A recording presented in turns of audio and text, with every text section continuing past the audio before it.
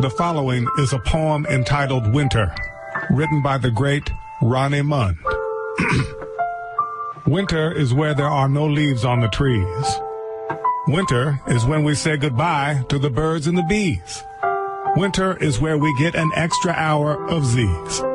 Winter is where a red-suited man brings us all lots of glee. Winter is when the snow falls and we yell, Happy New Year! Winter is when you turn that special girl or guy's heart bright red with love and cheer. Until this time again next year. Winter goes away, and the birds and bees and extra hour of Z's all go back to where they should be. Winter. Spring.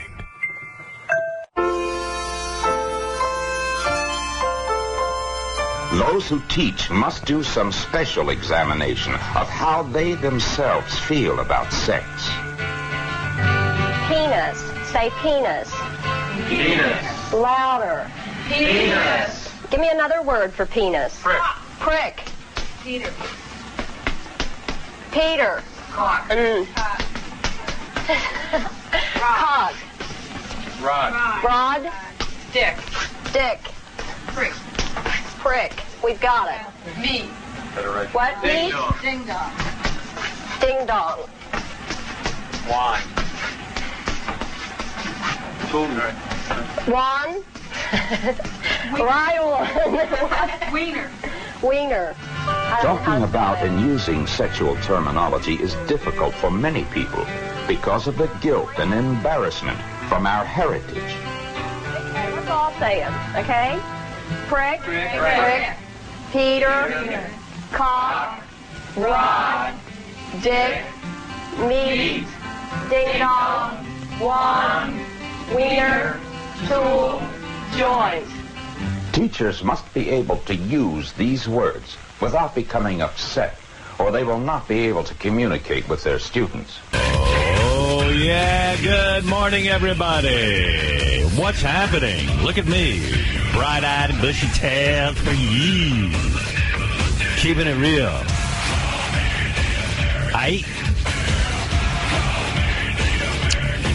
We have a busy show. A lot of you requested that Alex Jones be on. Alex Jones is a radio guy who mixed it up with Piers Morgan about gun control. And oh, yeah, I remember those clips. yeah, I got some of those clips. I can refresh your memory. Those were the best Piers Morgan shows. Yeah. Those men raped that woman in India to death with an iron rod 4 feet long. You can't ban the iron rods. The guns, the iron rods, Pierce, didn't do it. The tyrants did it. Hitler took the guns. Stalin took the guns. Mao took the guns. Fidel Castro took the guns. Hugo Chavez took the guns. And I'm here to tell you, 1776 will commence again if you try to take our firearms. Doesn't matter how many lemmings you get out there on the street begging. He's going to be with us via ISDN line, so. Yeah, you don't want to be in the studio with him. Sounds like he spits a lot. No, I would be in the studio with him. I guess he was unavailable to come in the studio. I don't know where he does his show out of, but. I think it's out of Texas. Oh, okay. But no, I'm just talking about all the spit that would be flying. Yeah. I don't need that. You need a shield. Yeah, you'd have to wash me down. Iron Sheik's going to call in. He wants to discuss why wrestling was dropped by the Olympics. And so that's... He's really pissed. I mean, the Olympics has had wrestling since, guys used to wrestle Time naked. began, I'm sure, yes. In the Olympics in the Greek times, they would, the Grecian Olympics, they would have the guys naked, right? Greco-Roman wrestling. Right, and I'm sure that was one of the main events. You see two nude guys wrestle? Sure, Robin, absolutely. See some balls in the guy's face? So anyway, Iron Sheik was the Iranian Olympic wrestling coach or something like that. He wants to make a statement, and I've told him he can use our airways for that. All right. So we have all that going on. Yesterday I finally finished... I finally finished the Oscars telecast. It was, I know everyone's carrying on. That Scott MacFarlane, Seth MacFarlane? Seth. Why do you call him Scott? Why do you call it Scott? Who's Scott MacFarlane? He must be some dude I know in a previous life. Anybody named Scott MacFarlane out there? But anyway, Seth MacFarlane, and they're screaming whether he was good or not. It's the fucking Oscars. It's always lame. I mean, what do you want? He was fine. He just got up there and he did some bits and, Look, this is the general scouting report. Everything is like sports now. Yeah. And either you win or you lose. And everybody has to be declared. Right. A winner or a Seth loser. has been declared a loser. Yeah. He's been declared a loser. And then, it didn't fit into the scenario that the ratings actually went up by about 1 million viewers for, some sort of all-time high because kids love Seth MacFarlane. They love his animation and stuff. And they love the movie Ted. So, do I care? Who gives a shit? Honestly, I got robbed. Private Parts, I should have won Best Movie of the Year. Who won that year, Robin? Do you know? Oh, geez, no. Exactly. I would have to look it up. Nobody knows that year. What year was that? How should I know, Robin? I'm in a coma. I don't remember. But, we could have won for set design or something. But the Academy, of course, ignored me. They nominated us for nothing, right? Yeah. It was such a good movie. Come on. You mean to tell me you couldn't get nominated for something? I'm actually anxious. The Academy Awards are a good advertisement for movies because I haven't seen Life of Pi, but after seeing those clips and hearing Ang Lee, I do want to see the movie. Life of Pi is beautiful. Yeah. It's an incredible movie, and you will enjoy it. Yeah, stuff I saw looked pretty good. But you can't even tell what the story is just from looking at the previews, and it's really wonderful. Oh, okay. I'll be inspired. Will you be inspired? Yes, it's a story about the value of life and how precious life is. Oh. Well, as long as there's no mistaken identity, I like any movie, pretty much. There's no mistaken identity. I hate mistaken identity. I don't know why you have a problem with that. Oh, my God, I hate it. Whenever there's, I hated that show, The Fugitive, where the guy was accused of a crime he absolutely didn't commit, and for years it went on and on. The guy couldn't prove himself, and I was like, this is just torture. I hate mistaken identity. When someone is blamed for something they didn't do, it just makes me berserk. It's I just want the movie to end, and I just want to be like, you know what? At the end, he's going to clear his name. Just clear his name already. But some of the best pictures are... No, that's not true, Robin. You can't name one picture that was good that was mistaken identity. I certainly can. No. Never has been one. I was trying to recommend one to you one year. It was with Nicolas Cage, and I forget the name. I didn't like that. And you said, is it mistaken identity? I hate yes. it. You said, forget it. And they carry on. I hate it. Titanic beat Private Parts. Well, there you go. Oh, come on. Piece of shit movie. That was a joke, that movie. It really was. But it still was the highest grossing film of all time at one time. So what? You're supposed to be an artist. Like me. Well, tell Cameron that. My movie was pretty gross, too. Maybe his was the highest grossing. Your movie was gross. My movie was gross. Your movie was grosser. Right. Way grosser. Girl sat on a speaker and vibrated. Let me take you around the world a little bit here. Last night, I listened to the entire JD playlist where JD got an hour on the radio to play his music. It was on at 7 o'clock. No, I forgot. Well, how can you forget that? In fact, I remember at 6:30, I looked at my watch. I went a half hour to JD's show, and I was sitting there, and then JD, the problem with these shows, and Fred didn't do this really, that I could detect. I feel JD just tried to play obscure songs from bands. Like, he was playing a Nine Inch Nails song, and he played the worst Nine Inch Nails song. It was just an abuse of my eardrums. Are you kidding me? No, it was like, come on, that's not a general... Yeah. March of the Pigs from Downward Spiral? Yeah. Come on, bro. That was not an FM hit. And I'm not saying you have to play the hits. Like, I would play, like... that's what I'm saying. Well, maybe you do. Maybe there's a reason they're the hits. That song was a hit? Like, I would play Leslie West Mountain. Mountain wasn't a huge band, but I wouldn't play Mississippi Queen necessarily. But, Jesus Christ, you picked the worst fucking song. What was I wasn't going to play Closer. Why not?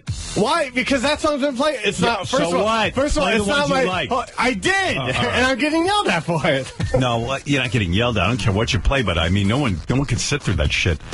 I was sitting there, I went, JD's trying to be cool now, like to show you how obscure he can get. No, that's what it is. You were being Meg Griffin. Meg thinks it's cool to play records nobody ever heard. Okay, all right. Yeah. He couldn't have been affected by something everyone had already listened to. Yeah. I did go obscure with the Nirvana song, but that's it. Oh, my God. The Nirvana song I can barely sit through. Well, listen, So bad. There was a reason that one's obscure. What was the song you played from Nirvana? Endless Nameless. Yeah. It was a hidden... You're cool. You're the coolest, Jay. That's not what I was trying to do. Yeah, that's what you were trying to do. No. Yeah. I was trying to play songs that I like, and that's what I listen to. Well, you're demented. Well, that's been proven, I'm sure. So I tweeted out that the first song you played was awful because it was a big hit, but it was just an awful hit. What was it? Let's talk about sex. Let's talk about sex. And then he went into 9 Inch Nails, but he went into this. Growing up, I became a big 9 Inch Nails fan. I can't even remember how I discovered them. Oh, we have to sit through this. I didn't see him. I dug the song. I will play you what I think is my favorite. This isn't your favorite. Yes, it is. No, it's not. Yes, it is. Dude, how can you be in my head? Liar. Who talks? Be quiet. Kicks your ass. Stupid. That's what I wish I could do sometimes. Whatever. March of the Pigs by 9 Inch. And what was that? You're mumbling at the end. Sometimes I wish I could kick your ass. I don't know. Who are you talking to? March of the Pigs. Listen, when I recorded this, I don't know. Listen to this. Wait.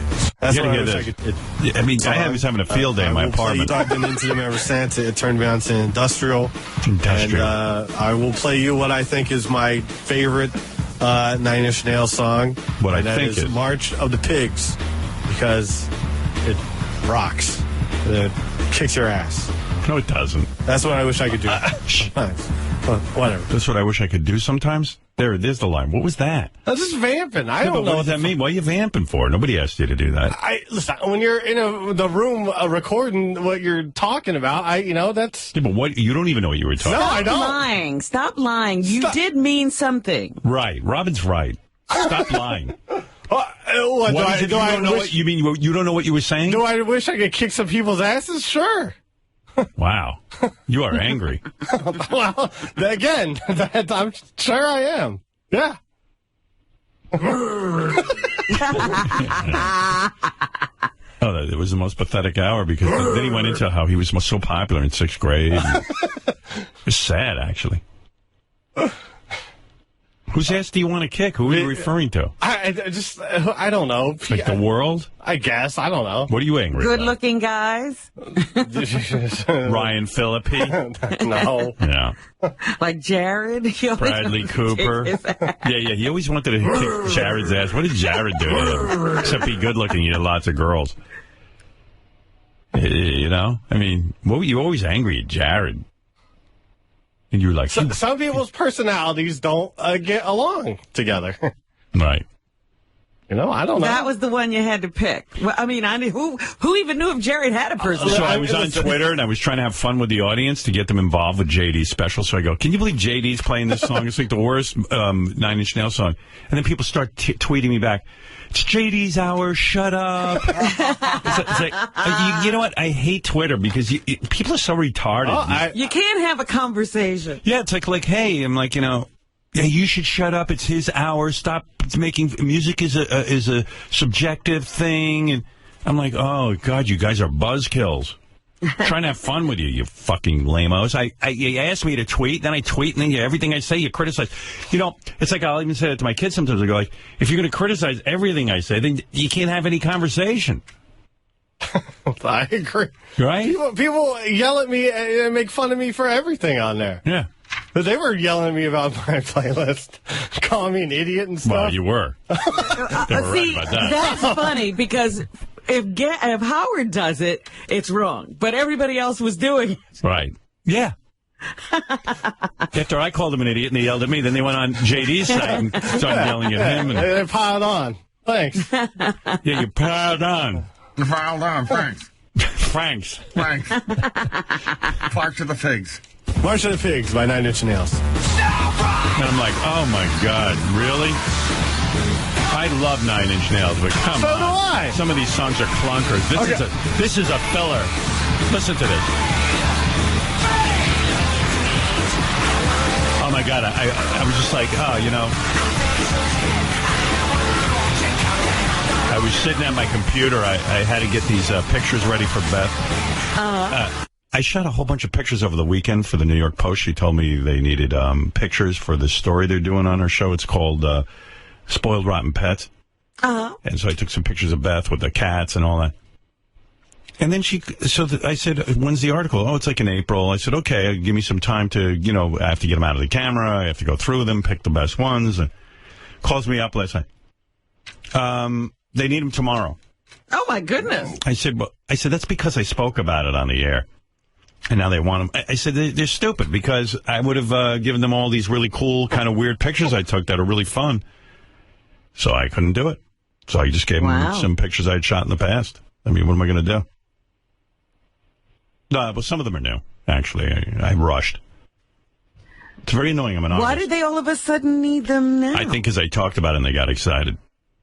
That's the only thing I could figure. Well, that's I don't know. Why wouldn't they say, how long will it take you to get them to us? Nothing. I mean, they didn't want to have a discussion about it, so I didn't want to disappoint Beth. So I put on JD's musical hour, and I'm going through the pictures. You're trying to work to this? I'm trying to find, I'm listening to this. I'll tell you that. This is not the thing to edit cat photos to. Yeah, right? Like, this part is good of the song, and then all of a sudden it just gets crazy again. Like, This was the first single off the album. Yeah, and guess what? Nothing went down with They had to release another single. They released the second single rapidly. And then we're back right into the craziness. I'm trying to edit pictures. Right. So JD wrote me, he goes, maybe I should have played Burn, which is this song, which is from that movie, right? Natural Born Killers. Natural Born Killers, which, again, is not a great Nine Inch Nails song. What? It's annoying.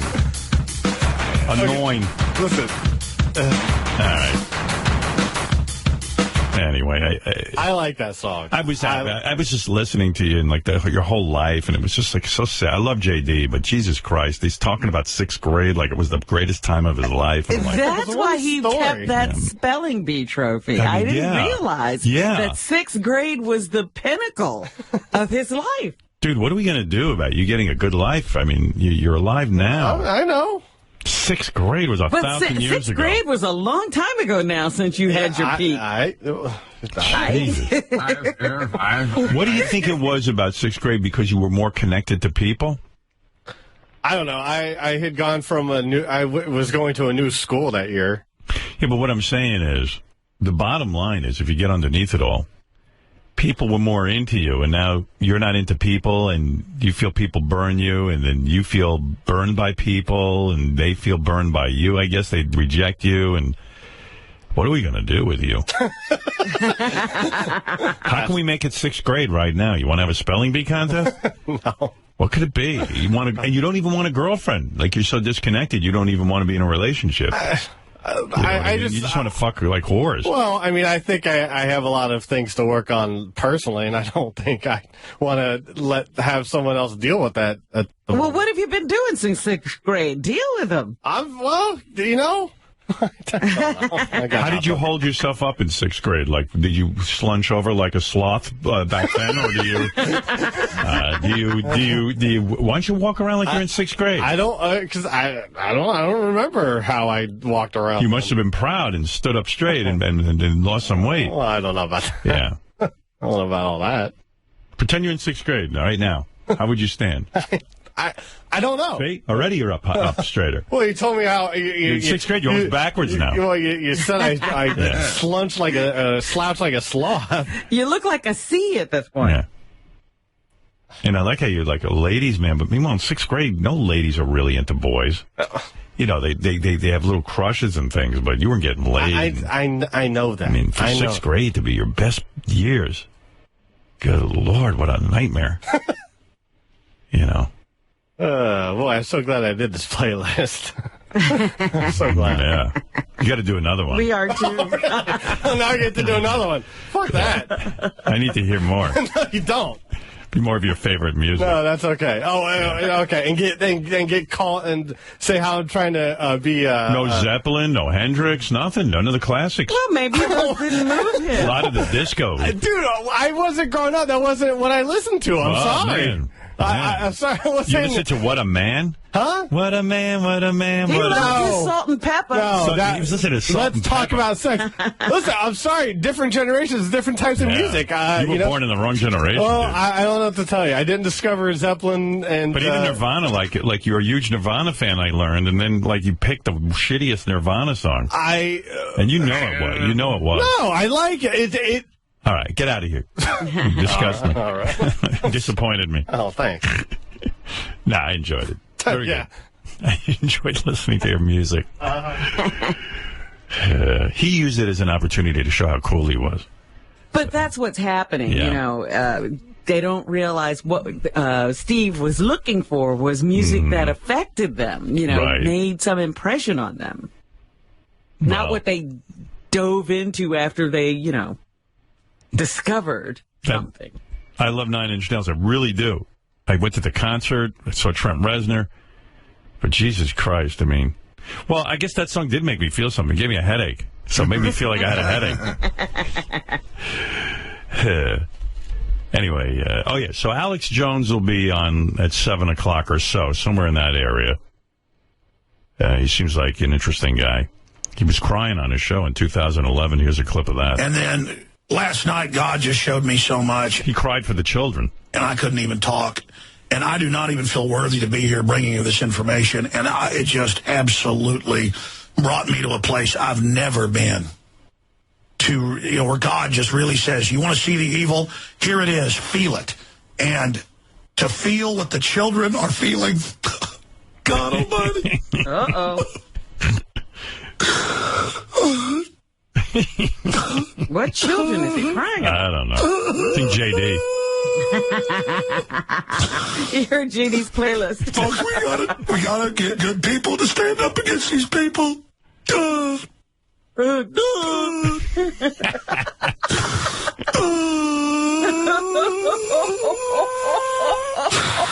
Oh, my goodness.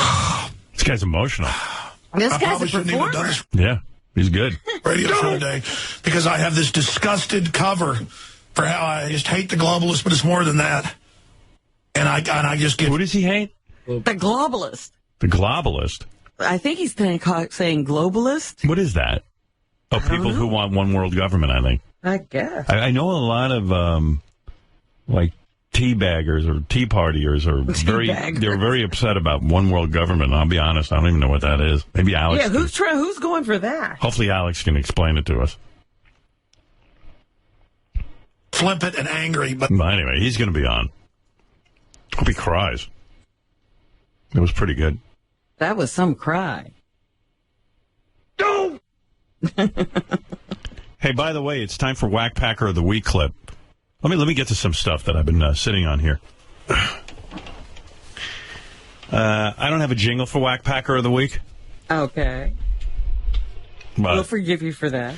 We have a meeting once a week where we nominate Whack Packer of the Week, whoever made the best call or whatever it is. Like a lot of Gary's voicemail, just Whack Packers.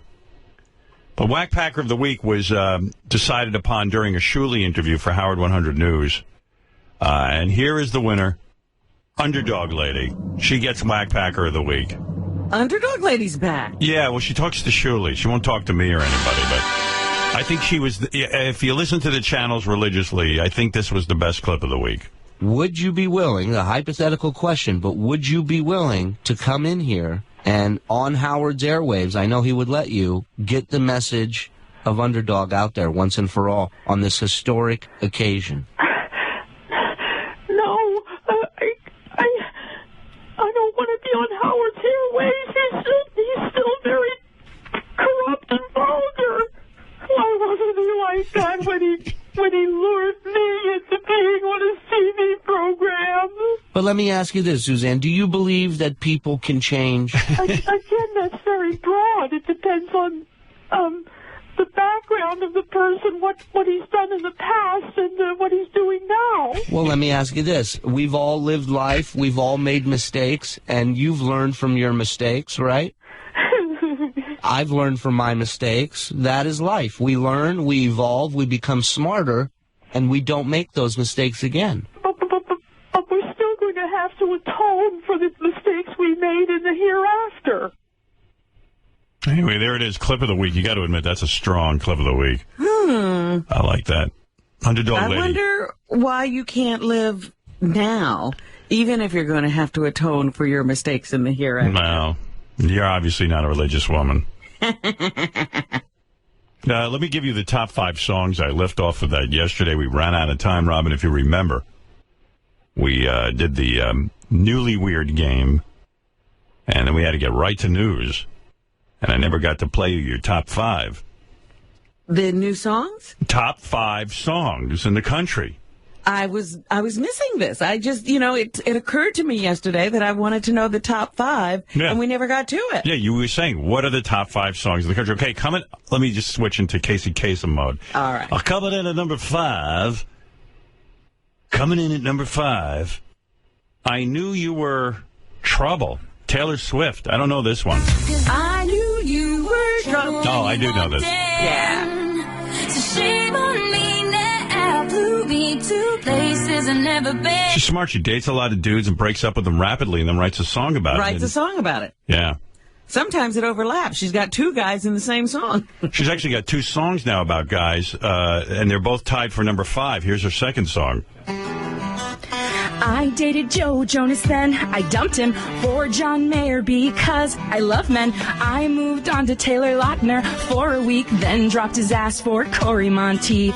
When it comes to dating men, I want them all, so I ditched Corey for Jake. Legs together, I can never, ever, ever keep my legs together. That's a good song. I can never, ever, ever. You should sing that, Robin. Keep my legs together. I can never, ever, ever keep my legs together. Very nice song. All right. That's for you, Robin. I don't know how she can like that many men. That's right. You know. She's number 5. Number 4 is Will.i.am and Britney Spears. I wanna scream and shout and let it Scream all and shout, out. let it all and out. Scream and shout and let it out. We saying, oh, we are. And coming in at number 3 is Rihanna. Not really sure how to featuring somebody. I can't see it. But the song is called Stay. Yes. And coming in at number 2 is Macklemore and Ryan Thrift Shop. Okay. Ryan Lewis. Who? Ryan Lewis. Yeah, I can't see it. They get the paper. They what? Put you on the piece of paper? I don't work off paper. I'm a computer guy. Because I wanted to tell you something that's going on in the charts this week. What's going on? The number 1 song. You I didn't announce number 1 yet. Well, I'm going to tell you before you do. Don't tell me, because I know what you're going to say. What's that? You're talking about that new fad where people do the Harlem. Well, no, I'm talking about that they don't know how to figure out what the number 1 song is anymore because it's not really based, you don't buy a CD anymore. Right. So this is the first week that they're now incorporating YouTube views into the chart. That sounds like bullshit. It does. But that explains what is the Harlem Shake? I see people on video doing it. It's a song that got popular on YouTube. That's why it's... Is it like a Gangnam Style dance, though? I mean, people want to dance Harlem Shake. What is it, though? It's a dance. It's a dance. Do it for me. Let me see what it looks like. I can't. Can I see the Harlem Shake? Yeah. Gary, do the Harlem Shake. All I know is that there's some hockey team in Westchester that can't go to the playoffs because they made a video of the Harlem Shake. Here's JD to dance the Harlem Shake. Here, I'll play you this song, JD, and then show me what it is, all right? No, it's not really a dance thing. What is it? It's a sort of a type of video where, like during the beginning of the song, like there's only a couple people in it or something. Yeah, and then everybody joins out. Yeah. And then at a certain point of the song, it cuts. Then there's a whole bunch of people in the room, and they're jumping around and dancing. Yeah, because I've seen a lot of videos now. Like, this is the greatest Harlem Shake ever. I hate it. This is Harlem Shake. Yeah, coming at you. Harlem Shake. This is something we'd play at WNBC, maybe. Probably. Although, actually, it's probably too hip. It might be too hip for NBC. When Barbara Streisand did the Harlem Shake, we play it. Right. This is the Harlem Shake, ladies and gentlemen. Enjoy. Hey, I have this list, too, I got off the internet. I don't even know who made this list. Oh, this is horrible. You didn't play the number one song. That was number one, Harlem Shake. Oh, the Harlem Shake is the number one. Sorry, Robin. I wasn't clear. It's horrible, by the way. It's a terrible song. It's all visual. It's all visual. Oh. A visual song. I know. That's good. Top 10 worst songs to have stuck in your head. But who made this list? Some guy on the internet. Oh. So why do we care what he has to say? Because it seemed appropriate. It seemed about right. Let's see. Where is that? Totally... I don't know where it is. It's the same, whatever that title is. It's top 10 songs were stuck in your head. Or most, I think it's top 10 most annoying songs. No, top 10 worst songs to have stuck in your head. All right, let's see if we agree with this. I don't think I care. I might bail on this. But then we'll get all these awful songs stuck in our head. Yeah. All right. The number 10 worst song to have stuck in your head is this one. Oh. The Proclaimers. When I wake up, horrible song. I'm gonna be the man. Hey, I'm trying to get into it. And this is what we played on NBC. WNBC. Yeah, I definitely could have played this on NBC. WNBC. The Proclaimers. And then we'll be back with I Mrs. Moby Worm. When I wake up, well, I know I'm gonna be. BB will be in next. And then Johnny Dark is coming in middays. And Captain Frank will take you home. I'm gonna be the man who goes along with you. Where are these guys? That was it. Oh, I hope they're 6 feet under. All right. They say that the song that can get that out of your head, this list is really lame. I'm not even going to... Okay. They say in order to get that song out of your head, you should listen to the Knack's My Sharona, which I don't even understand. Doesn't even make sense. All right. The ninth... You want to continue with this? Keep going. All right. The ninth worst song to have stuck in your head is this one. This, of course, is A Horse with No Name from America. I agree with that. It's a horrible song. It's a great song. I hate But this does song. it get stuck in your head? I don't find that. This song isn't bad. I hate this song so much it could never get stuck in my head. You really hate this song? Yeah, I hate it. It's just, it's like trying to be Neil Young, and it's not. It's lame. There were plants and birds and rock. Where were there? In the desert. Yeah, I mean... The desert on a horse with no name. Yeah, I mean, who is that? Silver Nickels and Golden Dimes makes more sense. And that makes no sense. They say to get that song out of your head, the best song to use is The Tokens. Oh, no. I think it should be reversed. No. Yeah, really. I don't even know what that guy means. All right, the eighth worst song to have stuck in your head is Rupert Holmes. And they're right, the Pina Colada song. Horrible song. WNBC. Captain Frank coming up next. He'll have some tissue boxes to give you. NBC. I would have gotten yelled at for that. You stepped on the lyric. Yeah, like I shouldn't talk over this whole shitty song. You know, families listen to this station. Yeah, well, not the kind of family I'd want. Right here, I'll just play you the worst songs. I'm not going to play you the ones that you can get it out of your head with. Just get it over with. Let's get this over with. You're like me. You're curious, but when you hear it, it's so stupid. All right, the seventh worst song is Downtown. Petula Clark. Petula. Is she still alive? I think so. You know, this is the first record I ever bought. Really? I'm really embarrassed to admit that. I was a little kid, and I had puppets. I was a puppeteer, and I'd have the female puppet sing it on stage. I had a record player, and she would move her mouth to it. See, now this you should play on your playlist. Oh, no. I don't like this. Let's see. The next worst... oh, they say the fix for this song is Melanie. Brand new key. I have a brand new key. I rode my bicycle past. My apologies to the guy who came up with this list. I don't have his name. Yeah. I just found it on the internet. Oh, okay. The next worst song to have stuck in your head, number 6, Gloria Estefan and the Miami Sound Machine. Rhythm is gonna get you.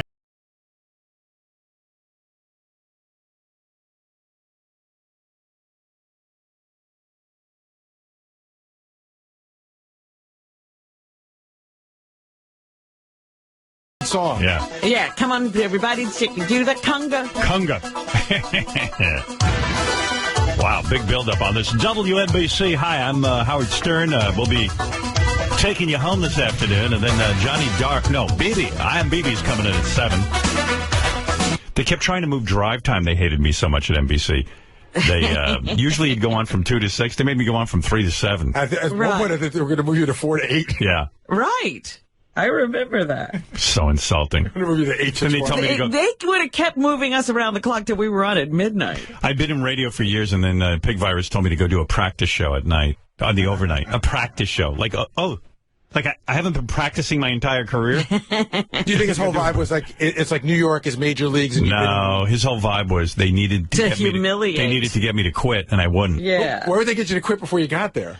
Oh, you know the story. I mean, how many times have they hated us before we got there? Douglas Kiker, and by the way, he wasn't Jewish. Douglas Kiker did a report when I was on in Washington that I was coming to NBC. It was so... I mean, it was accurate. It was all my bits. The NBC brass freaked out, and they said, get him to quit, because we owe him... He was disgusted. We owe him a ton of money, and then Pig Virus said, don't worry, I can tame him. And taming, he tried. You won. Yeah, I did win, but I mean, it was what a battle. expense my fucking health was going. And as bad as I had it, Robin had it even worse in the newsroom, so... I got the double whammy. I had Pig Virus and Meredith. Yeah, I didn't have to answer to Meredith. You had to answer to 2 people. Now, if there ever was a C word. Yeah, I'm with you on that. Oh, my God. Number 5 worst song to have stuck in your head. You want to still stick with this? Keep going. All right. I mean, we stop and start talking. Suzanne Vega. Aww. I like this song. I love this Tom's song. Diner. Number 4 worst song is, okay, this I admit is right. Barbie Girl from Aqua. Oh, no. Yeah. I used to have to hear this song 20 times a day because I had 3 daughters and they love Barbie. I'm a Barbie girl in the Barbie world. Aqua. Where are they? Where they belong. With the Proclaimers. At home. Yeah. We should have fucked with JD when we were putting together his special. We should have, like, put Barbie Girl and just stuck it in and, All right, this is a song. I was kind of a loser in 6th grade. I mean, a winner in 6th grade, and I love this song. Then play Barbie Girl. And by the way, here's a fact I don't think many people know about Downtown. This song by Petulia Clark. You know who played guitar on it? Who? Anybody? George Harrison. Jimmy Page. That's correct. Jimmy Page? Yep. I didn't know that, but I know he did a lot of sessions. Yeah. He was in on that. Let me hear that guitar. What a waste. I think they buried it, too, which is a mistake. Probably in the middle. When you've got city blues. Probably in there when that... Forget all your cares, so go downtown. La, la, la, la. Downtown. Everything's downtown. I don't even hear There's a no guitar in the song. Yeah. I was going to say, who can hear? It's buried in there. There it is. I hear it now a little bit. Yeah. No searing leads, though. I was like, it doesn't even matter what instruments are going. All right, let me wrap this thing up here because I got somebody. Okay, the next song that you should never have stuck in your head is... number 3 song. Number 2 worst song to have stuck in your head, Billy Ray Cyrus. Oh. Achy Breaky Heart. I'll agree with that. Oh, yeah, this is horrible. All right, the number 1 worst song to have stuck in your head. What is it, Robin? Oh, I can't even imagine. What is it? Who Let the Dogs Out? Let the dogs out. That's this guy's list.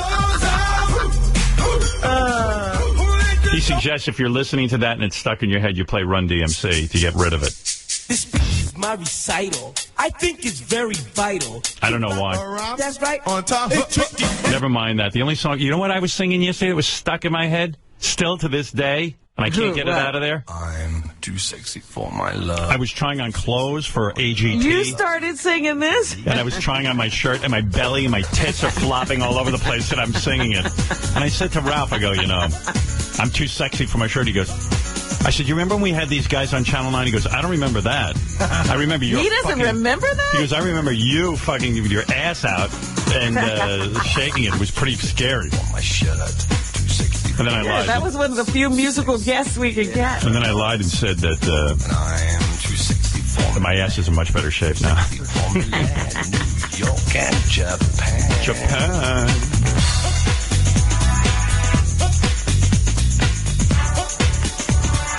Hey now. I'm too sexy for your party. Too sexy for your party. Oh, please do not play anymore. I couldn't remember the words either. I was like, I'm too sexy for my shit, too sexy for my shit, so sexy it hurts. And then it goes do-do-do-do-do-do-do on the dance floor. I could. That was it. I was done.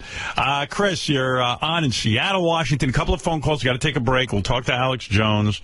We also have some other stuff going on today, but Iron Sheik's going to call in. And we have a game. Any fallout from yesterday's Newly Weird game? I don't know. Not really, I guess. I know Ronnie was really happy. Yeah, Stephanie's getting a new car. Yeah, you're thrilled. Ronnie can't afford to get her a car? I guess not. I think he makes her pay for her own stuff. Jeez. Well, it's great to be with Ronnie. Yeah, you get to fuck a 64-year-old guy who lets you pay for everything himself. Do you pay for anything? How come you didn't buy her a car? What do you mean? She has a car. Yeah, but she wanted a new one. Car. I know she wanted a new one. Why didn't you buy her one? Why do I have to buy her everything? Do you pay for anything for her? Everything. You do? The only thing she does is food. That's it. What do you mean, food? She has to buy her own food? No, food for the house. She does food for the house. She pays for it? Yeah. Wow. Yeah, that's it. Why does she have to pay for food? Why not? She's fucking you. That's why. She's got to contribute something, man. She lives in the house, for God's sakes. You're a tough parent. I mean, boyfriend. Yeah, parent. Stop your shit, man. What time's her bedtime, Ronnie? What's that? What time's her bedtime? What time's her bedtime? When she's in bed with me, that's her bedtime, man. Right. All right. Yep. Just wondered why she needed to win a contest to get a car.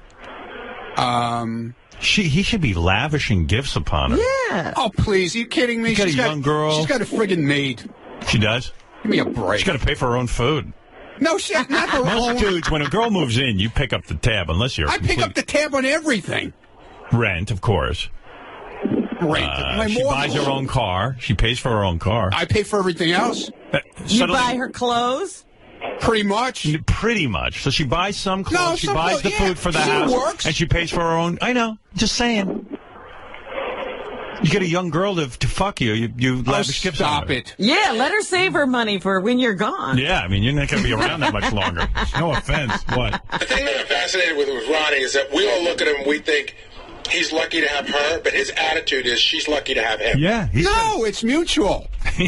Come on. Give me a break. She can't even get a car. Oh, stop it, Robin. Ronnie. What the hell's wrong with you? Because Ronnie was like, thank you. He goes, with that $5,000, she can put down money for Wait car. a minute. Half of that money should be mine, shouldn't it?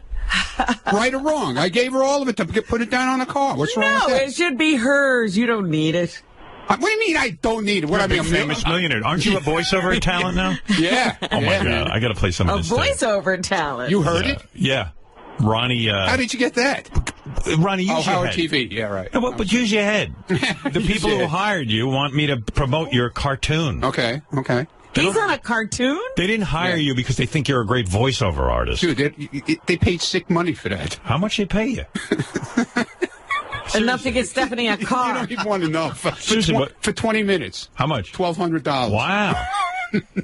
Look at him. He's happier than a pig in shit. Oh, man. Let me see. 20 minutes I was there. There. Hold on. Let me see. What kind of character is he playing? Well, I don't know, but Ronnie can't... Angry Mets fan. Ronnie can't even read. They give him a line to do, it was called Tetherball Tool Bag was the words that he had to say. He couldn't even say God. it. Tether bag, tool bag. Tether bag, tool bag. I like tether bag. That's cool. All right. Ready? He's saying tether bag, tool bag, and it's tether ball, tool bag, and he can't say it, and then he tells them, I like tether bag, tool bag. And they go, well, that's not what we want. Yeah. Tether Tenner bag. Tenner ball tool bag. Tenner ball tool bag. Tenner bag tool bag. Oh, man. Tenner bag tool. Why am I saying tenner bag? Tenner ball tool bag. Ready? Yeah. Good. Tenner bag. I'm stuck on bag, man. Tenner ball tool bag. Tenner ball tool bag. Tenner bag tool bag. Oh, Ronnie. Tool bag. All right, well, you were trying. Yeah. Yeah. It worked. It Yeah. worked out. Did it work out? What cartoon is that? It's called He doesn't even know. Duncan goes to buy a pinata or some bullshit like that. Sounds horrible. Oh, my. It's the premise is funny. You want to hear more of Ronnie's acting? Sure.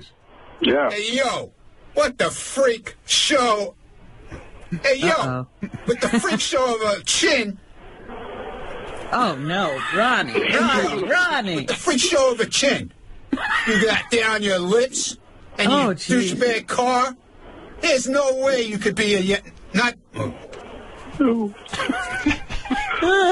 Hey, yo, with the freak. Hey, yo, with the freak show of a chin. You got the. Hey, yo, with the freak show of a chin. Then it changed the line. Hey, yo, that freak show of. Hey, yo, with that freak show of a chin. You got. Oh, geez. Hey, yo, you with the freak show of a chin, they're saying. What the hell's going on with you? I don't know, man. And it's not, it's like, hey, yo, bag, with the tool freak ball. show of a chin. Tenner bag. Tool ball. Tool bag. Guys, your mind is at work, Fred, already, man. Tenner ball. What do you got going already? That writing meeting today, when is it going to come up? Tether bag, tool bag. Tether bag, tool ball. By the way, if you want to see Ronnie's VO session, voiceover session, it'll be on Howard TV tomorrow night. If you want to really actually get in there with Ronnie as he painstakingly records for the cartoon. Dude, you all right? My goodness. I apologize. Yeah, God. Yeah. Sorry, sir. Fucking mess. Sorry, sir. Talk about a guy looking for attention. Anyway, Chris. Okay. Anything else? I actually forgot I was on, I thought I was actually just listening to the show. I forgot I was on hold. Right. All right. I guess... Anyways, I apologize. My question was, do you feel that NBC dropped the ball on the judges this year? Because, I mean, as cool as I think Howie Mandel is, I think they could have done better. I mean, I don't know who Scary Spice is. And I just feel that having two really awesome judges, beside you guys, or besides you, you right in the middle, it would have been pretty awesome. I don't know if you can agree. I don't know. You know, I like Howie. I told you I like working with Howie. And as far as Scary Spice goes, I mean, I really don't know that much about her. I told you I saw some clips of her from, I went on the internet to look her up because I really don't know her. And so I don't have a feeling either way.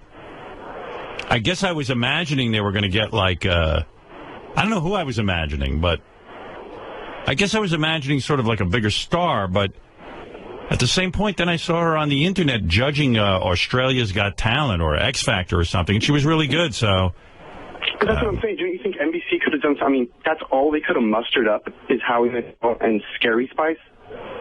I mean, I like Howie Mandel. Don't get me wrong. I'm just saying I feel that they just dropped the ball this year. I mean, nah, I don't think they dropped the ball because America's Got Talent has a history of Look, they had David Hasselhoff. Yeah, David Hasselhoff. Yeah, true. You know what I mean? It's that kind of show. It's kind of a goofy show, but nevertheless, I thought Scary Spice was the one that you didn't fuck. That was the least of the hottest ones. No, Scary Spice is definitely hotter than Sporty Spice or that little fat oh, that's right. blonde one. I don't know her name. What was she? Baby Spice. No, Baby Ginger. Spice. No, Baby Spice. Baby was the blonde. Yeah, Baby Spice wasn't hot. Scary Spice was the second hottest next to Posh Spice. Posh Spice was the hottest, except she couldn't sing. I don't recall her ever even getting a solo. Sherry Holloway or whatever her name was the hottest one. No, that's a mistake. Scary Spice was hotter than her. I forget what her Spice name was. Was she Ginger Spice? No, Baby Spice. Jerry Hollowell was not Baby Spice. No, she was Ginger. She was Baby Spice. She was Ginger. I called her Baby Spice. Baby was the blonde. Oh. who looked like Pudgy. How many of them were there? 5? 5. Five of them. I thought there were 4. I thought they were like the Beatles, except... No. I thought so too, but they were in the Olympics or something. They all came out in the Olympics and started dancing or something like that, and then there was 5 of them, I think. I think there's 2 of them that didn't sing at all. They were like the Dave Clark 5 to the Beatles. Tell me what you want, what you really, really want. I want a hut. Yeah, there you go. I want a hut. What about Harpo Spice? Boy, man, dude, you're wrecking me with your fucking interruptions. I'm sorry, man. I apologize, sir. Yeah, I'm trying to get a word in. Hang up on me. A zig ha. What was that? It was like, I want a zig ha. Like, which one is that? Jerry. I bet you she's got a lot of money, because first of all, she had Eddie Murphy's kid, which is like a ka-ching. I mean, he's got to pay a fucking boatload of child support, I'm sure. And you know, with child support, the kid doesn't need that much to live. Right, that's her income. Yeah, I mean, forget the Spice Girls. Getting Eddie to knock you up. I wish I was a girl so Eddie could knock me up. I'd love to have Eddie Murphy's baby. I always say, what the heck do these girls do to Eddie? Because he goes running out of there. I would love to, I would love to interview Scary Spice. I'm going to interview her one way or another. She's going to be around me all the time. I'm going to go, Eddie didn't wear rubber? And what the hell did you do to make him run like that? Yeah, like he seemed to be into you, and then he just like fucking headed for the hills. He switched to a white woman. No, he then, I think, went to another black woman, and that was the one he abandoned at the wedding. All right, yeah. And then he said, I'm going white. Forget it. Yeah. Then Eddie demanded a DNA test. It was a whole thing. We got to get her in here, Scary Yeah, Spice. no, I'm telling you, he hightailed it out of there and didn't even believe the baby was his. Yeah. What the heck did you do? I think she's sexy, though, Scary Spice. Oh, yeah, she must be. And from what I'm hearing of the buzz around NBC is that she's dropped a ton of weight and she looks real good. And she can put on sexy outfits and stuff, get the titties out. I mean, I think it'll be good. And anybody who could write zig a zig ha. Right. That sounds like Zig Heil. I think that's Scary Spice right there. I think it is. Yeah. Wow. So she was like the star then. What? She was one of the few of them that could sing, yeah. Yeah, right. She could sing in the, I don't think Posh Sporty could sing. Spice could sing. Yeah, that's why they had her. Because nobody liked her. Sporty Spice was just a fucking bummer. She was like Kristen Stewart from that vampire movie. Always a puss on her face. Like she wasn't having a good time. She looks high. That's what it is. She looks like she's on coke. Kristen Stewart. Yeah, right? She looks a mess. Like someone punched her in the face. She actually looks like a vampire. Yeah. She's becoming a real vampire. I think she's going through that change where they, there's a couple of days where it's you're half human, half vampire. Right. You're going through the change. I think she's going through the change. She's on the floor, always looking at the floor. Yeah, like always like she seems mentally ill, like disturbed or something. I hope she's okay. I know. They keep writing that, oh, no, she's funny. She's got a great... I'm like, where? Every time they put the camera on her, she looks down like she wants to kill herself.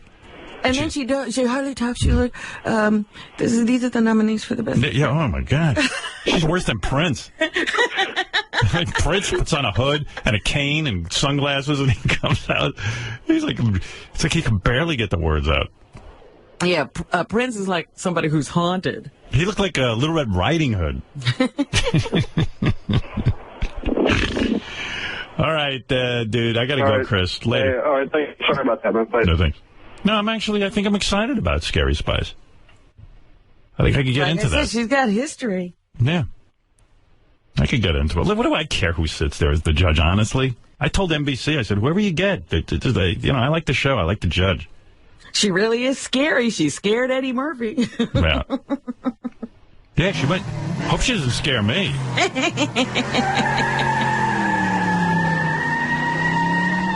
Hope you get out of there without giving her a baby. I might have to give her a baby. She's married now, though, I think. What's that got to do with anything? You can't have a baby with someone if you're married. Hey. Yeah. Hey, Paulie, what's happening? Hey, now. Howard, long-time caller. Thanks for taking the call. 9 Inch Nails, they're actually going back on tour in 2013, 14.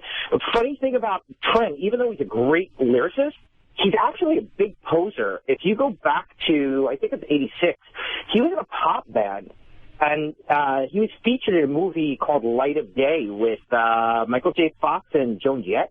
Yeah, I always thought Trent Reznor was like the freakiest. Like, I totally bought into that 9 Inch Nails thing with, like, you know, all those lambs being eaten by flies and, like, monkeys being on a crucifix and their nipples out and then him being spun around on a wire. And I thought he was He reinvented himself about 3 or 4 different times to get into the industry, and the last thing was the pop.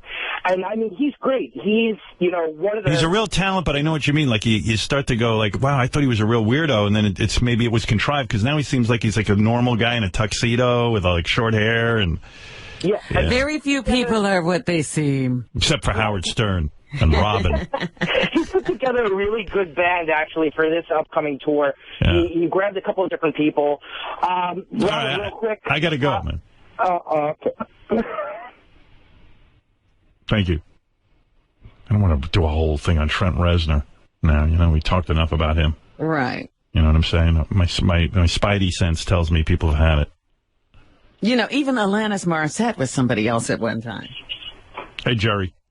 Hey, now. Hey, now. Hey, quick question. You know, you like those, what are they, Fresh and Sexies or whatever? Those love lights? it. Love them. If they asked you to do a TV commercial for them, would you do it? Because I don't know, man. You know, Coke or Pepsi or whatever, but come on, you hype this product up so much. I mean, sign a big endorsement deal with Fresh and Sexy. How much would it cost for you to do that? Oh, millions, because that's the end of my career. But you know what, man? I do believe in the product. In fact, I was walking with a friend of mine yesterday, and he was telling me, he goes, you know that Fresh and Sexy you guys advertise? He goes, that was my idea, like in high school. I go, what do you mean? He goes, I thought of that invention. When I was fucking my girlfriend in the back of my car, I'd be like, hey, I don't have anything to clean up with. They should make a wipe that you can carry around with you and wipe your balls off. And I said, well, hey, dude, you should have done it. Because that thing's a gold mine, that Fresh and Sexy. I'm telling you, it's the greatest. I mean, basically, it's like they took baby wipes and made them for an adult. Yeah, but what's cool about them is that I'm super paranoid about putting something on my dick. But if it's it says chamomile on it and like natural aloe. And aloe, and I'm like, hey. And then so I started rubbing it on my penis, and nothing weird. I didn't get a rash or anything. Well, that's good. You don't want a rash on your dick, man. That'd be horrible. No, I don't need that. I got enough problems. All right, Jerry. Yeah, but if you did the commercial, you'd be like that Jimmy Johnson, that guy from the Dallas Cowboys who went out and did the commercials for some penis extender. Yeah, well, you know what, though? You got to be really careful, too. Like I see, like I was looking at Joe Theismann, like all the commercials they run on Fox News, like Joe Theismann talking about how now he has prostate problems and he has to pee all the time, but now he takes this certain pill and he doesn't pee as much anymore, and it helped his prostate. And I'm like, I don't want to do a commercial like that. If Fresh and Sexy had something cool, like, you know, maybe I'd do it. I don't know how you make that cool, but, you know, because you're talking about wiping your balls and your taint and your cock. Right. You're talking about how old you are and how you can't control yourself. Yeah, how my pee goes down my balls. I don't know. Hey, I got to take a break because I want to get Alex up on the ISDN line. Thanks a lot, guys, and rip this guy to shreds. Well, all right. Well, I want to interview him. Have a good one. All right. I know that, but he's full. So, all right, bye. Bye. But, you know, with those guys who do those commercials, you know, because there's the guy who does the... you know, if you did the Viagra commercials, everybody looked at you and go, oh, you can't get it up. I see, like, you remember William Devane from Dallas or whatever it was he was on? Knots Landing. What was it? Knots Landing, yeah. Yeah. He does a commercial on Fox News now for buying gold or, like, doing something like buying coins from the U.S. Mint or something weird. Like it's like, if you're like me, you want to protect your money, and I buy gold. And it's just like, wow, what happened to this fucking guy? He's doing really shitty commercials for gold. Yeah, you figure, you know, like, God, these people made no money. Look at what they're doing. Yeah, you know he ain't thrilled with that.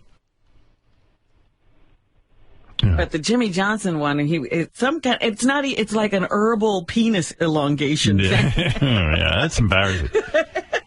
Hi, my cock can get pretty smelly in my balls, so I use extra large, fresh, and sexy.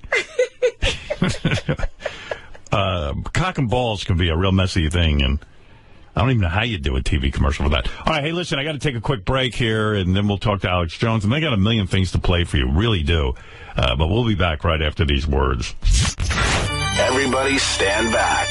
It's minor league manager Wally Backman. What'd he say? He never even looked at you. He never even fucking looked at you. You're done too. For what? What the fuck did I just say? I don't know. Wally. You motherfucker. Wally. What the fuck? Wally. No, this is bullshit. I never said a goddamn word to the guy. You know it. Yes. You know it. The Howard Stern Show. You motherfucker.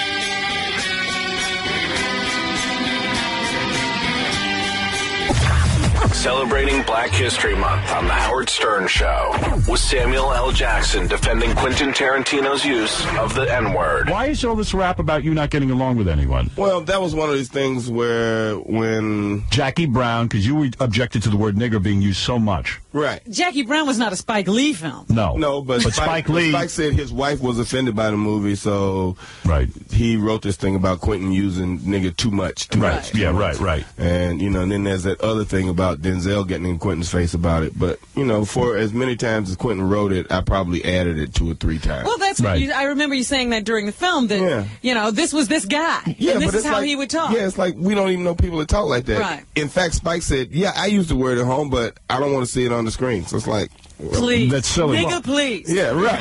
The Howard Stern Show.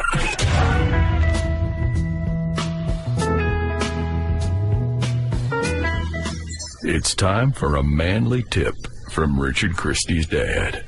When a skin a coon plan on selling the meat, you got to leave a feed on because people don't want to buy a cat. That's been known to happen, so you got to leave a feed on them. This has been a manly tip from Richard Christie's dad. Ronnie Mond is one of the most ancient of breeds. His fantastic wrinkles and head created an astonishing animal whose looks alone are often enough to deter an intruder. Gifted for guarding, he is a very good companion and loyal and affectionate to his master. It's Ronnie Mond. There you go, 9 Inch Nails. Song I know. A song I know. What I've heard of. Alex Jones is a radio host. He's on a lot of, I don't even know how many. Alex, how many stations are you on? Around 150, Howard. It's great to be here with you and Robin and the whole crew. It's crazy to be here. Been listening to you for more than 20 years. Well, great to have you on. Because we saw you on Piers Morgan.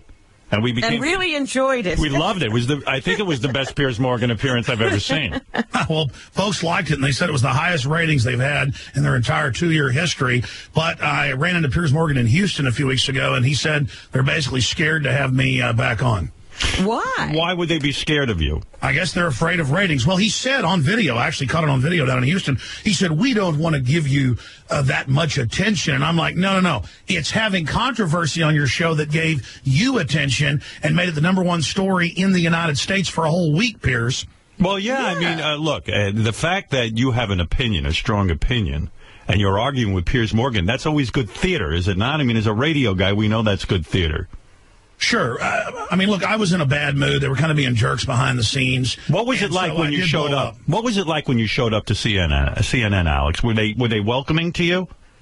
They were welcoming, but I'd been in that very studio area twice before, and it was really nice. Now it was kind of rotting. The bathrooms were real dirty. Holes in it. Listen, well, I mean, they admit CNN's basically on the verge of collapsing. They've got a whole reorganization going on, but it basically had the smell of death in there and failure. And they were really angry. And then I have a little bit of a pot belly. Right in front of me, they said, look, he's not wearing a jacket, belly, and said, move him out front with the chairs. And they promised not to put victims on on right before me, and sure enough, they did that. And Piers was kind of cold behind the scenes. And then I said, look, I'm going to make my points. And he was trying to run over me, so I just dominated him. You see, Piers always dominates everybody else, so I decided just to give it to him with both barrels. When you go on these shows, because you're a confrontational radio host, do you get nervous at all? Do you sit there and go, oh, God, here's another day at the office. I got to go fight with this guy. I mean, isn't it a lot more comfortable just to do your own show and do your own thing? Yes, in fact, they begged me to go to New York, so I did it. And I'll be honest, I've gotten more and more reclusive just in my own office, my own crew. I just want to go home, or I just want to, go hang out with friends. It is not fun to go battle these people, and I think that's part of the irritation is just that once I got there, he was a empty suit. I mean, I'm excited to get up at 5 a.m. and come on your show because I feel like I know you from listening to you so much. But somebody like Piers Morgan, and I'm not saying he might not be a nice person himself, but as a media person, he is a pure hatchet man with an agenda, and so I just called him on it.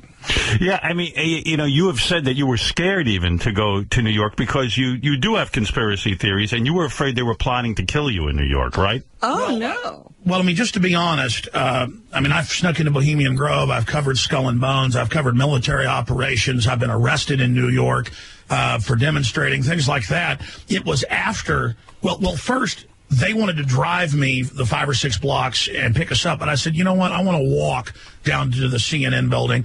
And so they had cops in plain clothes that kept popping out. I even caught some of them on video going, hey, Alex, where you going? You planning something? And then when I left, they were following us. And it looked like cops from the movie Goodfellas or something. And then at our hotel, they were waiting for us. And I said, you know what? I think I'm going to get in a cab. We're already flying out of New Jersey. I said, let's just drive out, stay in New Jersey, and fly out the next morning. So, yes, my spidey sense, which I rarely get up and leave someplace. I had a bad feeling with a bunch of New York detectives following me around. I got out of the city. Yeah, that's it. And you live in Texas, and that's your thing. What, you married guy? Yes, I am. Yeah, and you got kids? 3 of them. And so that's your life now. And when did you start in radio? I don't know your whole history, Alex. I started in radio 17 years ago. Right. And I started out on KJFK, an affiliate that carried your show that was #1 in the city at that time. And then I was on the weekends at first, and then it got high ratings, so they moved me to weeknights. And about 2 years after I was on local radio, I got syndicated. And basically where I dominate is on the internet with Infowars.com and my other news site, PrisonPlanet.com. Were you ever a music guy? Did you ever, play records? Yeah, what'd you do before? Yeah, I mean, No. I'm only 39, so yeah. I was basically in college, and they were telling me America was bad, the Second Amendment was bad, the Founding Fathers were bad. And I'd already read a lot of history, and I thought, man, this is authoritarianism. What college were you going to? I was going to local community college here in Austin, Texas. Right, and so you started to develop your theories, and then you got right on the radio. Who put you on the radio first? The local station, because I started out on Access Television, right. And the general manager said, we're flipping from hard rock to talk, and we're going to have Howard Stern on in the morning, G. Gordon Liddy in the afternoons, a bunch of other shows. And so that's how I got my start pretty much right away. Your family must have been shocked. You weren't a guy who fantasized about being on the radio. Were they? You were just, what were you planning on being? Well, we've got a ranch. I was looking at ranch management. I was also looking at maybe working for the Forest Service or something because I'm a big outdoorsman. I never wanted to even be in politics. I was going to community college while I worked another job, and I was about to go to the University of Texas. And every class was a bunch of socialist brainwashing. And so I thought, you know what? I was already kind of a history buff, and I'd read a lot of history books, and I thought, I've seen this before. This is authoritarianism. And I thought, I'm going to go down and do an Access TV show because I started listening to talk radio, and I started calling in to the shows, and I wanted to be able to talk for more than just a minute. And so basically, I wanted to defend the Second Amendment. I wanted to defend property rights. I wanted to defend America instead of hearing it being run down every day. And I wanted to defend the real America, not the big corporate imperial America that we were already becoming, as more of a libertarian kind of paleo conservative, not a mainline conservative, kind of a Ron Paul type conservative. And so I just had a hunger to fight for liberty, and just day one had success, but it grew slowly. Also, You know what, though? I'm surprised you hate Glenn Beck so much. I mean, it seems like you guys are on the same page with a lot of the stuff politically. No. Yeah, though. I mean, Beck's into, like, you know, stockpiling food and everything, getting ready for the apocalypse, and he's warning people about it. I mean, you know. Do you do that? Well, the only reason I've said get ready is because the government's buying 2 billion bullets now. It was 1.6 billion a month ago. The government's buying armored vehicles. The government's stockpiling food. The government's acting like things are going to collapse because of the derivatives and all the financial. What are you afraid of? Seriously, what do you think's going to be happening? That's what I wanted to know. I wanted to know who was after him in New York and what's going on. Yeah, what is going on? What is? I mean, it's kind of hard to sum up your whole philosophy. But what do you think is going on? What I think is going on is that the United States, and this is all on record. In fact, I actually just posted up at Infowars.com, wake yourself and others up with these free Alex Jones films, information for listeners of the Howard Stern Show, so that people can go see the Army manual that I have in front of me, Internment and Resettlement Operations, FM 3-39.40. And it's not that I'm trying to scare people. If we don't realize that we have tyranny growing in this country, bipartisan, because special interests can just buy off the government and then control the whole economy instead of competing, if we don't admit that we have these dangers, we'll get another Stalin or Hitler or Mao. That's just the way these cycles work. And the United States is not immune from this tyranny. It can and has happened here. We are now in the first stages of what will become a very deep tyranny. I mean, look at this AP headline. Feds buy 2 billion rounds of ammunition. Just 6 months ago, the media said I was making that up when it was only 1.2 billion rounds. DHS contractor apologizes for selling shooting targets of children, women, old ladies, old men. Homeland Security demanded they make $2 million worth of paper targets of children for them to shoot. This is beyond Orwellian. Robert Gibbs, the former spokesman, just came out on MSNBC yesterday. The video's up on the site if you want to go find it, maybe even play it. It's like 20 seconds long. And he says, listen, as soon as I became White House press secretary, they said, look, this drone program that's illegal, killing people without warrants, without any proof, all over the world, you're to say it doesn't exist. And Gibbs says, but it's on record it exists. And they said, look, just do it. And he said, this is like the Wizard of Oz and the man behind the curtain saying it doesn't exist. So even Gibbs is coming out saying it's a total fraud. So what I'm worried about is that our basic Bill of Rights and Constitution is being eroded. And when there's no checks and balances, automatically the worst tyrants in government, in corporations, in the culture will automatically rise to the top. So a lot of dudes like you really do believe in, I mean, listen, that's what the whole second, but that's what the whole second. I don't disbelieve what he said. Right. I'd be saying the whole Second Amendment was about, hey, if things get out of control, the people will have arms and then they can go and fight the government that becomes corrupt, right? I mean, that's why you're for the Second Amendment and for no gun limits whatsoever, right? Sure. I mean, look, it's not like in a perfect world if angels were running things that gun restrictions wouldn't actually save lives. Here's the problem. Some gun restrictions. I mean, obviously, you can't give guns to 5-year-olds and let them walk down the street. But the issue is, all over the world, global corporate interest, you name it, governments throughout modern history have taken the firearms to oppress. And it's in the UN treaty that they believe citizens shouldn't be able to own guns. They actually state that the state should have a monopoly of force. And everywhere that the gun grabbers are in control, like New York, like Chicago, they have total gun bans for the basic citizenry. It's almost impossible to get a gun permit unless you know all the right people. And then, the mayor and folks have their own armed bodyguard bubble, but they're trying to deny poor people that. So the issue here is they're disingenuous. They don't want the guns at the top because they want to save children. Adam Lanza tried to buy guns 5 times the month before in New Haven, there in Sandy Hook, and was unable to. The gun restrictions are for the law-abiding citizens because it's the instinct of the tyrants to always disarm people that they want to oppress. And the system's been disingenuous, and people now know, hey, you're not trying to get the guns for reasonable restrictions. You want the guns as part of an overall attack on the entire Bill of Rights. I mean, look, 5 years ago they said, conspiracy theory, the NSA isn't listening to the general public. Now they just admit they're listening to us. But, Alex, don't you lose people when, first of all, I love the whole Glenn Beck thing. He called you a terrible spokesman for gun rights. and you called him despicable, and you said you're sick and tired of him, he's a punk. I still think you guys are on the same sort of political bent. I don't even understand the rivalry. I'm not so sure. I'm not so sure. Why? Why are you not sure? Because he's just basically saying that, there are these laws in the Constitution, and people are trying to usurp our powers by blaming, by saying, you can keep guns out of a maniac's hands. And so we'll keep them out of everybody's hands to do that. That's not the way you make a law. And the Constitution already says you can have a gun. But exactly. Alex, don't you lose people with? Although I mean, listen, you're a radio guy. You got to be a performer too, and you got to hold an audience.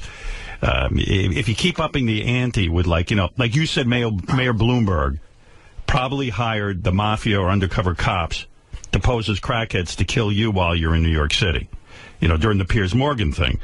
That's where you start to lose people because you're like, you know what I mean? You're gonna like you could probably run for office or something if you didn't go after the really far out there conspiracy theories. Listen, Howard, I totally agree with you that sounds crazy. Right. Okay. Right. Here's the deal. It happened. So I talked about it. I've never put out something saying they're coming after us, look out, this is going on. I was sick when I went to New York, had the flu, was throwing up in the CNN bathroom. That's why I described how dirty it was. It was really disgusting to be bending over a toilet with crap sprayed all over the wall. I mean, literally, not from me, other people. I'm in this filthy bathroom throwing up. I got to go out there, I'm sweating. I'm up there with Piers Morgan. Actually, I wasn't putting on, quote, an act. I was pissed off. I did blow up.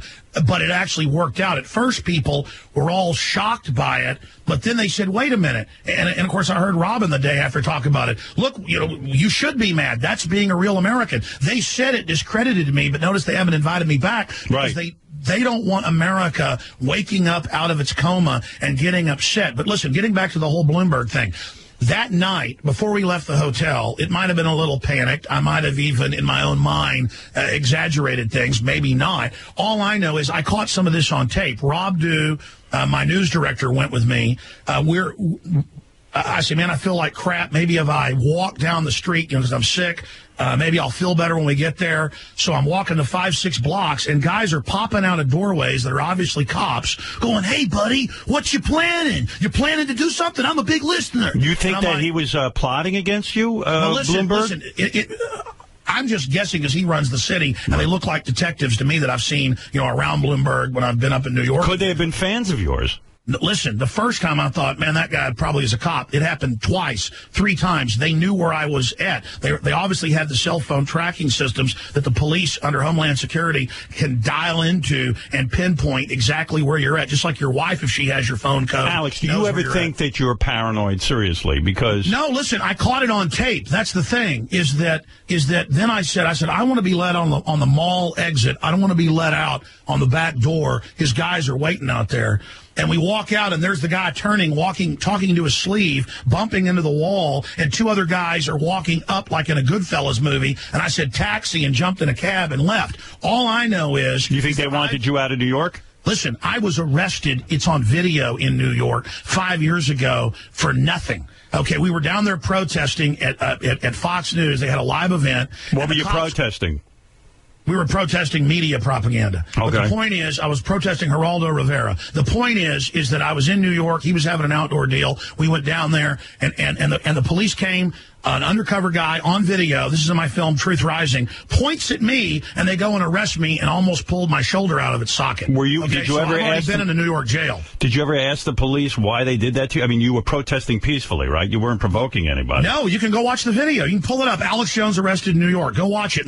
Listen, my point is, I know when people are basically hunting you. You know when a tiger is crawling on its front paws about to pounce on a gazelle or something, okay? You know that, and you know when cops are on your butt planning something, they had a look in their eyes like they were planning something. You know the difference when cops have just got you staked out to see if you're planning something, and the difference when they're acting really aggressive and bugging their eyes out at you like they want to tear your head off. And my instinct was, get the hell out of here. You think they don't want you? Now, do you think you're safe in Texas? Is that why you broadcast from there? Listen, I go out. I've snuck on military bases to cover urban warfare drills. I snuck into Bohemian Grove. I, go out there without bodyguards and do all this stuff. I'm not normally a timid person. I'd gone in. I'd gotten my Piers Morgan interview. I had the flu. So when you're dizzy and puking, do you feel like going to jail? Are you in fear for your life? Not generally. I mean, I'm in fear for my life when I drive to work. That's the most dangerous thing in this country. Right. Is automobiles. But listen, let's just be specific here. I'm bold. I'm the opposite of fearful. I was off balance. I was sick in New York. I was going off pure adrenaline, and that's why. I mean, imagine, Howard. I'm sure before you've had an event or some big thing you've got to do. You're a consummate professional. Have you ever been sick before and had to go on air? Yes. And we're kind of an asshole. Many times. I'm not kind of an asshole every day. I mean, no, you're not. But seriously, when you're sick and have to perform, yes. do you tend to be almost even more focused and pissed? Yeah, it's funny. Some of my best shows are when I'm really sick. Exactly. Right. So again, I mean, sure, I had the flu. I had 102 fever. I mean, did I overblow? Cops follow me around? Yeah. But the point is, it happened. It's on video. Okay, just type in. I mean, we actually caught 2 of them on tape. But listen. How you doing financially, by the way? I mean, you're on 140 stations. You got to be making serious money, right? I do make a little bit of cash, and that's why I've got around 50 crew members and news people, and I don't know how many square feet, like 14,000. No, it's more. It's like 18,000 square feet. And you put the show on the internet as well? Absolutely, sure. I mean, I'm on XM, on 166, and we're on, it's a little over 150 stations right now. And then we're also on Infowars.com with the audio streams, and the podcast is about 600,000 people. And, Alex, what happened to you? If there was a time that you got fired by a ton of radio stations because you said 9/11 was an inside job by President Bush. That put you on the map, right, as sort of the leading conspiracy guy. Well, actually, I had gotten up to about 100 stations in 2000, 2001 because I was bashing Clinton for his agenda.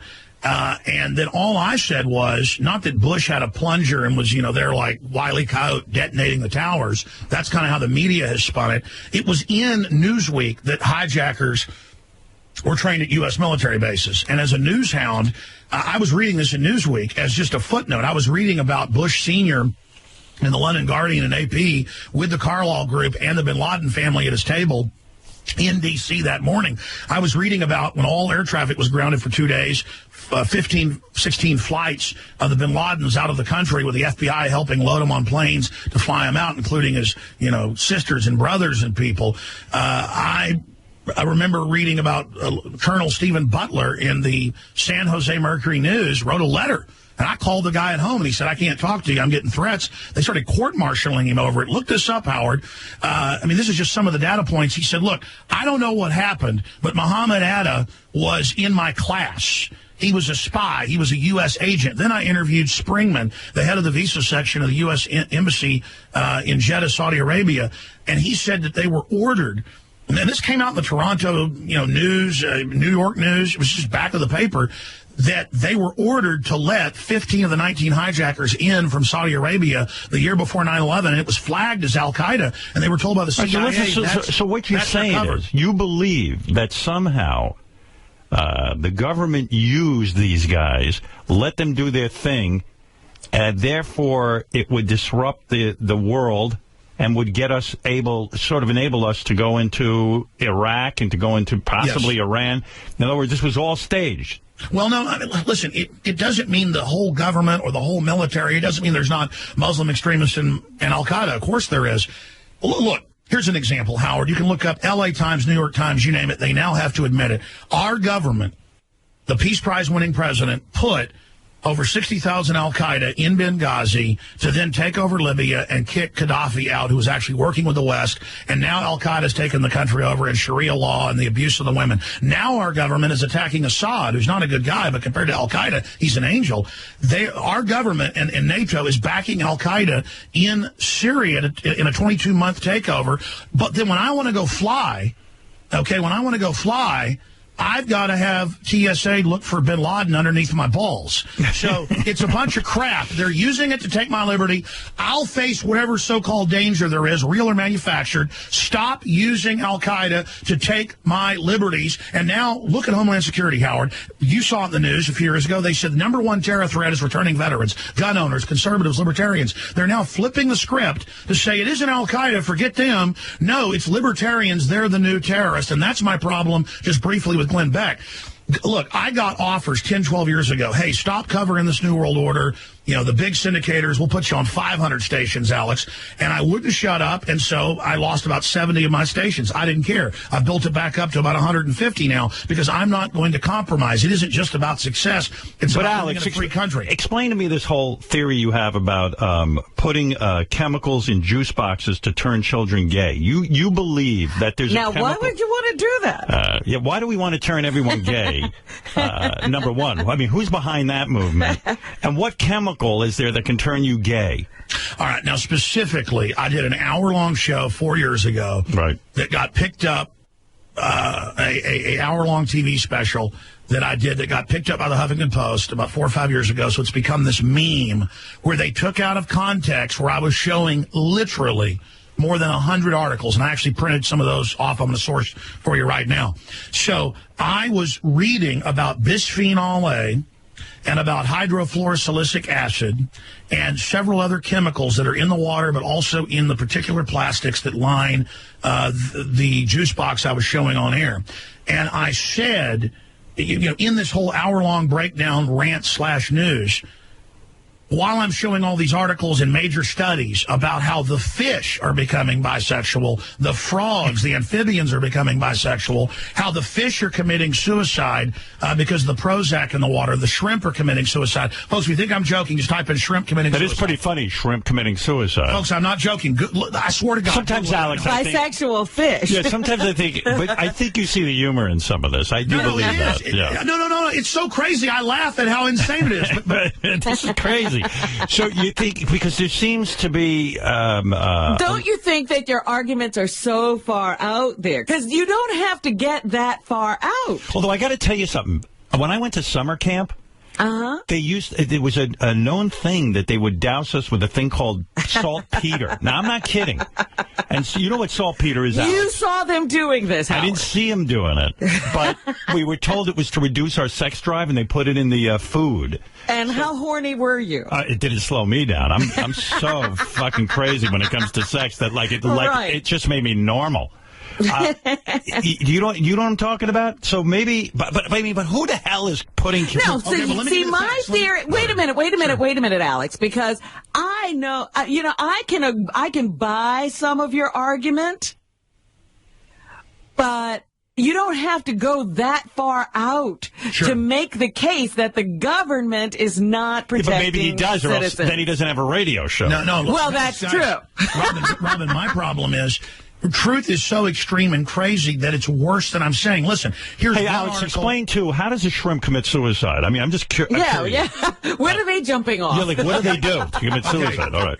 The serotonin reuptake inhibitors, one of hundreds of chemicals in the runoff, the serotonin reuptake inhibitors of the Prozac family, Luvox, all that stuff, it kills inhibition. So when you're having a nice day, everything's fine. But that's why the insert says can make you commit suicide or go on a killing spree, because when you have a bad trip, it's in the psychotropic hallucinogen class, then you don't have the compulsion control anymore. And so it's the same thing with shrimp. Yeah, but what are they doing? Well, yeah, but how do you they kill swim yourself? right up. Normally, shrimp hide down in the undergrowth in the seagrass. Shrimp become aggressive and go feed right at the surface and don't care about being eaten. Just type in, please, fish committing suicide because of chemicals in the water. And you say there are more bisexual fish. Listen. How do you know? About, in some cases, he seems to know. Half the fish. Listen, exactly. You've now been at the store, I'm sure, and seen it says, hey, our plasticware is bisphenol A, BPA free. Right.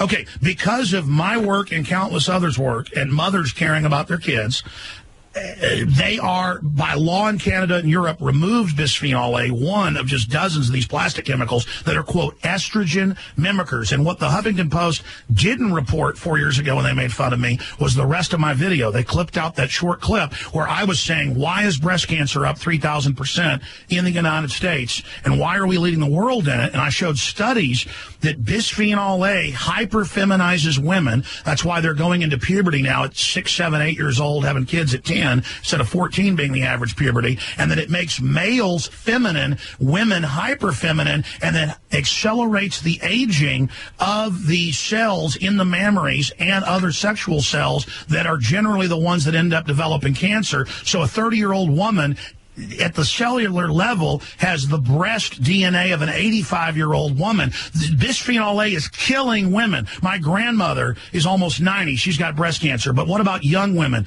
What about my wife? What about my daughters? What about my wife's mother who had a mastectomy? This is a serious issue. And I said we can make jokes about juice boxes making little boys gay, but this is giving women breast cancer, and they cut it out and said, oh, look at the right winger, saying they want to make kids gay. That isn't what it was even about. It's a byproduct. Are you anti? How do you stand on gay marriage? Where are you on gay marriage? I don't care about it. Well, listen, I'm a libertarian, so I think people should be able to do whatever they want. Yeah, right. Good. Okay. What happened when you went? So this is not a homophobic thing. What happened when you went on the show The View? Was it a disaster? I didn't see tape of that. No, it was great. I mean, I took it over. Right. But, I mean, what's the point? They wanted to basically make fun of Charlie Sheen when I was on there. Right. And, is he your buddy?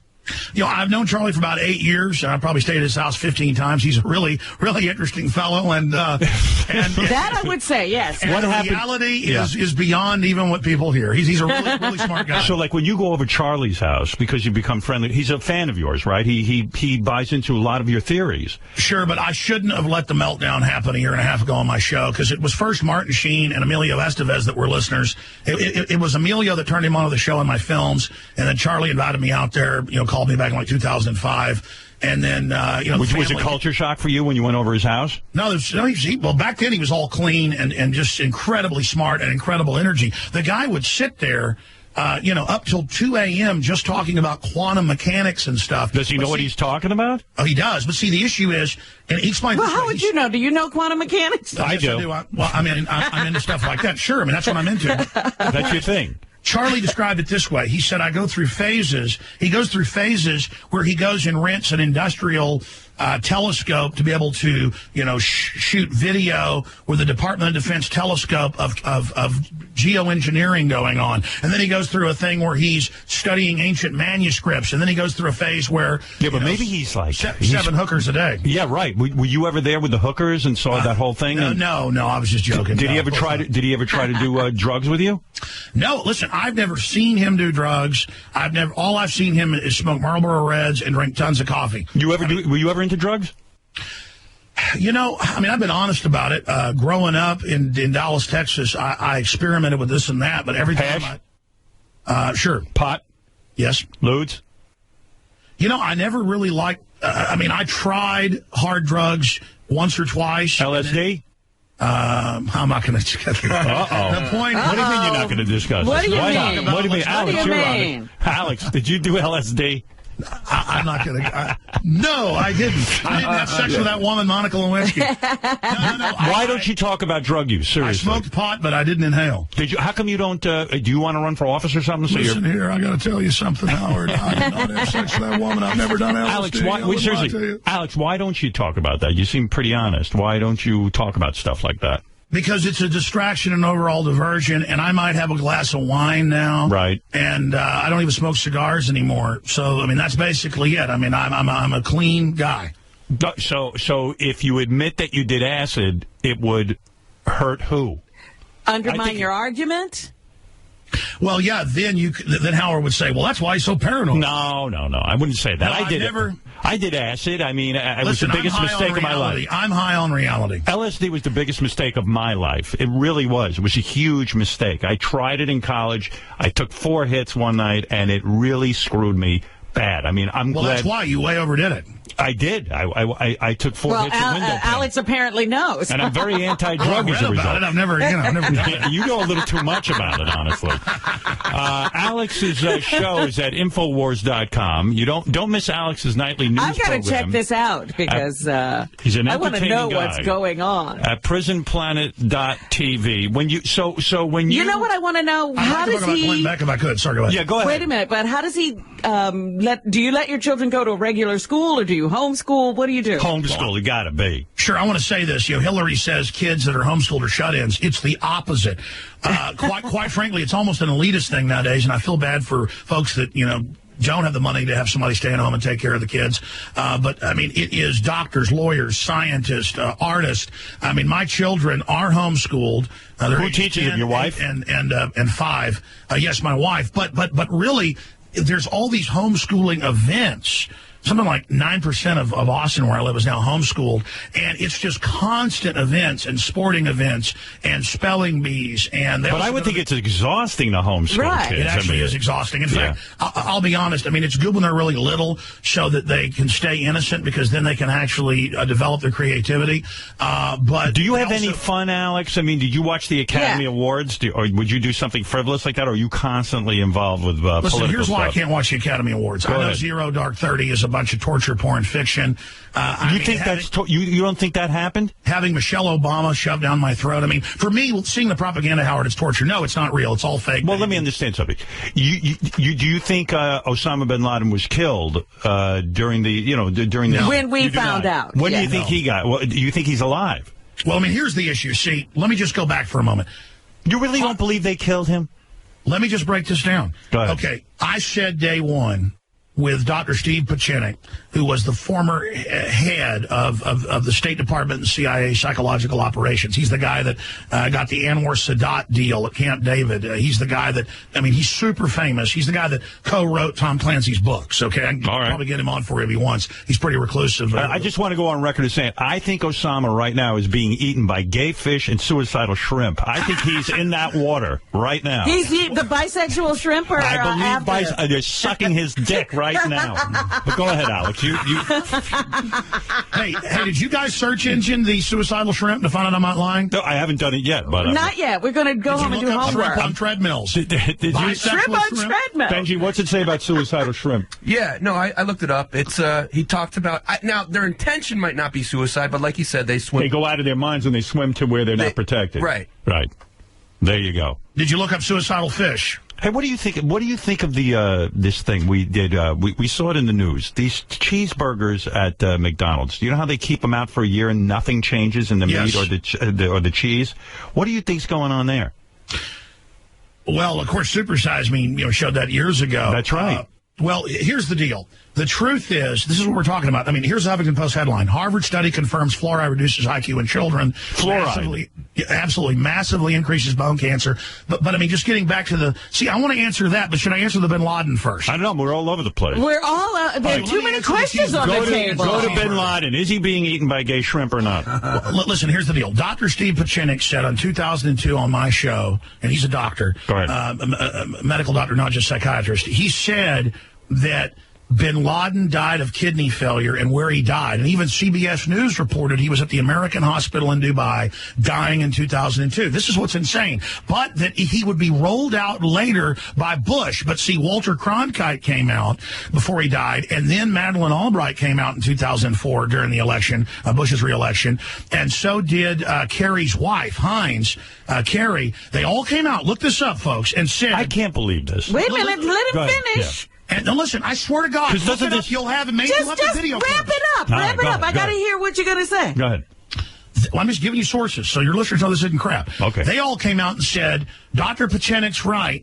Bin Laden has been frozen. He's at the Dover Air Force Base, and they're going to roll out. I'm serious. I'm not laughing because I just felt they're going to roll out his. I don't blame you for this. Robbie's right in there with you. Don't worry. They're going to roll out. No, I just don't believe his death now meant anything. But listen, here's what I'm saying: because Walter Cronkite and the former Secretary of State Madeleine Albright came out and said Bush don't bring out his body to get reelected. They couldn't do it, so they kept him frozen, and then they had the Navy SEALs go to a house to get the thawed-out dead body, and then they blew up the Navy SEALs when they got on the helicopter so that it wouldn't actually get out. And then 2 weeks later, and I talked to one of the Navy SEAls whose buddy died in SEAL Team 6 here in Austin. I talked to him. Remember, 23 of them blew up on the helicopter in Afghanistan. They then blew up the guys so they couldn't tell the truth. And now it turns out no one saw the body thrown off the aircraft carrier. But who's going to all this trouble? They fired everybody on the aircraft carrier. And how are they? And what about this guy who's in the military interview, just said he's the guy who put the bullet in bin Laden's head, and he's saying that he can't even get any kind of help in terms of, assistance or money from the government. He can't find a job. I mean, he seems pretty legitimate. He put a bullet. It's all part of the psyop, so it's believable, so you feel sorry for him. Listen, it's all complete, absolute. Who's behind all of this, Alex? Who is it? What is this Carlyle group? You mentioned them. Saudi Arabian major group that is one of the major controllers of that, right along with the Queen of England, the Saxe-Coburg-Gothas. The Rockefellers are a huge part of it. It is the old mega money that makes their money out of government contracts and monopolies. I liked Michelle Obama on the Oscars, Alex. I thought I think she's terrific, an excellent representative. She handles herself well. And her and Bloomberg can now tell us what to eat. What? Her and Bloomberg can now tell us what to eat. Yeah. But wait a minute, Alex. She's more on your side than you know, because she just wants people to be able to eat real food. I know, but she's only worried about, she says it's calories, and yeah, she talks organic. That's good. Okay, so I'm not saying that that's not a good thing. You're actually right. But listen, I'm not even saying Obama himself is a demon incarnate. He's reading off a teleprompter. Not saying he's not a smart guy, but those guys are so busy. It's a schedule. They're being handled. Listen, Alex, on your show, do you ever handle anything frivolous? Like, do you like Michelle Obama's bangs, or would you just not even get distracted? Or do you go to the top 5 or anything? Right? Yeah. I mean, seriously, do you comment on Scary Spice? You do. Yes. You feel she was a good choice for America's Got Talent? Well, I think black women like that are really sexy. So yes. Have you ever slept with a black woman? Well, I'm not going to talk about it. Why not? That LSD, Alex. He won't. Alex, what happened to you? Dallas, Texas.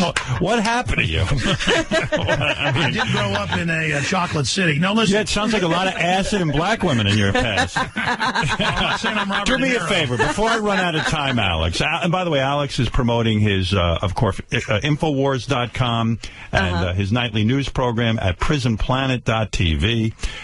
Would you take a few phone calls from some of our...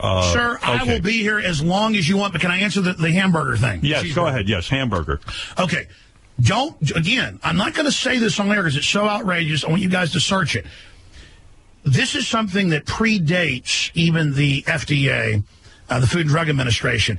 They were allowed, and the big secret in food over the last 100 years, that if you called something a food additive, you could add addictive and toxic things. A lot of things that are toxic, like aspartame, are also addictive, which they now admit it's causing type 2 diabetes. CBS News just last week. So what is McDonald's? It's not just McDonald's. I don't want to just single them out. Just type in one ingredient. McDonald's adds silicone to McNuggets. Now folks, that's gross. You're talking about silicone. Well, you never tasted silicone. Silicone's good. I won't eat that shit.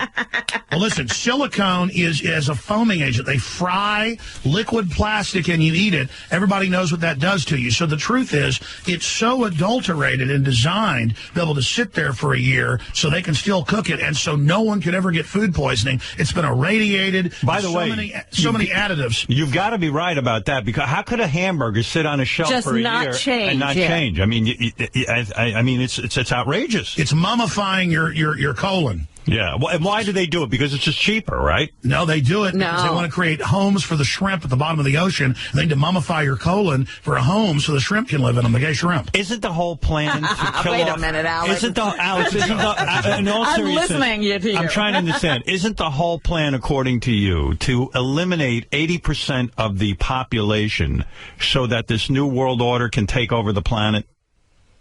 Absolutely. You know, you mentioned who's doing it. I have over there on the shelf Eco Science, published 1974, the year I was born, by the current White House science czar, John P. Holdren. Now, it's scanned online for free. Type in Eco Science, John P. Holdren, and he's the current science czar, and he did this for the Rockefeller Foundation, and he says in 74, we need a global government to carry out an orderly population reduction, and he says we need to add chemicals to the food and water to reduce fertility. Now you can argue there's too many people. The point is, folks, yuppies there are too many people. But yeah, the yuppies say, okay, get rid of people. Okay, well, who are we going to get rid of? Who are we going to kill? The point is they're hitting us all. Are you for abortion?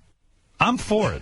I mean, there's so many unwanted children in the way. I know you were crying the other night about children, and you what was that? Yeah, what was that, by the way? But what happened to those children? But seriously, Alex, what are we talking about? Who was crying for children? You.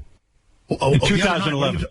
I heard a tape. We played a tape of you crying over some children. I don't know what the hell was going on. Well, I have actually cried for real sometimes. But listen, here's the issue. On the issue of gay marriage, it should be a state issue, as Ron Paul has said, and the state shouldn't even be involved, period. And on the issue of abortion, they carry out abortion for population reduction. And again, I'm going to say it. Margaret Sanger, you can pull up her writings, university writings, scans of the letters in the National Archive, where she said, we're going to pose as liberals so that blacks trust us. We're going to hire black doctors and preachers to sell them on a welfare state, to take over the black community and break up their families so we can abort them. And they abort fully 52% of blacks since Roe v. Wade in this country. So, again, we're talking about blacks. So you're against abortion or you're for it? I'm asking people. Okay, I can hear the argument of, it's a woman's right or she got raped or whatever, her first trimester. I'm saying there's too many people on the planet who are unwanted and unloved. Abortion because those are humans, and they're even aborting people, Howard, up to 9 months. Babies that 9 years. I'm for 9 years. I got to tell you something. There's so many unloved, unwanted children. And by the way, most people who are for the abolition of abortion, they don't give to charity, and they don't sit there and take these children. They're not adopting these children. They're not adopting these children. Sure. They just want more children. It's a nightmare. Let me ask you this. Because once the children get here, who's taking care of them? Sure. The Journal of Pediatrics last year called for killing kids up to age 3. Thank you. Howard, are you serious? Are you going to actually shoot 3-year-olds in the head? No. I'm not going to do it. We have people who do that. No, I'm for abortion. I'm not for 3-year-olds being killed. I'm for abortion. No, but here's the deal. Yeah. These are the arguments. And again, there's always arguments for it. You can argue on both sides. The problem is medical tyranny started with abortions, and then it started with the mentally ill, and then it started with the handicapped, and then it went to everybody in a place called Nazi Germany. Aren't you for amniocentesis, and if the child is Down syndrome or something, aren't you for the abortion? Well, here's the deal. The state has even been pushing to make people have abortions. Did you see where they made that 9-year-old? That's not answering the question. Hey, but what about you? I'm talking about. I mean, amniocentesis, okay? Your wife gets pregnant, you do it, and you find out the kid has horrible birth defects, it's going to have a miserable life, lots of health problems. You would get an abortion, right? I mean, you would advocate that. I would. Why should a child suffer? But then it's going to be if the child has a cleft lip, and then if they have a club foot. Well, okay. No. We can fix that. Come on.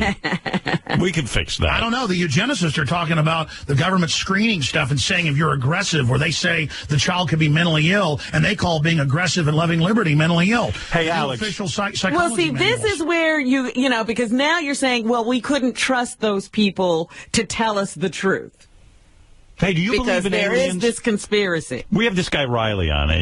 He believes in aliens. Do you believe in aliens? Do you believe that there is life on other planets?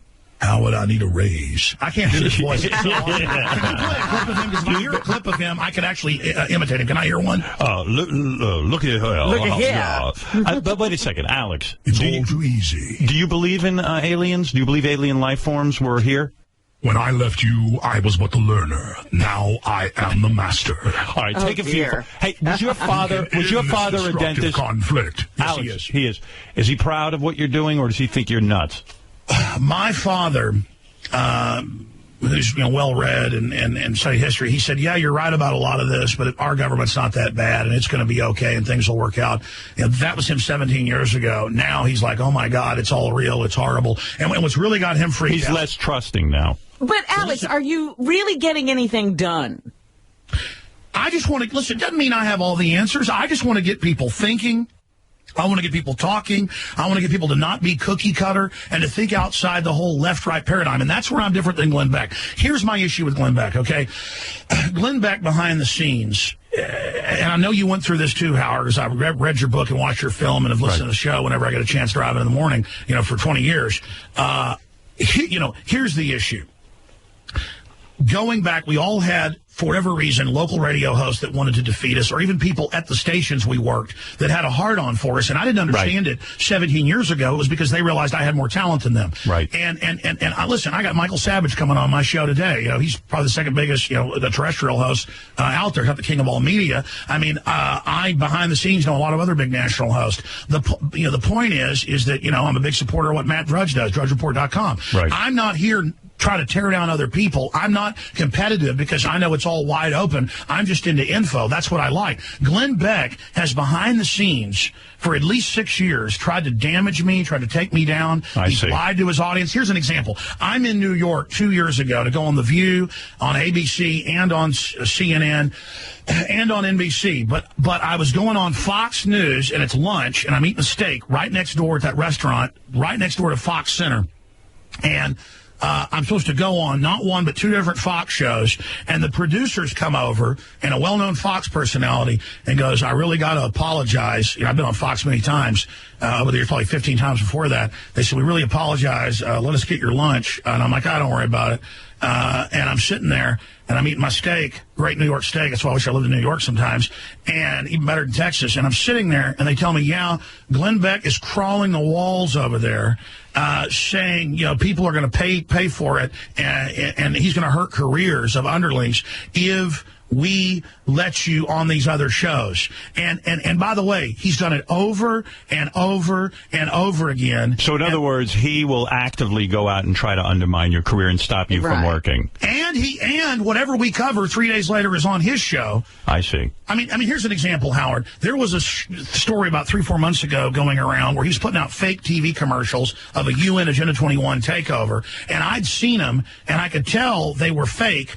And that it was a hoax. And I said, no, Glenn Beck's not for the UN on his Dish Network show. This is a hoax. And I instructed my 10-plus writers and webmasters. I said, don't post that crap. We didn't tell one Weekend person. One person, they posted it. I saw it, called him and said, what the hell is that? It was up 32 minutes. And with web caching, it had been up actually about 5 minutes. Glenn Beck's people had already screenshotted it. He went on air and said, I was defaming him, lying about him. I mean, that's a setup, folks. He's watching me 24/7, and it's creepy. Yeah, and wouldn't it be weird, like, if, let's say you're right about everything, the world, goes pretty much away the way we know it, and you and Glenn Beck are the only two guys left because you guys have been, stockpiling food and everything. It would be crazy. Can we come over to your place? Yeah, we're gonna get down there with you. So, now, there is a conspiracy theory out there that you yourself are a CIA agent. Have you heard that one? Absolutely. There's conspiracies. Look up this one, that I'm a blood-drinking reptoid lizard from Planet Pop-Tart. And then I'm CIA. Listen, here's what I want, Howard. If we cover the evil that's happening, it won't happen because we say no to it. But if we deny tyranny's growing, it will take over. Okay? And so, of course, that's the problem. The government and the mainstream media have been caught lying so much and shoveling such pure crap at people for so long. How many guns do you own? Well, let me just finish this point briefly. Go ahead. I mean, it's so important. It's so important. Go ahead. They've been caught lying so much that now no one believes anything. And so they think that I'm a blood-drinking gay lizard who is all... I'm not joking. Type in Alex Jones as a homosexual lizard. Have you ever had gay sex? Gay space alien lizard who's a KGB agent. And so what's happened is the general public doesn't know what to believe anymore. And so you were asking, what was the last question? Have you ever had gay sex? Have you ever had gay sex, you said? No. How long have you been married? 12 years. What was the other question? Any cheating on the wife? No. We're never going to see scandal with you? No, I'm a pretty hard-working guy. Hey, listen. Where do you stand on anal sex? Honestly. Come on. Is that more important? I did? Oh, okay. I know what it was. What was it? I forget. I want to hear anal sex answer. Alex. He gets stuck. By the way, you were married to a Jewish woman. Well, yes, on my wife's mother's side. Yes. And do you buy into any of those conspiracy theories that the Jews are behind everything? Well, let me explain this. That's why he married one, Howard. Right, smart. Important issue.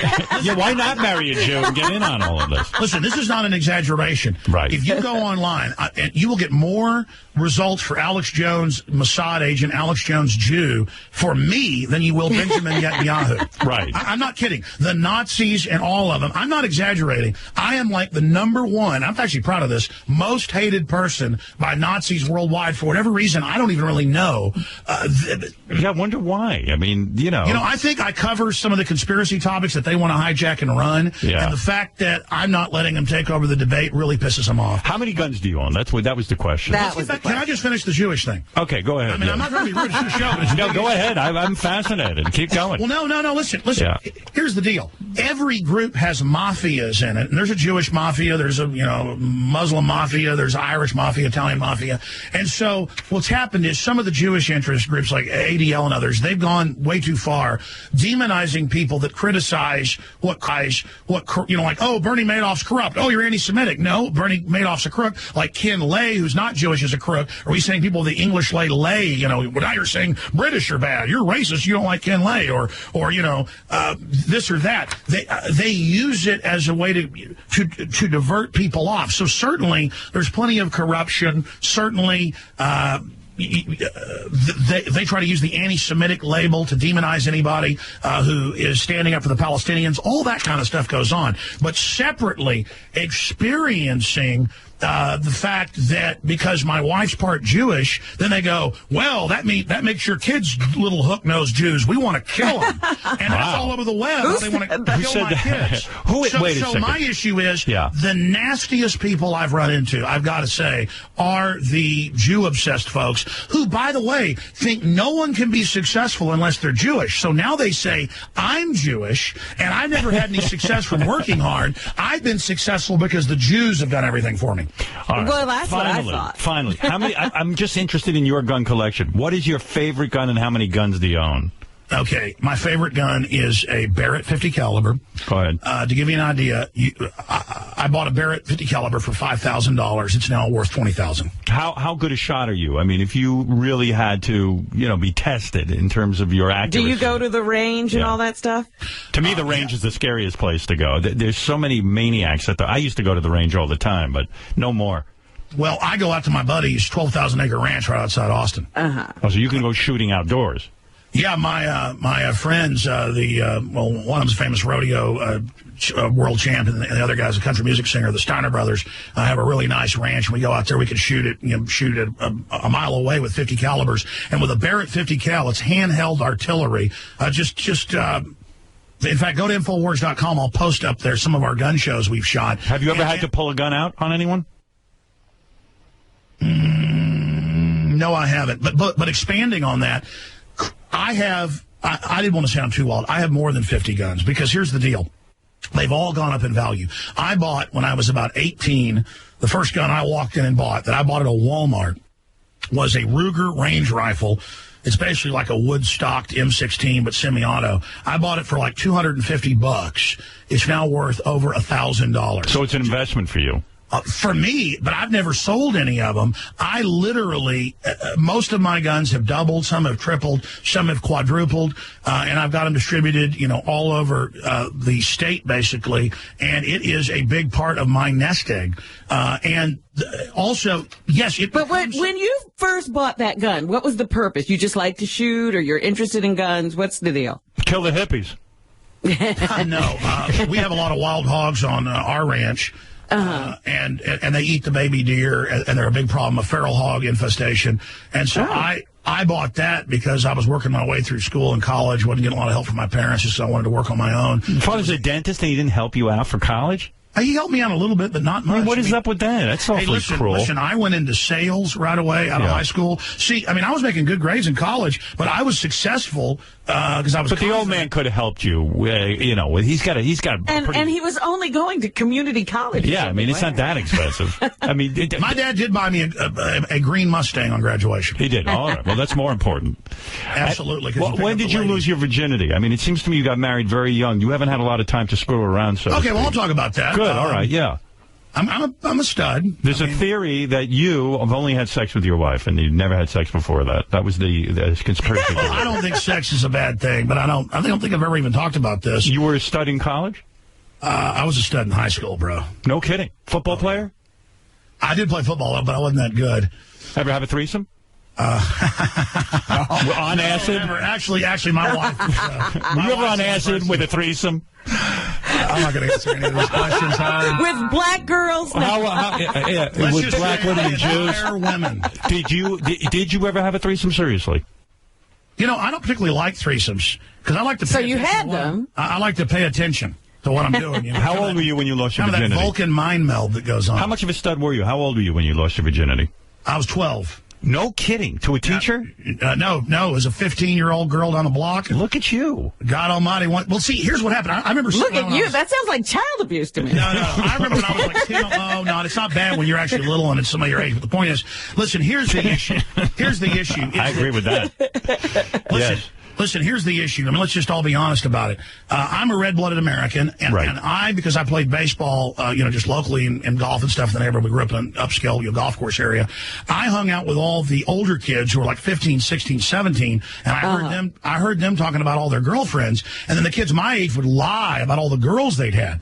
So I thought I was behind the curve when I was like 12. And then, You knew what you were doing sexually at 12? Yeah, what did you do? It was like a duck to water, man. Wow. Are you over 6 inches? Fish to water. Do what? Alex, are you over 6 inches? I'm not, I can get the job done. Really? Where are you on porn? Are you for? You must be for porn. You're a libertarian. I don't really like it because I think it. I think it takes from the reality. I like the visceral. You don't masturbate at all? Not really. No. Really? I like the real thing. No kidding. Nothing like the real thing, Howard. Once in a while, it's fun. No. Look up. You're always telling people look up babysitter porn on YouPorn. There's something you can look up. You're too no funny. kidding. No, but I mean, my issue is. Look at you. My issue is 12 years old. That's fascinating. Yeah. And so you were the aggressor. You got the 15-year-old. You got the older woman. No, I mean, she seduced him. Yeah, no, that's what happened. I learned the joys of older women at that point. How did you know? Did she guide you through your coitus? I mean, no, I didn't need it to be guided. Really? Come on, it's like riding a bike, man. Yeah, but if you've never ridden But if you've never ridden... I don't know. It looked like I knew how to ride that There's bike. a theory out there, and I'm just going to put it out there, that this girl you had sex with was an Israeli agent for the Mossad. I'm not kidding. I've read it, and I know it. Listen, Alex, you're a lot of fun.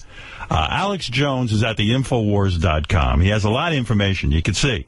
And we don't know where this information comes from, but he has a lot. But I'll tell you what. The guy mixes it up. He does his thing. He certainly presents it well. He loves provocative radio. I'll tell you what I've learned. I've learned there's gay shrimp. I've learned there's bisexual fish. I've learned that Alex Jones had sex at 12 years old with a 15-year-old. Lest anyone think he's not a red-blooded American, you're out of your mind. Well, he has made love to black women, Jewish women, and possibly LSD. And probably took LSD. How accurate conspiracies. Actually, I'm actually a virgin right now. It was all a lie. It was all a joke, Howard. I was pulling your leg.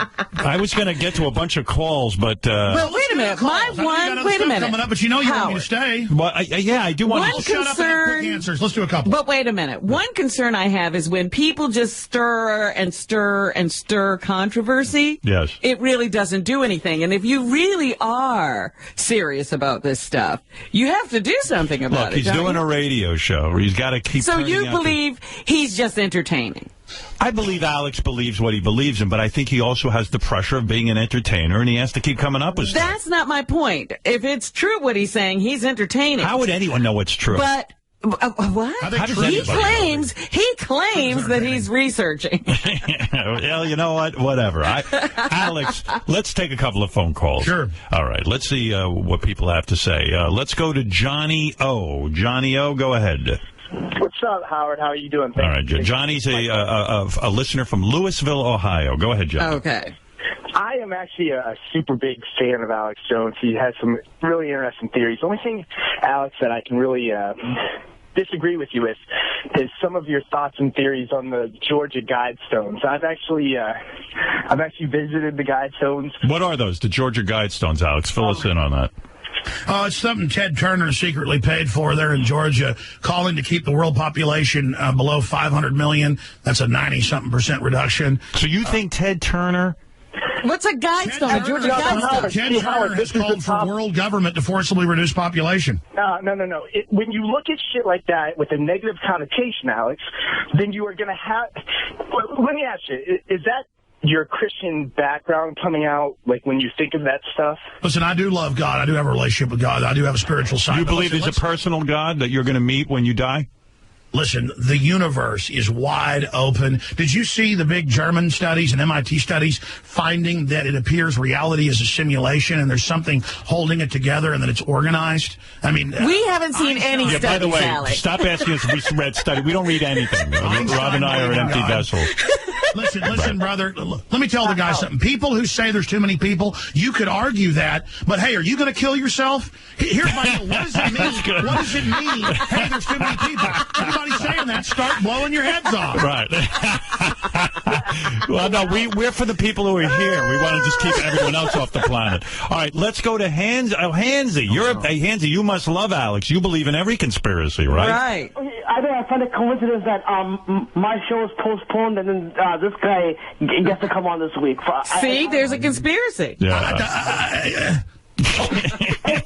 Fuck you, Alex. Oh, you sound tough, man. Don't hurt me. By the way, Hansy's a big conspiracy guy. He believes in the Illuminati. Where are you on that, Alex? The Illuminati is on record. They got the documents in the 1780s. They're in Germany. Hansy claims I'm in the Illuminati. It became the Jacobins in the French Revolution. And there are National Archive letters of George Washington who battled the Illuminati here in America. Okay, but Alex, see, this is what I don't get. See, you give out information, and I'm not even denying that. Like, I learn a lot from you. But the part is that how do you get away with this stuff? How do you sneak into Bohemian Grove and nobody in the FBI, CIA touches you? See, that's why I think you. Because the force is with me, buddy. Hey, and by the way, he uncovered gay shrimp. Let's see you do that, Hansy, when we give you your show. No, suicidal shrimp. Suicidal gay shrimp. Hey, Alex, what if Hansy's show is such a success and you turn into Glenn Beck and you try to undermine his show? Listen, I wish him success, but you know who needs more time? It is the guy that thinks he communicates with aliens. He's got the best voice in the world. Riley. Yes. Captain Jenks, you're on the air. Listen, if you play a clip of him, I can actually copy him, but I have to hear it first. Go ahead, Jenks. Yeah, Alex, I was just curious how you could allow yourself to cry like such a pussy little bitch girl on TV. I am. You cried on TV? You know what? Because real men break down and cry sometimes. I have real emotions. Alex, why do men in this country... Alex, why do men in this country think that if you cry, you're some sort of pussy? Doesn't it take a real man to show emotion? Listen, I don't usually cry. Back when I got in a lot of fights, it wasn't just women. I was like in street fights. I used to walk, 4 miles when I was like 15 years old. Somebody challenged me to a fight down the railroad tracks. And let me tell you, you better watch out. If I start crying, I can stomp your ass in the ground. Are you a good physical fighter? I'm a little out of shape now from just sitting here all the time. But yeah, I'm a badass. Yeah, and you've beaten up guys? Yeah, I put people in comas. You have? Is that documented? Where can I read that? Well, it's all sealed in juvenile records. I'm just joking. I'm not tough. Right, this guy would kick my ass in a minute. Everybody that talks about being tough's a wimp. Captain Jenks, you've never cried? No, I've cried, but not on national TV like that. How play for him and let him. Well, I don't even know which time was this that I was crying. Is this the tape that I played earlier? Oh my goodness. The children, yeah, that one. Wait, let's see if I have it. I don't think I have it. Captain Jenks, I'm shocked at you. Yeah, let me see. JD1 in red, Howard. Here, Alex, I'll play it for you. You got to watch the video. It's unbelievable. Hey, Bapa Booey, you thought I was going to come on here and be mean to Howard. I'm not. I like real people, man. You're a little yeah, man, I'm keeping it. Crying like that. Oh, come on, Jenks. I was crying like the guy in Deliverance. I can't squeal, piggy. I mean, you squeal. All right, here it is. This is you crying, Alex. Here you go. And then last night, God just showed me so much, and I couldn't even talk. And I do not even feel worthy to be here bringing you this information. And it just absolutely brought me to a place I've never been. Where God just really says, you want to see the evil? Here it is. Feel it. And to feel what the children are feeling, God almighty.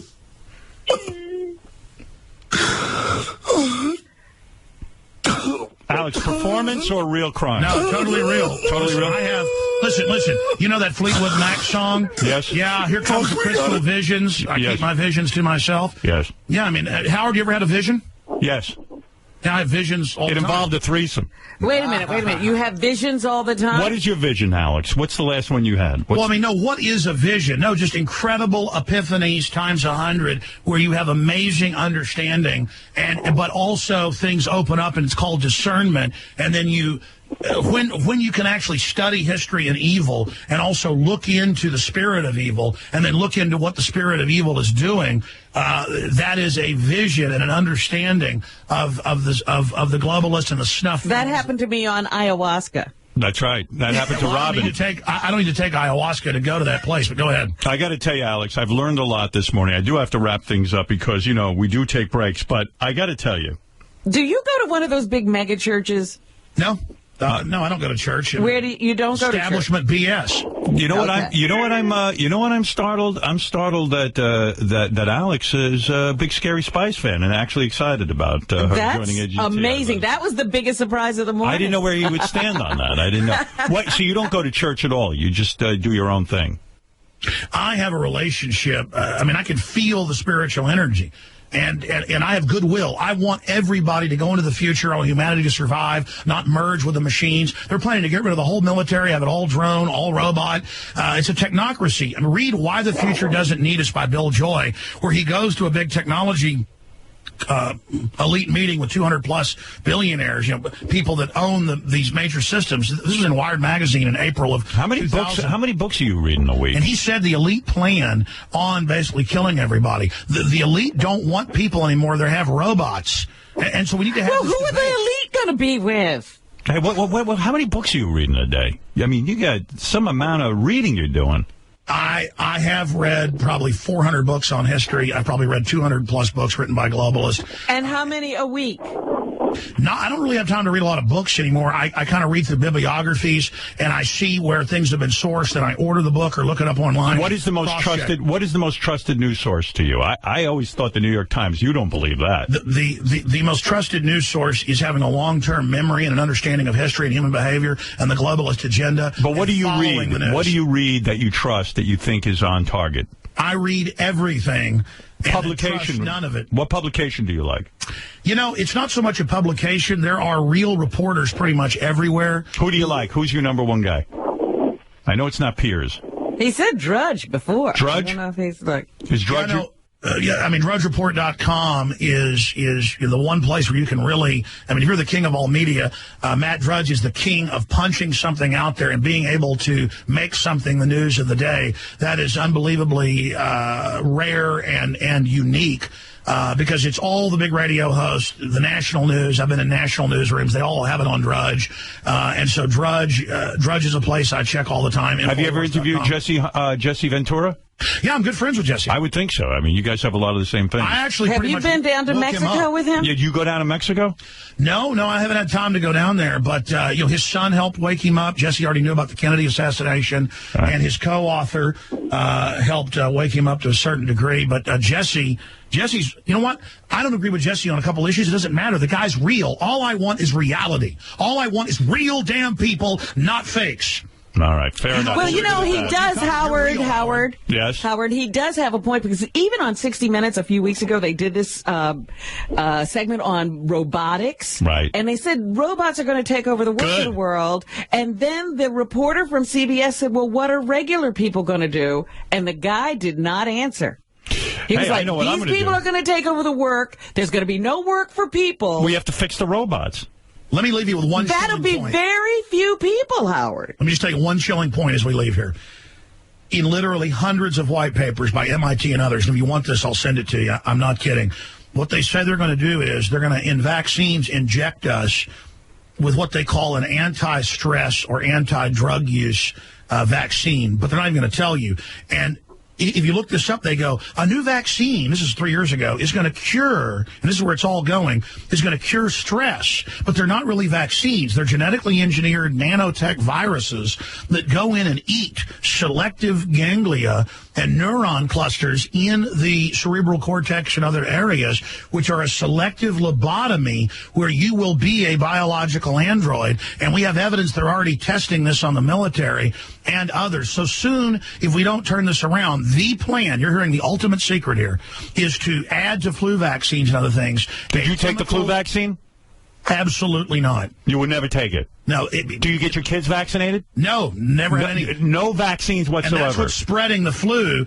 It actually doubles your chances of getting the flu to get the flu vaccine. You didn't give your kids the polio vaccine?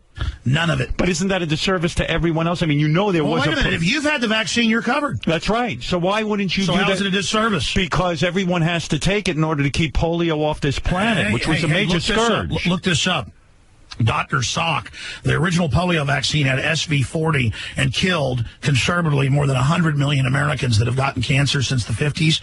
It killed them with that weaponized monkey virus, the SV40. Look it up. And the original stocks they're still using is what's causing this. And look up last year. But you don't think polio being off the planet is a major innovation in this country? Okay, look this up. Right. Look up German government takes clean vaccine, or Chinese government has secret organic gardens. Vaccine technology is real. The problem is they're adding stuff to it. Listen to this. This is key. Look up 46,000 children paralyzed last year. 46,000 children paralyzed in India from flu vaccine. And it's back of the paper. They're spreading the polio with the vaccine itself. But, Alex, aren't you in danger of scaring people so much that things like polio Well, this is what I'm saying. You're constantly stirring and stirring. Right. You're not really getting anything done. I'm warning people. Listen. I'm afraid to take vaccines. You should be wanting to take over the government and fix things. This is the way it's going. My mother doesn't take flu vaccines. Just about 15 years ago, she was running triathlons. She's still a master swimmer, and she wins silver medals in major competitions. She must have a great body. But the point is... Why are you asking him about his mother's body? I'm just curious. If she's doing that much athletics, she must be pretty hot. Well, my mother did look like a supermodel when she was younger. But the point is, getting back to all this... My mother's a D cup. What do you think of that? My mother... And I've seen them. There you go. Right. Listen. What did your mother do, Alex? You're getting all befuddled. Yeah. They told her on the team, they said, everybody go get a flu shot, and almost killed her. She doesn't take it anymore. Did you see the news the other day? I'm worried that everyone is afraid of these vaccines. Polio vaccine is a great thing. Wait a minute. Howard, did you see, here we were carrying on. Wait a minute. We can't trust anybody. Listen to me, because I'm telling you, he's on to more than you expect. The other day, yes, wait a minute. I thought he was locked up somewhere. All right. The other day here, 2-3 weeks ago, we were debating flu shot, no flu shot. Right. Everybody's taking the flu shot. Everybody's being told about this great flu epidemic. Yesterday, the news was that the flu shot that you took was only 9% effective. Oh, please. Alex, aspirin, good or bad? It's good unless you're under 3 years of age. It's a miracle drug. All right, listen, I got to wrap this up, so I'm going to ask you one final question. Yes, sir. You said you like truthful people, you don't like phonies. Give me your list of the 5 biggest phonies on this planet. Oh, my God. Come on. Give me 5 names. We won't even know them. No. Elizabeth Saxe-Coburg Gotha. Notice we never know their names. How many people? That's what I'm saying. There you go. Elizabeth Saxe-Coburg Gerber? No. Elizabeth Saxe-Coburg Gotha. You're saying that's the Queen Mother? No. That's the Queen. Queen Elizabeth II. Oh. And I do mean the second. Yeah. Her real name, notice it's House of Windsor. That's a brand name. They're actually a German family that's not even German. Did you know they're Transylvanian and that their lineage is actually to Dracul and the Dracula Castle? Wow. And that they actually she is a vampire. A vampire. No, come on, Alex, give me 5 modern-day people who Queen Elizabeth is here. Right, who is the worst person on the planet right now who's a big fake phony? Well, I mean, look at how the Pope's having to resign, all these other cardinals over transvestite parties. Right. So you're saying the Pope transvestite parties? That's right. No. Have you yourself ever been to a transvestite party? Are you worth $5 million? Did you sneak into the transvestite party? Alex, are you worth $5 million? I see those. Is that site that tells you worth? Yes. Does it accurately guess yours? No. Yeah, it doesn't accurately guess mine. Are you worth more than $5 million? I'm not like Glenn Beck that goes, I just signed an $80 million contract. Right. So where are you at financially? Are you a multimillionaire? I'm not going to talk about money, man. It isn't cool. So money, acid, and black chicks, you're off the record. Well, let's just be clear here. Yeah. I've got a big ranch that our families had that they got in a Mexican land grant in 1830. But I don't really come from what you call a rich family. Didn't you pay $800,000 for that ranch? No. I can't even buy anything for that. Anyways, the point is... Really? Yeah, I was going to say, where's your ranch? In a swamp? It's at the CNN building. All right, listen, Alex, we've yented it up for an hour and a half. You know, they're doing... what's that ink blotter thing they do? Rorschach. Yeah, they have like shit all over the walls, like a Rorschach painting. What do you mean they have shit all over the walls? He said that Pierce Studios are falling apart. Yeah, but let me tell you. Okay, I've been in there a couple times before. Very same floor. Been on Joy Behar, you name it. Been to CNN multiple times before. It used to be all glistening nice. Holes in the carpet. Light bulbs burn out. Everybody looking freaked out because they're running out of money. You're saying? But listen, let me tell you what happened. So I'm sick, and I'm like, oh my God, the flu! I got to throw up again. So they put me in this green room.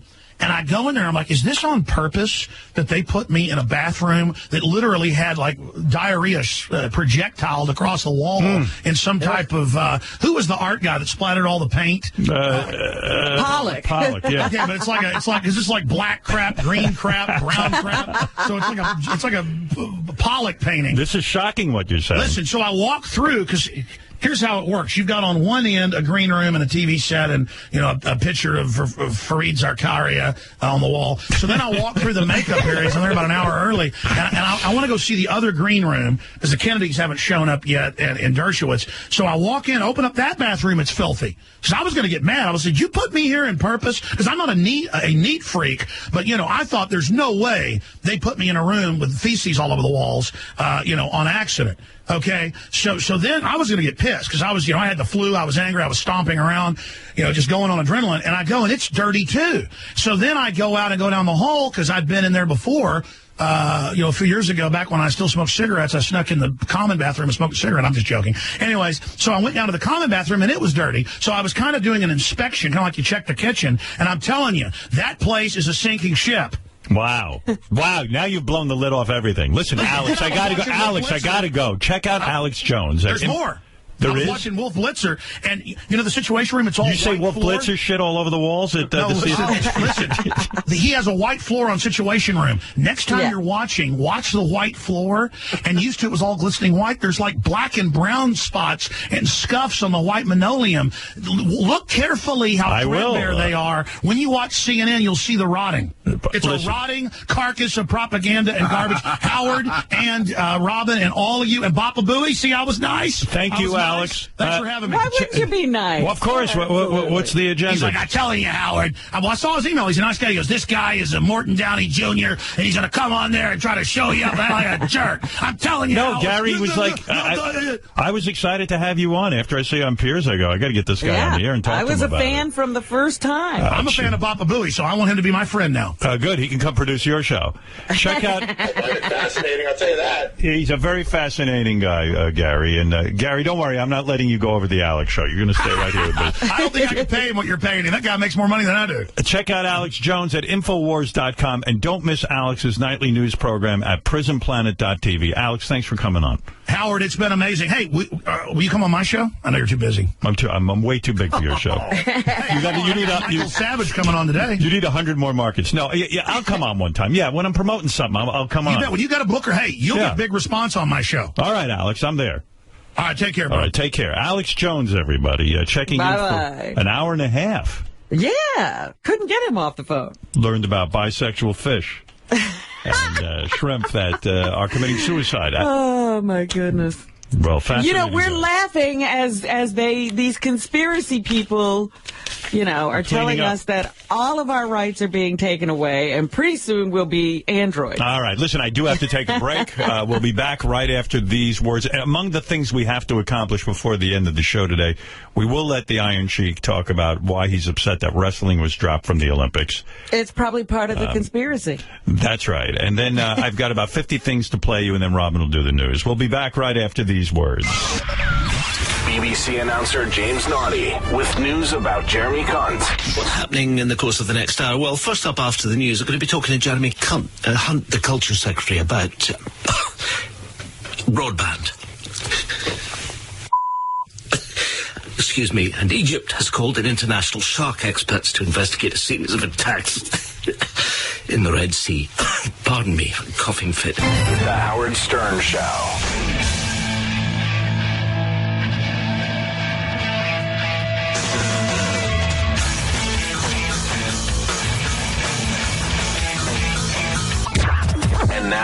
Alex Stern Show moment in honor of Black History Month. Very nice. Snoop Dogg explains how to keep your pimp hand strong. Yeah, you keep a couple of hoes on the side. No. I got them in different sections of the world. You know, they do their thing. They bring me bread. They bring me weed. They bring me drink. They bring me whatever I need. Right. That's beautiful. But are they trading sex for it? I don't know what they trading for. My thing is you bring me what you got to bring me, and you get it how you get it. I don't care if it's raining, snowing, earthquaking, you go get my They better money. show up with some stuff. Earthquake. Now, what do you do if the girls show up empty-handed? Oh, what do I do? You see these size 11? It'll take a U-Haul truck to get these up out of her ass. The Howard Stern That's unbelievable. What's your reaction to the news that Ed Koch is running for mayor again? That's a stupid question. Super stupid. Why is that? Because, he's dead. He's dead! He's dead! Don't you know he's dead? Okay, I keep looking at your eyes, your dead zone eyes, and it's freaking me out. I'm leaving. Tired of being pushed around and stepped on? Yes! Tired of being treated like a dirty old shoe? Yes! Tired of saying yes when you really mean no? Yes! Well then, order the Scott Salem Who the fuck are you? Assertiveness CD. When doing things the Scott way, there's no such thing as no. The answer is always yes! Does the boss tell you no? Then you tell him. Yes! Want to stay home? Yes! Want to bowl when you're supposed to work? Yes! Say, how much work do you actually do during an 8-hour day? 2 fucking hours. Learn the Scott way of being scornful of your friends when they have success in their lives. My picture's on the building! The Scott Salem Who the fuck are you? Assertiveness Training CD. Go for the Black Cloud. Yes! Wow. Thank you for calling. Yeah, hi, is this the adult store? Mm-hmm. What can I assist you with? Well, me and my buddies, we're having a bachelor party, and I was wondering what kind of sexy games, board games you have? All different kinds, hon. You would just have to come in and look at them. Well, can you let me know if you have hungry dildos where you stuff one of your buddies' asses with meatloaf and then whoever digs it out with the dildo first wins? Honey, I have like 20 or 30 games. Well, can you just let me know real quick if you have Cockopoly, where the buddy who can put the most game pieces in their pee hole wins? Honey, we don't have any of the ones like that. Do you have Battle Shit, where you shape your turds into the shape of a ship and then you throw it at all your buddies? I am not going to sit here on the phone for half an hour and explain to you what we do and do not have. I don't have time. Well, and at this I was just curious, do you have Pin the Pecker inside the donkey's asshole, where whichever buddy can fight off the other one to bang a blow-up donkey first wins? No, honey, because something with a donkey is illegal. It's bestiality. No, it's not a real donkey. It's a blow-up. It doesn't matter.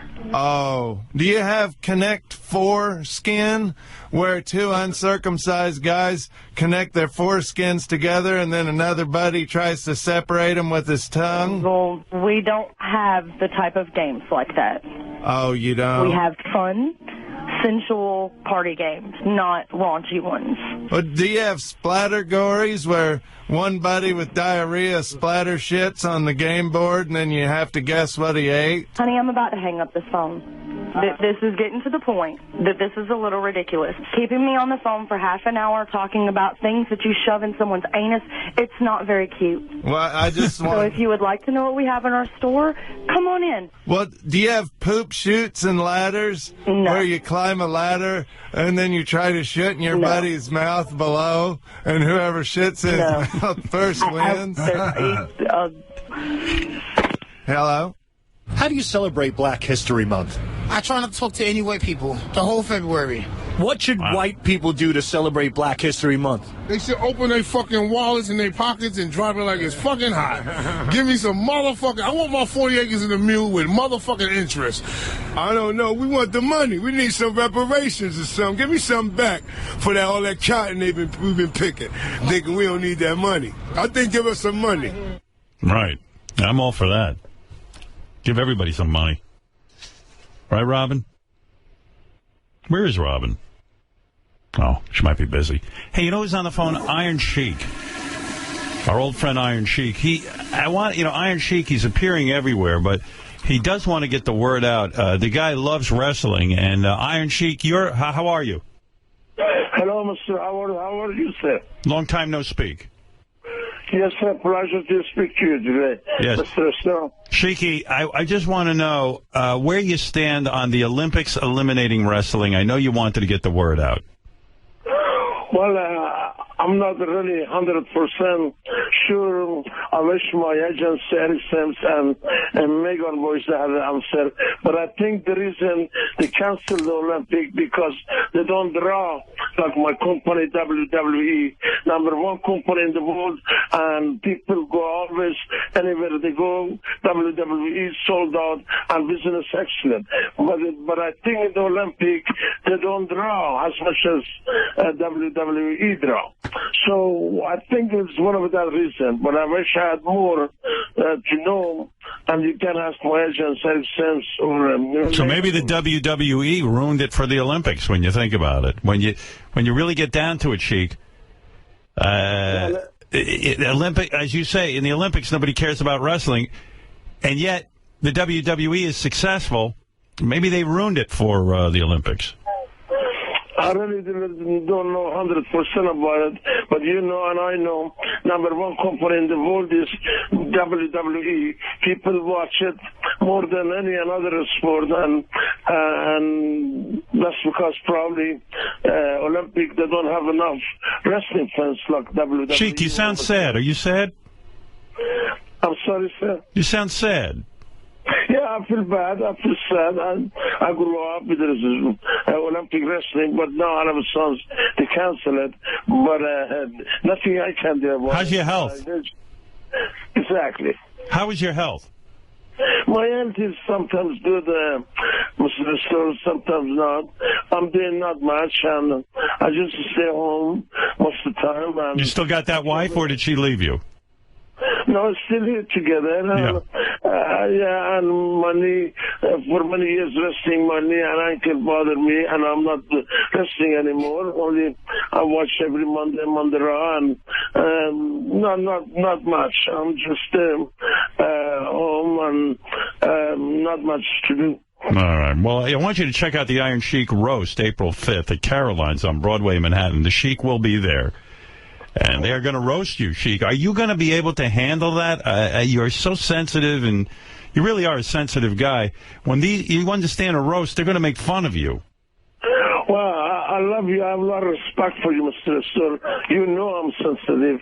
I'm not going for too much cartoon joke, and I don't know who's going to do that roast.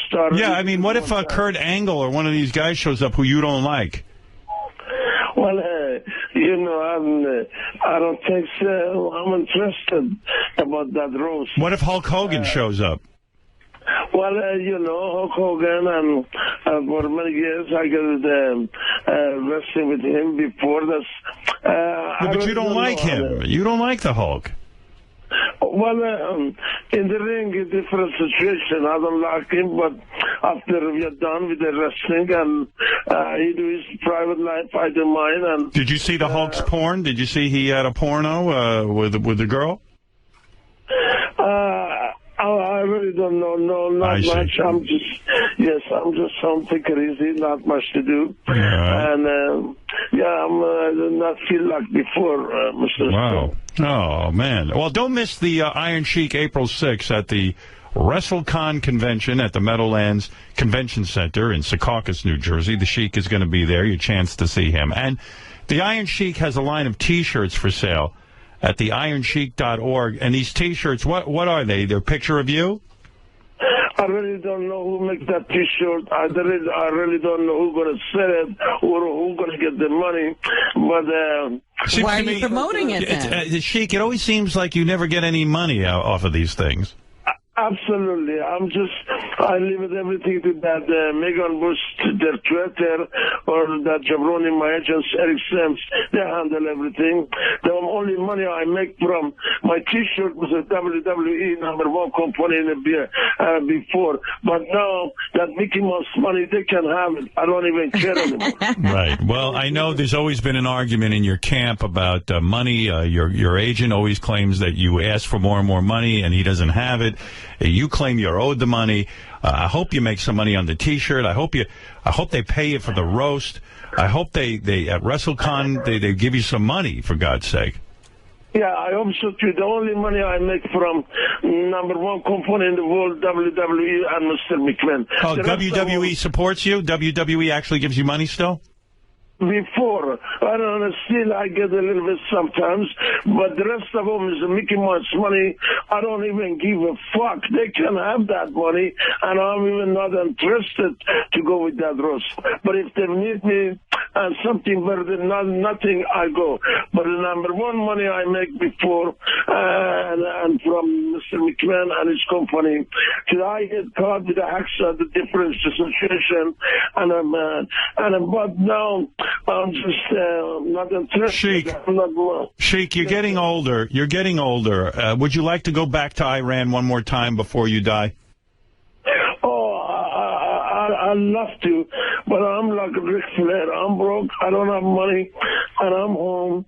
And but if I had the money, if somebody take care of me, I'd love to go. What do you do all day? Do you just watch TV all day? Is that your day, pretty much?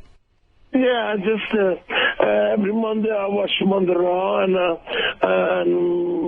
then another time. The only thing I do watch Good Morning America, NBC, Matt Love. This is weird. Hulk Hogan is on the phone, Sheik. Something like that. Sheik, this is weird. Hulk Hogan's on the phone. Hold on a second. Let me put him on. Let's see what he has to say. What do you have to say to yourself, Mr. Hogan? What's happening, brother? Hey, how you doing? This is Iron Sheik. Hey, Sheik, what's going down, brother? Sheiky. I'm making that, brother. How are you? Yeah, you sound like shit. And you know what? You used to wrestle like shit, too. Fuck you. No, fuck you. Let me tell you something, brother. I remember when Sheik used to offer me blowjobs, Howard, for falafel backstage at Madison Square Garden. Fuck you. Without Iron Sheik, you're fucking nobody. You are fucking cocksucker fuck. You work in the fucking gay bar. Fuck you and have a good day. Go fuck yourself. His cock smell like caramel shit, Howard. All right, Hulk. I thought you were calling up to say something nice. You know Sheik isn't feeling great. All right. That's enough of that. Feeling great. He wrestled like shit. The guy's horrible. Come on. You're out of your mind. He was. Hey, Sheik, are you selling T-shirts? I need to wipe my ass. Fuck you and fuck you. Your ass doesn't work in my tennis cock, so I put your... I jerked off on your turban back in 77 at the Garden, Sheik. Fuck off. I used to take Sheik and jerk off all over his fucking turban.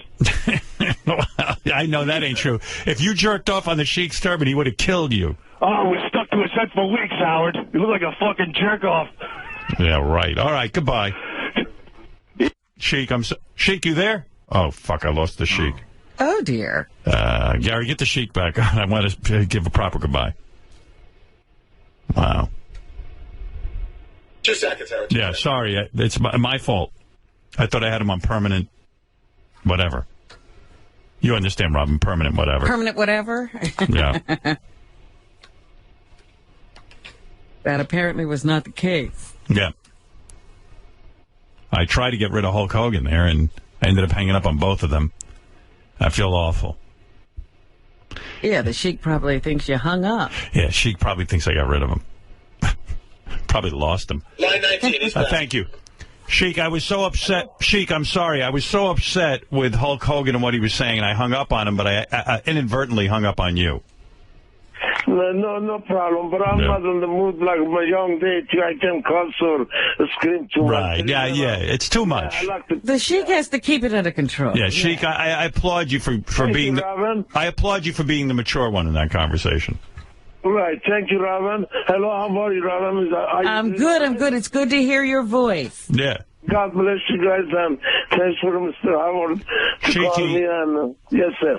Please, you have to say no more. We are big fans of yours. We will check you out at the roast April 5th at Caroline's on Broadway in Manhattan. We will not miss the Iron Sheik April 6th at the WrestleCon convention at the Meadowlands Convention Center in Secaucus, New Jersey. And the Iron Sheik has a line of T-shirts for sale at theironsheik.org. Thanks, Sheik. Thank you, Howard, and God bless you. Thanks for calling me. You're the best. Feel well. Bye-bye. Bye. That's the Iron Sheik, everybody. Yeah. Taking the high road with Hulk Hogan there. Haven't talked to him in a long time.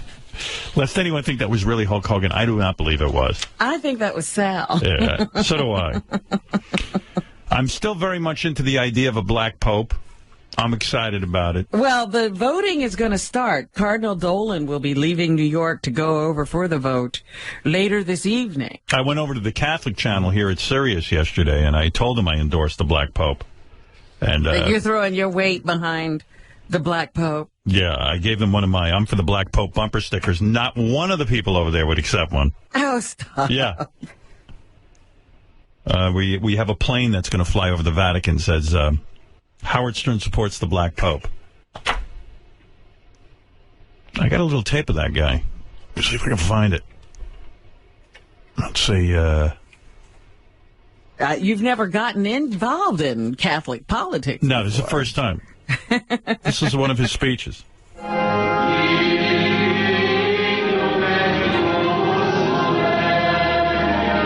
What's happening? I come in the name of Jesus by the power of the Holy Spirit. No matter how you come with me.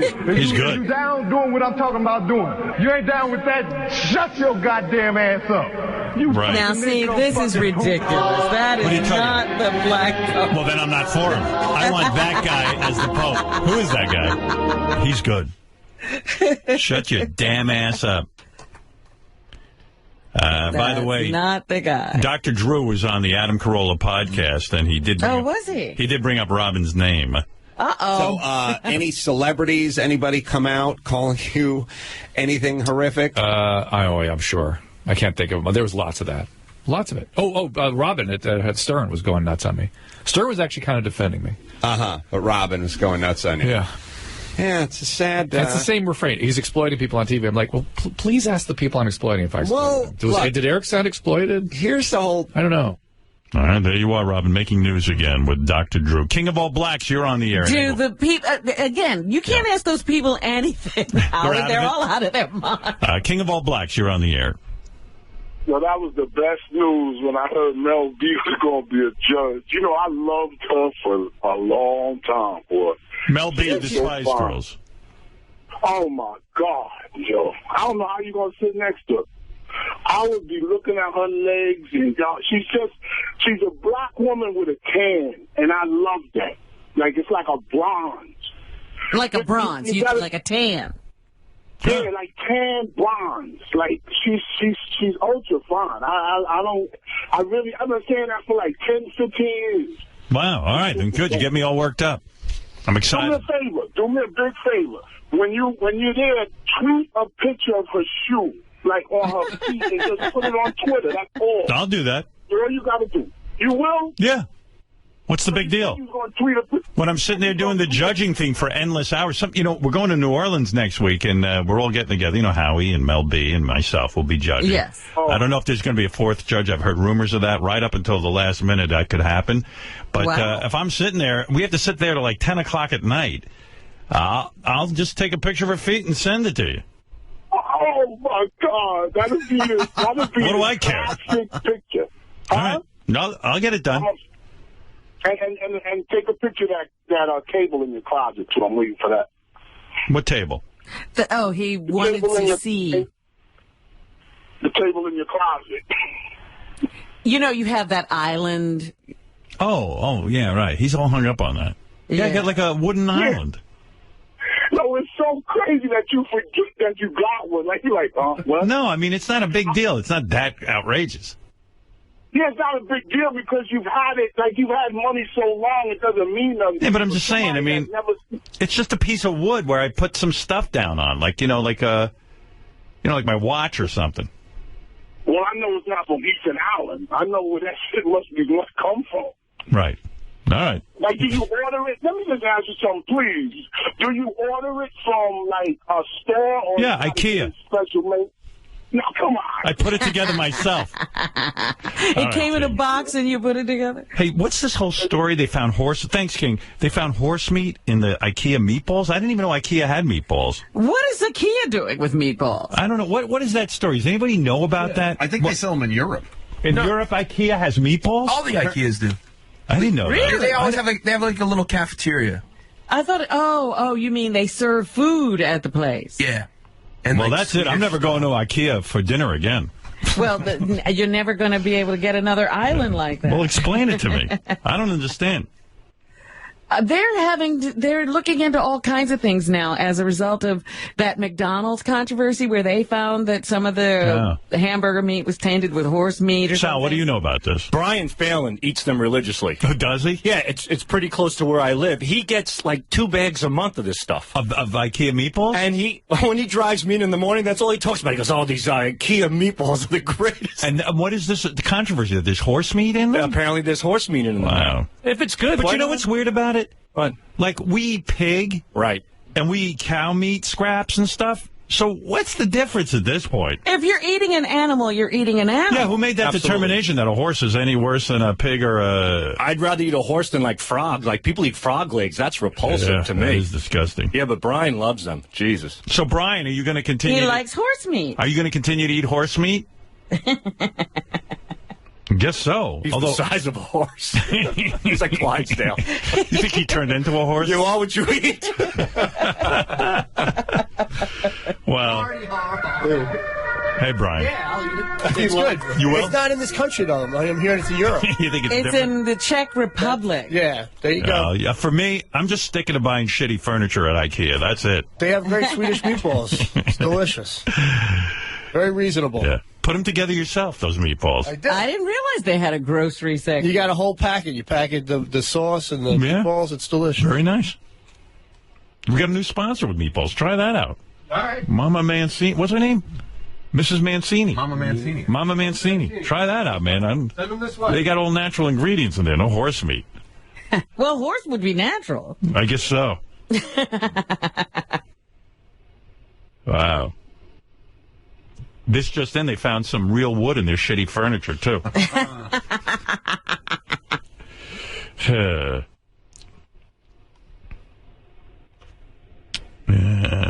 What else was there? The Academy Awards stuff is still going on. I read that Jennifer Lawrence, like now they're just reporting she won an Academy Award. So there was some story about how she stays in touch with her best friend from middle school who has Down syndrome. Her best friend has Down syndrome. Get out of here. How can that be your best friend? Well, that's what she's saying. You tell that you get advice from your best friend and you tell her all your secrets? I remember in elementary school I tried to make friends with a kid with Down syndrome, but he said I embarrassed him too much to be seen with me. It's pretty bad. Simon Cowell and Carmen Electra broke up. Oh, they were really an item. People were telling me that was ridiculous. I was telling you it was ridiculous. I know one thing. If I wasn't married to Beth, I'd have a chance to get into those pants. And I'm talking about Simon. I'm not even talking about Carmen Electra. I'm pretty sure I can't get in her pants, but Simon seems to really like me. Really? Yeah. I think I could get him. Oh, by the way, sitting in with us today, it's Bradley Cooper. Oh, wait. It's Benji. Ah. Yeah. How about that? My heart started to leap for a second. That's when I think your girlfriend's really shticky, when she starts in that you look like Bradley Cooper. I mean, come on. But she was willing to throw away a point on that. I know. If you look really close, I think she's right that there's some... Yeah, you have skin and he has skin. Yeah. That's what I was saying. Get close enough to see that you have skin. Even deeper. Yeah, you look like him. A porn company is holding auditions for a Lindsay Lohan lookalike. Why not get Lindsay Lohan? Right? That's what I say.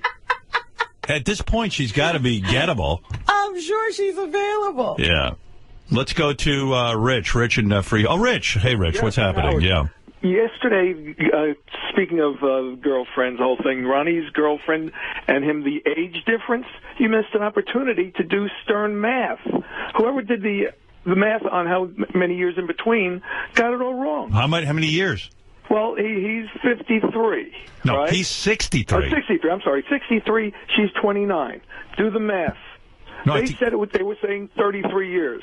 Yeah. How many years is it? Oh, okay. Hold on. You do it, not 60. me. What is he? 63, and she's 29. 29. Let's see. I'm going to do it this way. I could do it multiple ways, but I'm going to go this way. Right away to 29, I start adding by tens. That's what we're dealing with here. 39, 49, 59. Now, That's 30 years right there. So that's 34 years. Exactly. Yes. Wow. They were off by 1 year, but everybody was insistent 33 years. Well, everyone told me 33 years, and I wasn't going to check it because it would have taken an hour. Well, you got to check your information. Yeah. 33 was the closest we could calculate based on the information we had. I know, based on how many fingers on your hand. With our rudimentary skills.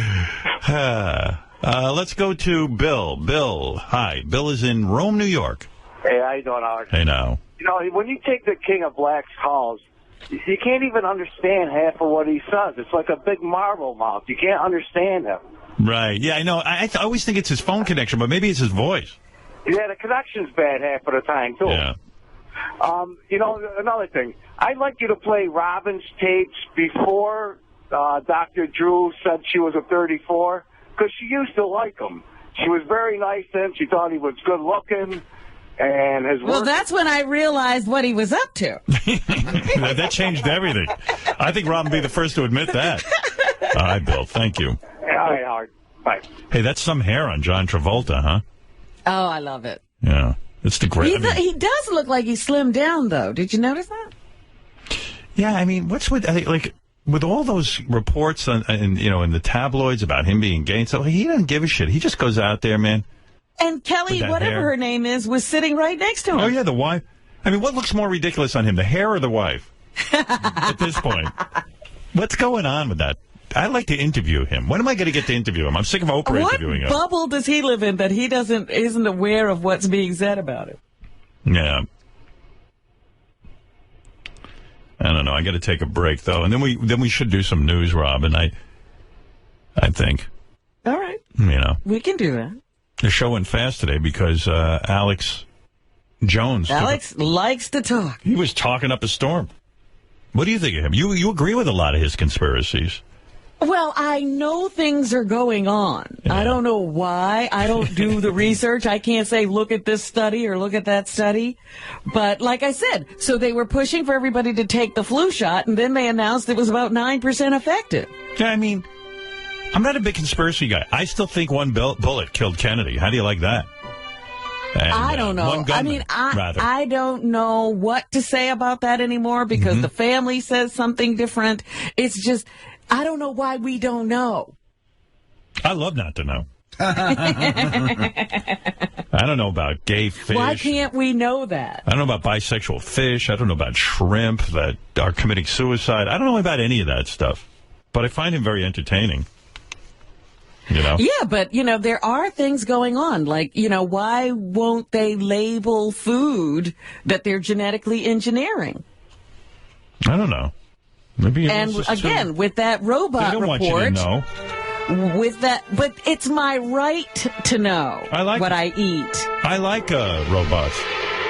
No, my point is that, they were saying that robots are going to take over most work in the future. And when the question was, what will people do? Because if you're out of work, you're not eating, Howard. No, I'm going to... And if there is no work... I'm going to do what radio. Are you supposed to do? Radio. Robots can take there'll that be over. things like that. But what about regular people who used to make cars and... Radio. And... What? They'll go into radio. Yeah, everyone will get their own show in the future. And then the robots will build cars. Oh, my goodness. The question was, what are people going to do? And there was no answer. Yeah, well, they'll build robots. You can have people building robots, and then you can have the robots doing the rest of the work.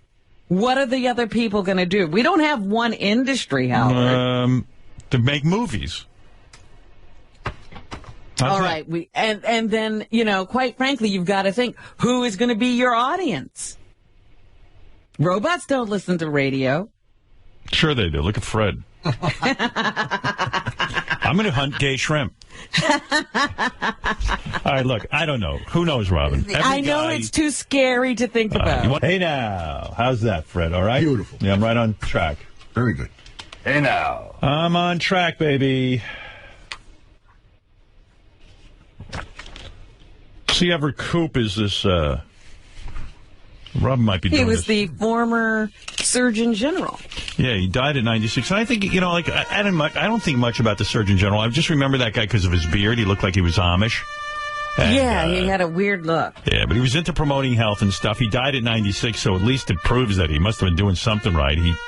He was. I remember he was like really big anti-smoking guy. Really did a lot to change the public's perception about smoking. So we should remember him well for that. And he also helped with, starting an aggressive fight on AIDS. Yeah, I mean, he actually, it sounds crazy, but his aggressive fight on AIDS was to say, as Surgeon General, use a condom. Now, the reason that was so aggressive, there's so many kooks in this country who are religious nuts that they don't believe in using condoms. They didn't want to save gay people by saying use a condom. Yeah, they were actually nuts. So anyway, C. Everett Koop, 96, former U.S. Surgeon General, dead. I was reading his obituary. I mean, it's like 10 pages here from the New York Times. This caught my eye, though. Listen to this. He was the reason we would look for that appointment every year, because he made it such an important post. It has fallen into obscurity once again. But for a few years after that, everybody wondered who the Surgeon General was going to be. Yeah, but what do you make of this? At 14, he sneaked into an operating theater, whatever that is, at Columbia. That's a place where they do operations. They call it a theater? Yeah. Well, sometimes they have a tier where people watch the operation. Oh, right. Oh, okay, I get it. At 14, he sneaked into an operating theater at Columbia University's Medical College, and he operated on rabbits, rats, and stray cats in his basement after his mother had administered anesthesia. By his account, not one of the animals died. I would start digging up his backyard. I'm reading this obituary about, and they gloss right over it after that. That's no big deal. Like, that's a book. What do you mean? You snuck into a Columbia University Medical College, you observed shit, and then you went home. Where'd you get these rabbits, rats, and stray cats? Stray cats. And why did they need an operation? And your mother stood there and administered anesthesia? You're 14. I mean, go to medical college and do that shit. It sounds like a crazy family. Damn right it does. What is that? I don't know. I read these obituaries. I love to. I'm a big obituary guy. I love obituaries. And the Times does great obituaries. They do. I love that newspaper. Although I admit, at 18, I did entertain the idea of becoming a doctor. My friend, Dr. Louis Weinstein, he was my roommate in college. I lived with 5 medical students, and I was toying with the idea of becoming a doctor, and I took a rabbit and gave it breast implants. I was trying to see if I could be a plastic surgeon. A rabbit with breasts? D-cups. Giant big titties, but no one died. Just got a few dates. That was it. Oh, that's amazing. Tomorrow, I've run out of time today, Robin, but tomorrow we'll play Richard's Dad This or That game.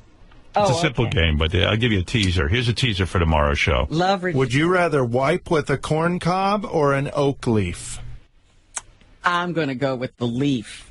Oak leaf. Oak leaf's not as rough as a corn cob. I've used both, and oak I can't believe that. He's a real man, that man. He really is. You can't believe he used a corn cob and a leaf to wipe his head? I can't believe he actually knew and had an answer because he had used both. All right, I'll give you one more, and this is only a tease because I got plenty more here. Would you rather eat a possum or a carp? A carp is a fish? Oh, yes. Carp. Well, I don't know. He'll know more about this, but I don't think carp is supposed to be very edible. Oh. I'd rather eat a carp because old possum will eat anything he finds dead or anything else. I've seen them coming out of an old dead cow. They eat into the middle of it, have a hole in the cow eating it. So I'd say a carp. I'm surprised.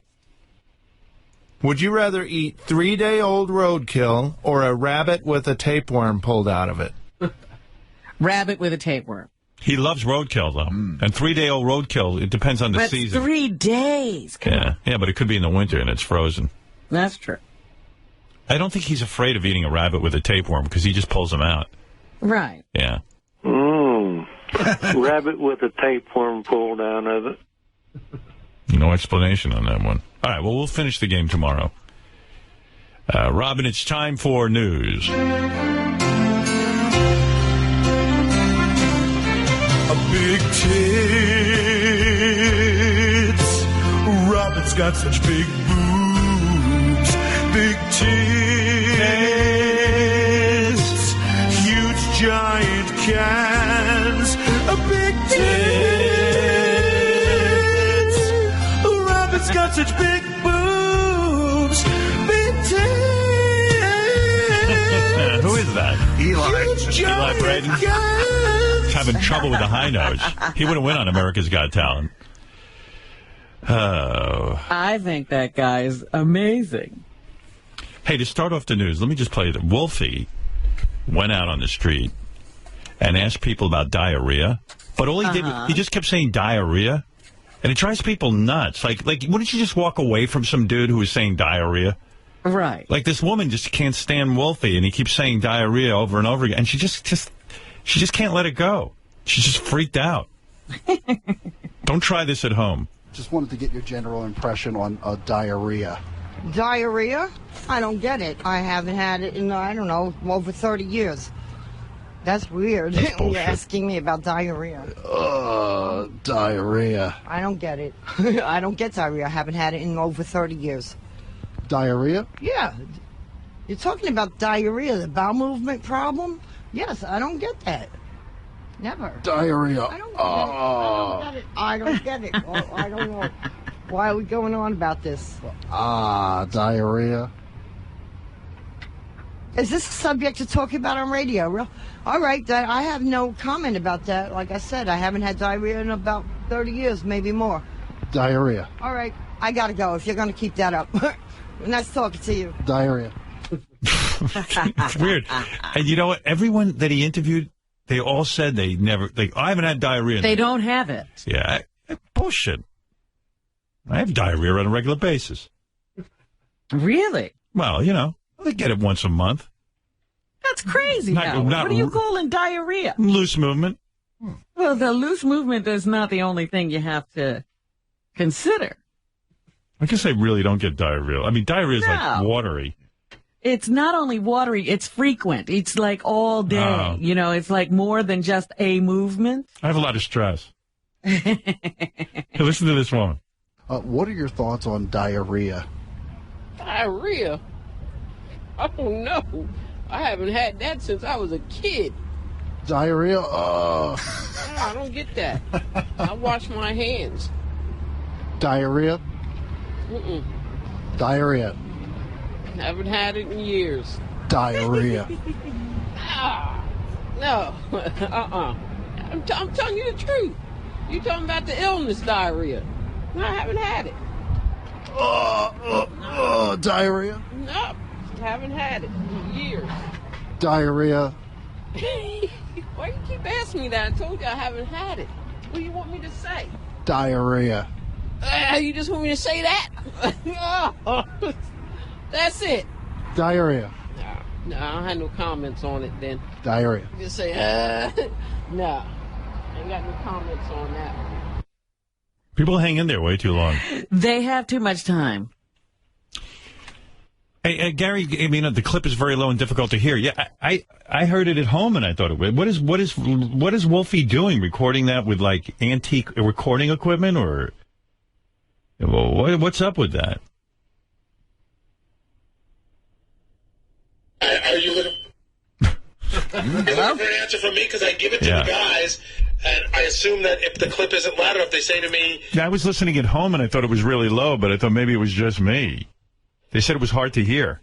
Yeah, nobody said to me they had an issue with the quality. Did you have an issue with it? It was a little low when you were just playing it, but when I was listening on my computer, it was fine. So what do you think instead of getting defensive, why don't you ask Wolfie what he's doing? I don't know that it's necessarily Wolfie. I mean, why can't the guys push the volume on it?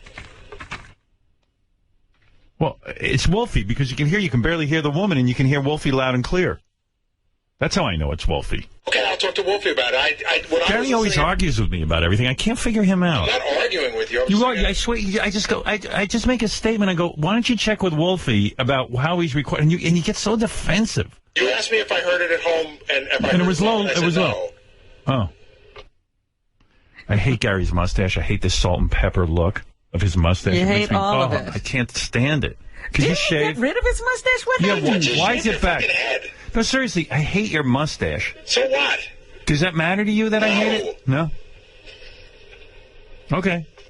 If you loved it, you know what it is? He's got it. giant lips, and it's like it's like a big circle. It's a big black circle around his lips. What kind of person would I be if I just acquiesce to every ridiculous... What if I told you it's sickening? Then it's sickening. Okay. Listen, if I came and shaved everything off tomorrow, would you have any respect for me? Yeah, I would, because you trust my opinion. But it's just one opinion. What about my opinion? Your opinion counts. Fine, leave it. I'm just telling you, Robin, what do you think of it? I don't care about her opinion at all. Well, no. Come on, Gary, because it's not really a shaped mustache. It's just like a black line across your face above your mouth.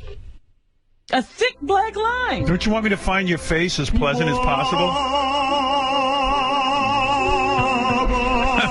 I mean, I'm just saying it as a friend. Can I say it as a friend? It looks horrible. You're no friend. Am I not? I mean, you're not Tom Selleck. Because you told me. Yeah, right. Would you like Tom Selleck? Would you like me to go and pull all the tapes of Gary? Hold on, let me finish. Let me finish. It's salt and pepper. Let me go pull all the tapes of Gary. Oh my God, your big teeth and gums. You should grow a mustache and cover it. It's disgusting. All right. Well, I'm just telling you. I know, but it's your whimsical mood. You got, and I'm not saying this is an insult. You know you have big tire-like lips and big teeth. Right. And then when the mustache is gray, and it just looks like everything's dirty around there. Here's the thing. I've had this now for 5-6 years, and hit me. But why does it bother you today? I don't know. It's just hitting me. Right, and then if I do it tomorrow, you go. It's been bothering me for a while. I've been contemplating saying. And here's what I'll shave it. You'll go. Oh my God, your face is so big. Grow it back. Look, I'm going to be honest. I don't know if your beard and your mustache are different colors. They are. You Can should I say something, actually Robin? sport them. I know I'm not handsome. My worst feature, my nose. It's a big, giant nose. One of my worst features among many. Imagine if I drew a big, hairy circle around my nose to draw more attention to it. Gary's worst feature. Gary's got a nice nose. He's got nice eyes. All right, his eyebrows are a little weird. But his worst feature, those gigantic lips and teeth and everything. And then he draws this big, dark circle around it. I'm just saying, I think it would draw less attention. I stood right here, right on the spot where you said, my God, your lips and teeth are so big. Do something to cover it up. Well, if your hair covered your lips, I'd say it was that's good. ridiculous. Then you look like that fucking walrus thing. But I don't understand his mustache because it's not shaped well. Well, it's shaped. What do you mean, when is that shaped? It's trimmed. I trim it constantly. In fact, Tony just trimmed it last week. It's not cut. If I cut it short, you'll be like, what are you, the guy from The Artist? I mean, I don't know what it is you want. Yeah. And by the way, I don't care what it is you want. You're right. Okay, fine. Do what you want. I'm just telling you. Oh my God! I was trying to help. I'm sorry. It's coming off as mean. Well, I'll tell you, because you change your mind every week. That's why. When's the last time I said anything? About what? About your mustache. No, but I'm saying that I'll do it. If I came in tomorrow with nothing on, right, I think it would help. You would be like, oh my God, put it back on. Yeah, maybe I would. We'll try it. Let's see. I don't want I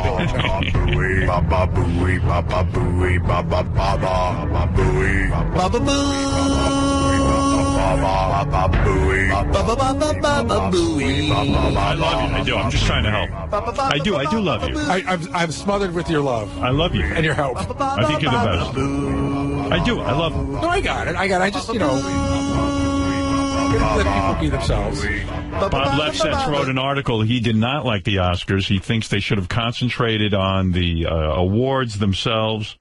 And he says that I should have been the guy doing the red carpet, not Ryan Seacrest and those kinds of people. That it would be way more interesting. Do you know how far over it went?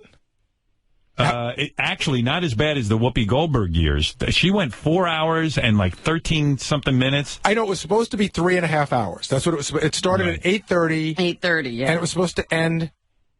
I guess it said 3.5 hours. Maybe not. Maybe 3 hours. I put an extra half hour on, and I missed the very end of Ben Affleck's speech. I think I agree with him when he said, like, Adele could have done like a good song. Like, that song's blue. But that's the song that's nominated. It's the movie song. I don't care. It'd be so weird. Something good. It'd be so weird if she comes out and sings a hit. You say, you know what? My movie song blows. I'm going to sing something good. Look, even what's her name? She had a bad movie song too, but she came out and she sang it. I think Adele's over. I think she had one good album in her. That's my guess. I have nothing to base it on. All right, I'll bet you money. I disagree, and I'll tell you why. I've done a lot of reading on this. I'll bet you money. Go online. You can see it right there. Can I tell you why I disagree? Because the record before the one that was a huge hit was just as amazing. Yeah. Well, yeah. I like Shirley Bassey. I did too. I mean, again, she's 76 years old, and that song is an amazing song, and she's the only one who can sing it like that. What would you cut out of the Oscars? Wouldn't you cut out every dance number? Like, did I need to see Charlize Theron dance? I got to be honest. I watched most of it the next day. I fast forwarded through all that Les Mis horse shit. I mean, just brutal. I think Les Mis really is a misery. I fast-forwarded through most of the music, yeah. That just looks like every bad Broadway show I've ever seen on film. All the shticky long bits and stuff I fast-forward through. I never got... The Chicago thing, I fast-forwarded. The tribute to musicals, I fast-forwarded. Catherine Zeta-Jones. I don't know what her... That Zeta is her whole career. You take away Zeta, she's Catherine Jones. I mean, she's and nobody. Nobody cares. Yeah, right. Think about it. She's Kathy Jones. But also that was Seth MacFarlane with the Dancing with Charlize Theron and then the Harry Potter guy dancing. Well, it was all ridiculous. Seth MacFarlane's got a problem. He has actually a pretty decent voice, and he's really anxious to sing those kinds of songs. But then he wants to be irreverent. You can't have it both ways. You know he put out a record, right? I know. Very serious record. I know. So he really got off on showing off his singing talents. Yep. And then the singing to the losers at the end, that was just, oh, my God, you're never going to stop. See, but I'm reading this Lefsetz article. He was saying, hey, do we really need to see Seth MacFarlane singing those songs when, like, the Grammys got hip? They had, like, all the latest pop star people and singing and all their big numbers. Why don't the Oscars have something more relevant? Like, why are they singing Broadway show tunes and having old time, Fred Astaire type dancing? But see, the Grammys are music. That's why the songs. But why can't the movies represent music that's more current? I mean, a lot of these movies have current music. Like Argo had Led Zeppelin. Let Led Zeppelin perform. No, I agree. Yeah, I mean, there's still too many old people who are controlling it. Yeah, well, it's really weird. I think it's a conspiracy by the Illuminati. Fred, what'd you think of that guy, Alex Jones? The Carlisle you know what? group. I think he has interesting things to say, but when he starts getting to the point where he compares Queen Elizabeth to, like, there's a link to vampires, that's where I draw the line. I can't imagine. That's the one thing I believe. See, there's stuff that he'll say, and I go, yeah, that's true. That the Saxe-Coburg thing, yes, true. They were connected to Germany, and now she's hanging by her feet in Westminster Abbey. I'm lost. Yeah. Howard, what did you make What did you think of Barbara Streisand? Is she losing her voice? She's losing her voice. I was going to have that pulled because I was going to talk to you about that. You know how old she is? That was a little sad. I met Barbara Streisand, and I don't care about her musical career. Her movie career was 10 times more interesting to me. I thought she was a great director. Well, but she also had one of the greatest voices, and it's a shame when somebody loses an instrument. I'm glad she lost her voice because maybe she'll make some movies, and B... Nah, she's not going to be in the movies anymore. When she had her voice in its peak, I hated those songs. She should have sang some good rock songs. When she was singing Memories, it was like, remember when she could sing? No. Well, it was funny because I was watching her and I was thinking, I said to my wife, if we could go and see Barbara Streisand, even though we're not into that kind of music, would you go? And she said, if she played in the backyard, maybe. Wow. Here, look what he says here. I don't know. Well, whatever. Well, I said all that yesterday. You didn't agree with me. No, I like when Lefsetz says it. By the way, the speeches, too, were pretty bad, except for, it's weird that what's his name was the funniest guy there. That's Daniel Day-Lewis. He actually had some... he was really funny. Yeah. All right. You know what was missing this year, too? Usually, like, the people who win Best Animated Short usually get the wacko factor. Right. And there was nobody good this year. Everybody was pretty normal. Yeah. Well, they play people off before they can get wacky. Some people were critical of Quentin Tarantino's speech, but I liked it. I mean, I thought it was good. Everyone's critical of that guy. It was different. He didn't sit around thanking people, except for his actors who make his lines live. Yeah. I thought he was good. But he's just a little weird. I told you, they can't believe he's the guy. Yeah. It's upsetting him that he's that talented. You know, it's funny. I watch it with my 15-year-old son, and he doesn't know him that well. And the first thing he said to me is, does that guy take coke? And I said, why do you say that? He goes, because he looks frantic. Just explain to your son, everyone who's frantic doesn't take coke. I know. He's in that weird... He watches a lot of Breaking Bad, so he thinks everyone's on drugs. Let me see. Oscars, but then maybe he is on drugs. You never know. You could be leading the child the wrong way. I know he digs hash. What, is that a drug? I guess so. Yes.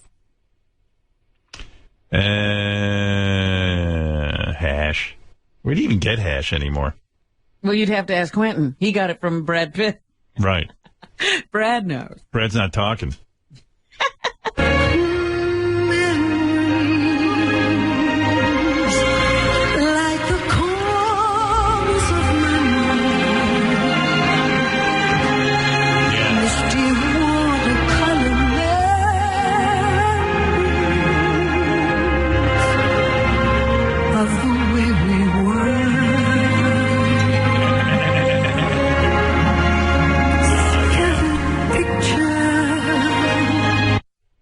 that's when a woman starts acting the song more than singing it. Yeah. Because the voice is gone. Time is cruel. It is. Yeah. Not to you, should my... have sat around not talking and doing anything and saving that voice. Time is cruel, but not to you, my dear. You only get sexier and more beautiful. You've defied time. Look, I want to play a little this thing called Little Poopy. Oh, I like 119. That sounds like something I'd enjoy. This is a little 9-year-old rapper. And his name's Little Poopy? Yeah. Oh, good name. Oh, yeah. Riding in the back seat, 'cause that's what bosses do. What? Money in the bank, I could take a loss or two. Filet mignon, plus I'm eating lobster too. What? That game is on. Ooh, I hate when Boston lose. That's awful. Well, he could be on America's Got Talent. Yeah, and that's the kid I'd have to tell he doesn't have any talent. And then he cries, and I'm a shit. Little Poopy, stay away from AGT. I don't know what's happening in the video, but apparently there's some sexually suggestive stuff, sexually explicit stuff. He's a rapper. And now his dad is up on charges. When's he going to drop the Lil and be Poopy? Just Poopy. His dad is up on charges because of whatever this kid is doing in the video. I'll tell you what. You know, the police, I guess, looked at it and said, we better look into this stuff. And Child Services got all involved. This is up in Brockton, Massachusetts. Complaint was filed with the State Department of Children and Family Services against the child's father for possible neglect and abuse. Sounds like Little Poopy's having a better 6th grade experience than JD himself. Thank you. My Robin. Sweetie. Well, Howard. I love when that guy calls you Sweetie. Robin Sweetie. Robin Sweetie. And what is little Mikey? Robin, my... What does he call you? My... I don't know. I don't know. What he's wild I for don't you. think he has a... Yeah, he does. ...particular moniker. The I don't titties. remember one. Did you watch Gary and John's show yet? No, I have to Join check the club. that out today. We're never going to check it out. Come on. I'm going to watch. I'll tell you what. I'll come over to your place. We'll watch it together. John sent me a link? No, an email yesterday telling me, where I can check it out. So. What would you like, Howard? I don't know. Gary sent me a link, but I just, I have so much to do. And then when I stare at that link and I go, am I really going to devote time to watching John and Gary's Why don't show? you send me a link, Gary? I'd actually watch. I'll forward you my link. First of all, it's already aired. It'll air again this Thursday. So just like it's on 1,000 times. Just TiVo one. I'm going to be honest. I don't think I'm ever going to watch it. Thursday we'll be off the air. I watch it because we're going to be on the air. Thursday I have meetings up until 3 o'clock. Friday I have meetings. Saturday I'm doing something, and then I'm going off to New Orleans. So. Is it in the car all the time? Yeah, but my link doesn't work in the car. Oh, you wanna watch Gary during your commute? Yeah, that'll be fun. You guys are the worst. Do we have to watch John and Gary's show just because we work with him? Do we have to watch that? I figured. Yeah. What? I think it's funny that I do work for you and that you have zero interest in watching it. You know what I have interest in? This show. Well, that's why I would watch it, because it might be good to talk about. I don't even know how those two guys have time to go run around. They went around the whole country and taped the whole TV show. Yeah, I think it's all Gary's. On a vacation and on weekends. I tell you, I'm tired of doing all the heavy lifting around here. Get to work. I think Gary's trying to get rid of the junk in his house. That's what he's trying to sell it off. I was reading something about, Gary's a collector of cells and old records. Well, I saw the commercial for Gary and John's new show, and the commercial is like these two guys who look way too heavy set, and they're standing in front of a record at a record store, like an old vinyl store. Some maniac still has old vinyl, I guess. His name's Jack White. That's whose store we're standing from. Yeah. Jack White. He's wasting his time with vinyl. He's all fucking worked up. Gary's all worked up about vinyl, and John Hine is worked up. All these fucking guys. I don't know how the fuck you sit at home and get worked up about vinyl. Is it really that important? I mean, it's one aspect. I love listening to records on vinyl. I love to listen to vinyl on record. It's one aspect aspect of the show, and some people like it. But if the show's not for you, they probably don't watch it. Jack White's whole life apparently is like either performing or listening to vinyl. Yes, he's very big into vinyl. Doesn't that sound ridiculous?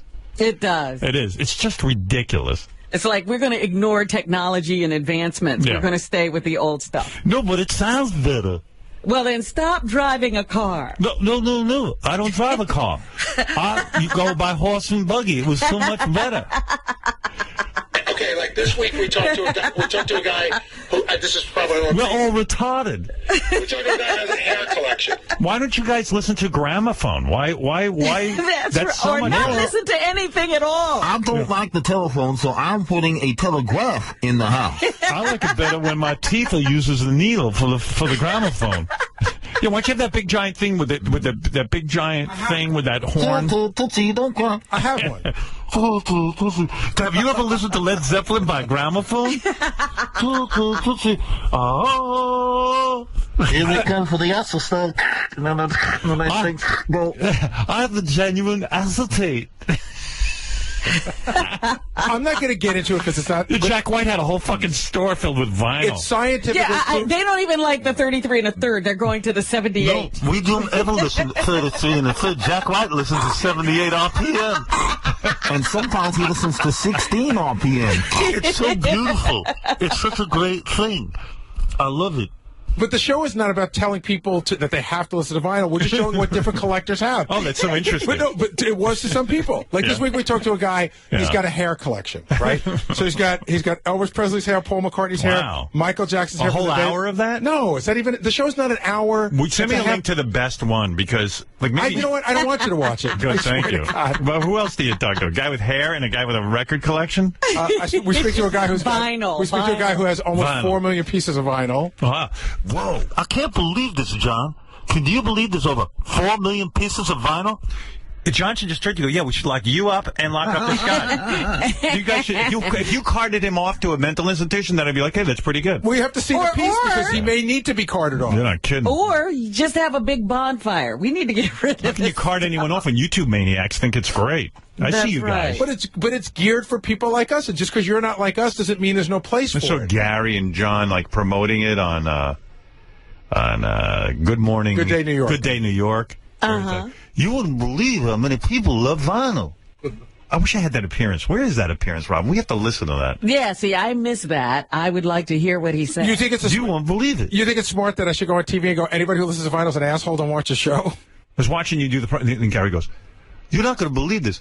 We spoke to a guy who had a Mr. T doll, or Mr. T dolls. Did you know there was over 100 Mr. T dolls? And here's one that's anatomically correct. Yeah, right. He goes, and there's even one that's anatomically correct. It's got a Mr. T penis. And then the woman on there, Rosanna Arskotto.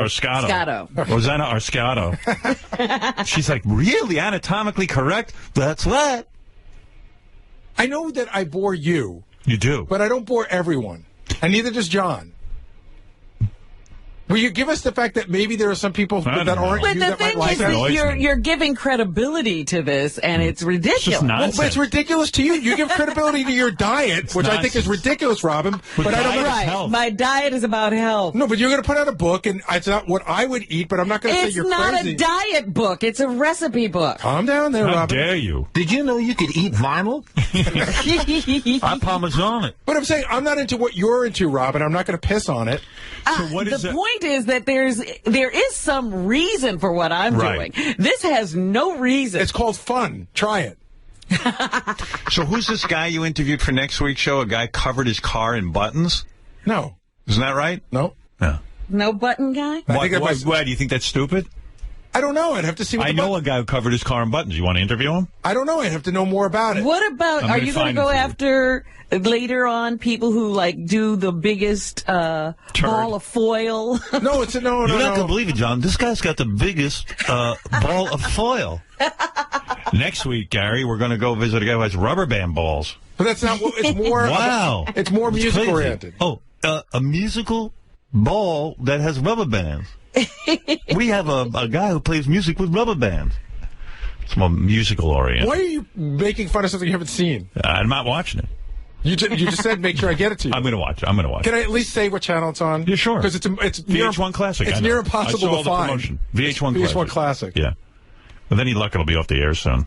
Oh, stop. I'm going to watch. So those guys can work here. We are working here. Yeah, you're working hard? Yes. All right. Let me see. We shot that. Get back there and work. Why are you talking to me? Because it's for the show. We're here Look, with we should get something out of it, Howard. Robin, we're here with the world's largest thermometer. Yeah, you got to get this thermometer was used by Jimmy Page. For tomorrow, for tomorrow's show, get me tape of Gary and John getting all ridiculously excited about vinyl at Jack White's store. We're also Jack White looks like he's in shock that he's even talking to Gary and John. He talked to us. I didn't want anybody to know this. He was supposed to give us 15 minutes. He talked to us for an hour. What's he so charged up about? He loves making vinyl. But like, why? I mean, like, because okay, I mean, it's not just about the fact that music's on vinyl. He likes making fun vinyl, so some of them are like different colors and some of them are different shapes. And weird. He's just into it. He makes there's a piece of vinyl that's got liquid in it. It's just his thing. Wow, an empty life. He's got an empty life. That's too much money. Too much money. It's not his sister. Well, that chick that he was with that's his ex-wife and his bandmate, Meg White. What happened to her? He threw her out? No, the White Stripes are still around. Oh, yeah? But he's got a couple other bands going on too. Why doesn't he just concentrate on that? He was nominated for Album of the Year. Oh, yeah? Good. Did you see him perform at the Grammys? I thought he was great at the Grammys. I didn't know he was a kook, though. I thought he was just normal. I like him a lot. I didn't know he'd wind up in your clutches. Yeah, I thought I think you made him crazy. Wait, Dinesh, I got to ask you this. I got to ask you straight out. Hey, at least he doesn't have a weird mustache. Does it lessen your opinion of Jack White that he spoke to John and I? No, it's just amazing to me that Jack White's wasting his time on vinyl. It's just weird. I don't know. You know what scientifically... I'm not going to... Yeah, wait. Hey, Gary the retard, you there? Yes, I'm here, Howard. What do you think of guys who collect vinyl? I don't know. It seems like a waste of time. He doesn't know what vinyl is. You know what vinyl? It is time. Gary, you know what? It is different time when you expect them to do. You know, I wasn't doing anything like that. Even Gary the retard thinks it's a waste of time. He doesn't know what vinyl is. He wouldn't do anything like that. Gary, do you know what vinyl is? I don't know what it is. No. Do you like Gary's mustache? I never seen Gary. I don't understand since I've seen him. Yeah. Only maybe 8,000 By the way, I just want to say that it's Gary's birthday tomorrow. Oh. No, it's not. Yeah, it is. Oh, his. His. Yeah. Not you. Yes. It can't be more than one Gary. Well, it's my birthday soon. That's why. Oh. Howard, you know what everybody keeps telling me? Well, I'm going on the show. Yeah, we got to get you in here. We come up with a lot of ideas for him. We're waiting for the right one, Gary. We'll get you in. We have ideas. It's just not the right one yet. We have ideas, just no money. Hey, you know what I want to do for my birthday? I want to go back and if I go to New York, I want to go see the wrestling match at the WW. Pull yourself together. Wrestling match. I like to see people wrestle. Gary, you were here last week. Why do you want to come again? I was here last week. Yeah, you were. I was not. Yeah, no. Remember the last time you were here, Gary? That was a week ago. No. Yeah? Yeah. No. Check your calendar. Time just moves very slowly. When you're retarded. No. All right, Gary. He ain't falling for it, Robin. He's not that retarded. That was only a week ago. No, what's that? Yeah, check your calendar. I got to go. I'll see. Happy birthday, Gary. Yes. What do you think of the black pope? What do you think about a pope being black? Is that okay?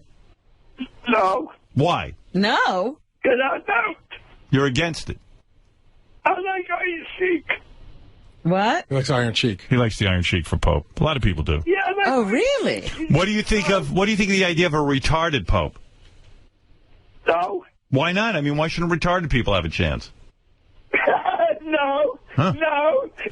He's like a self-hating Jew. No. What do you think of what Alex Jones said? That can fish be gay? No. No. I always don't need to do that. Right. All right. Thank you. That's Gary the retard, everybody. Where were we, Robin, in the news? Well, I was about to give you some black news since it is Black History Month. What is it, Gary? Can I leave? Oh, yeah, you can leave. Then Robin and I can talk behind your back. What are you talking about, Robin? I said there's some black information in the news. Oh, good. Because it is Black History Month. I love Black History Month. I do. There's a road in the city of Wildwood, Missouri that may be getting a name change. KTVI-TV says that Old Slave Road will be up for debate at today's city council meeting. There are several 19th century plantations in the area, and unidentified slaves are buried in a nearby cemetery. A group of local homeowners petitioned the city to change the name, calling it offensive. Now, my opinion of this I can tell you your opinion. I know your opinion. What is it? You like those names because it reminds people of the fact that there was slavery and it doesn't change history. But we can't change history. This is what happened.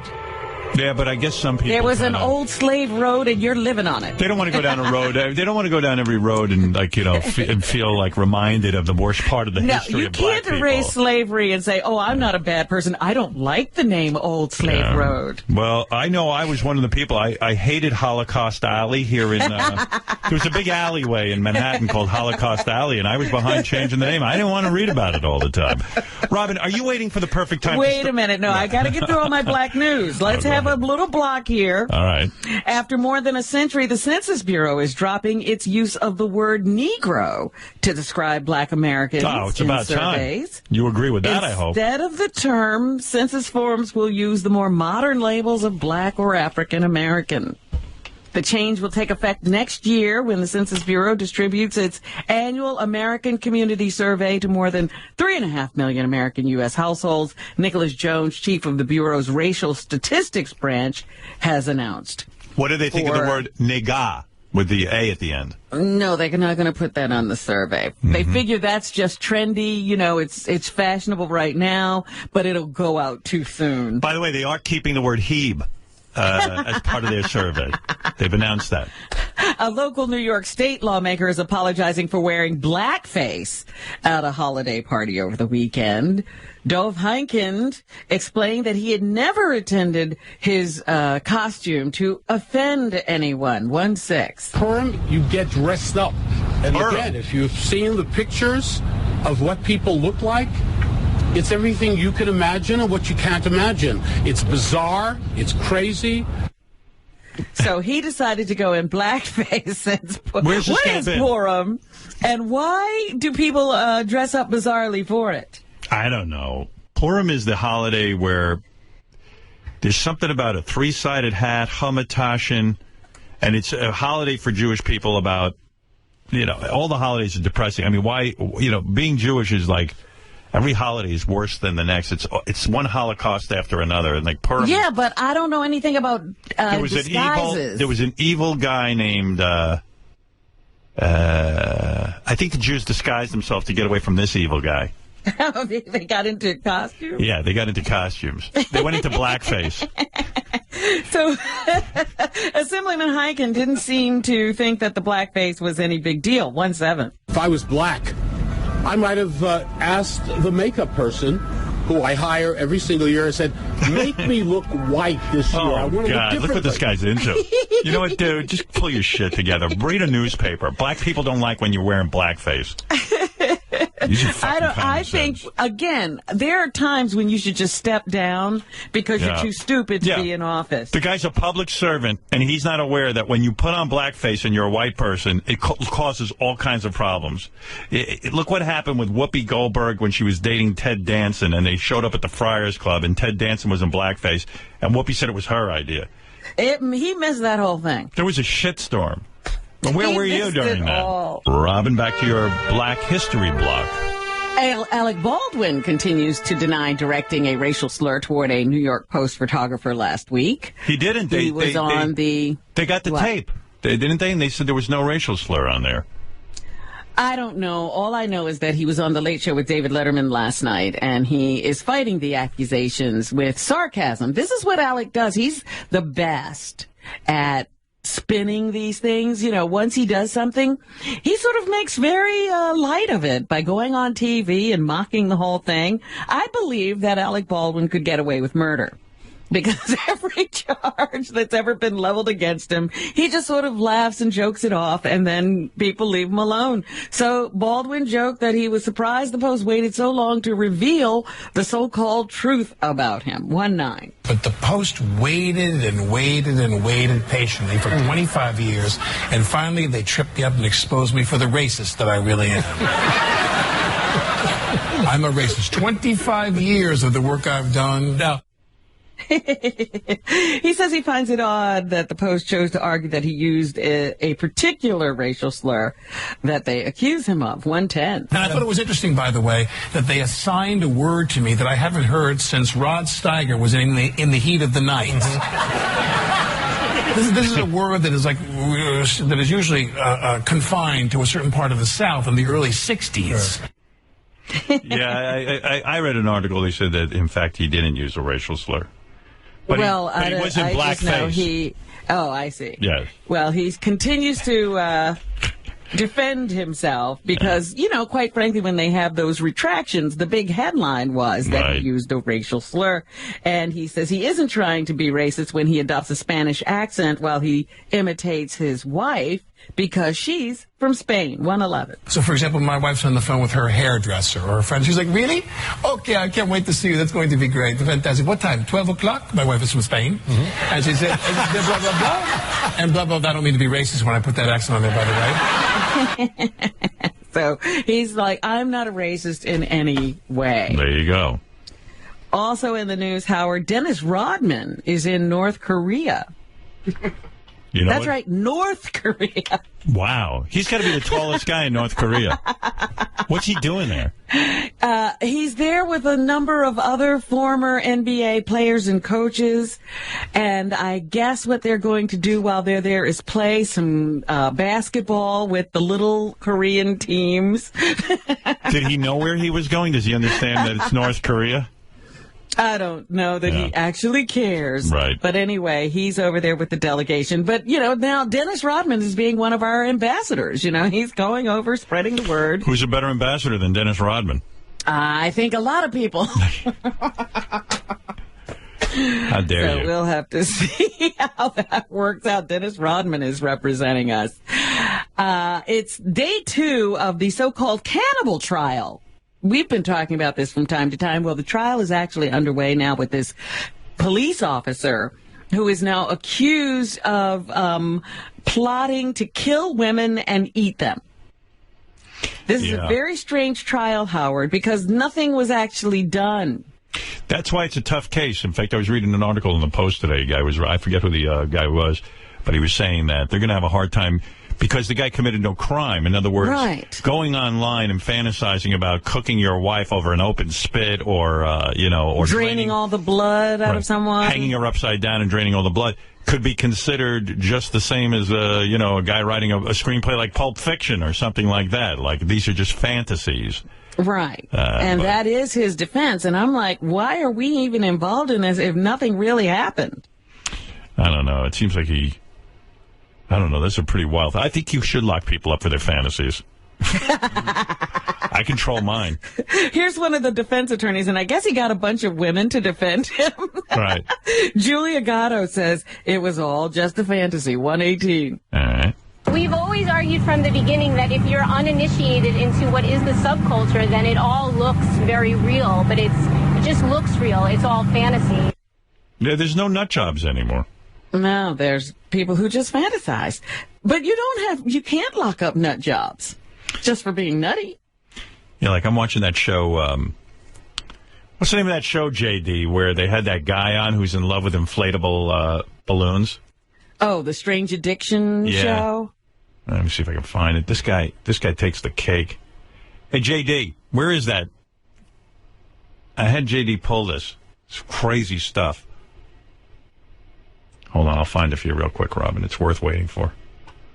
You got to hear this guy. JD1, light blue. Here I go. So this guy hangs out with inflatable animals. Inflatable animal. Yeah, like he blows them up. Like a whale and a... Here. Mark first turned to inflatables for love and affection when he was 14 years old.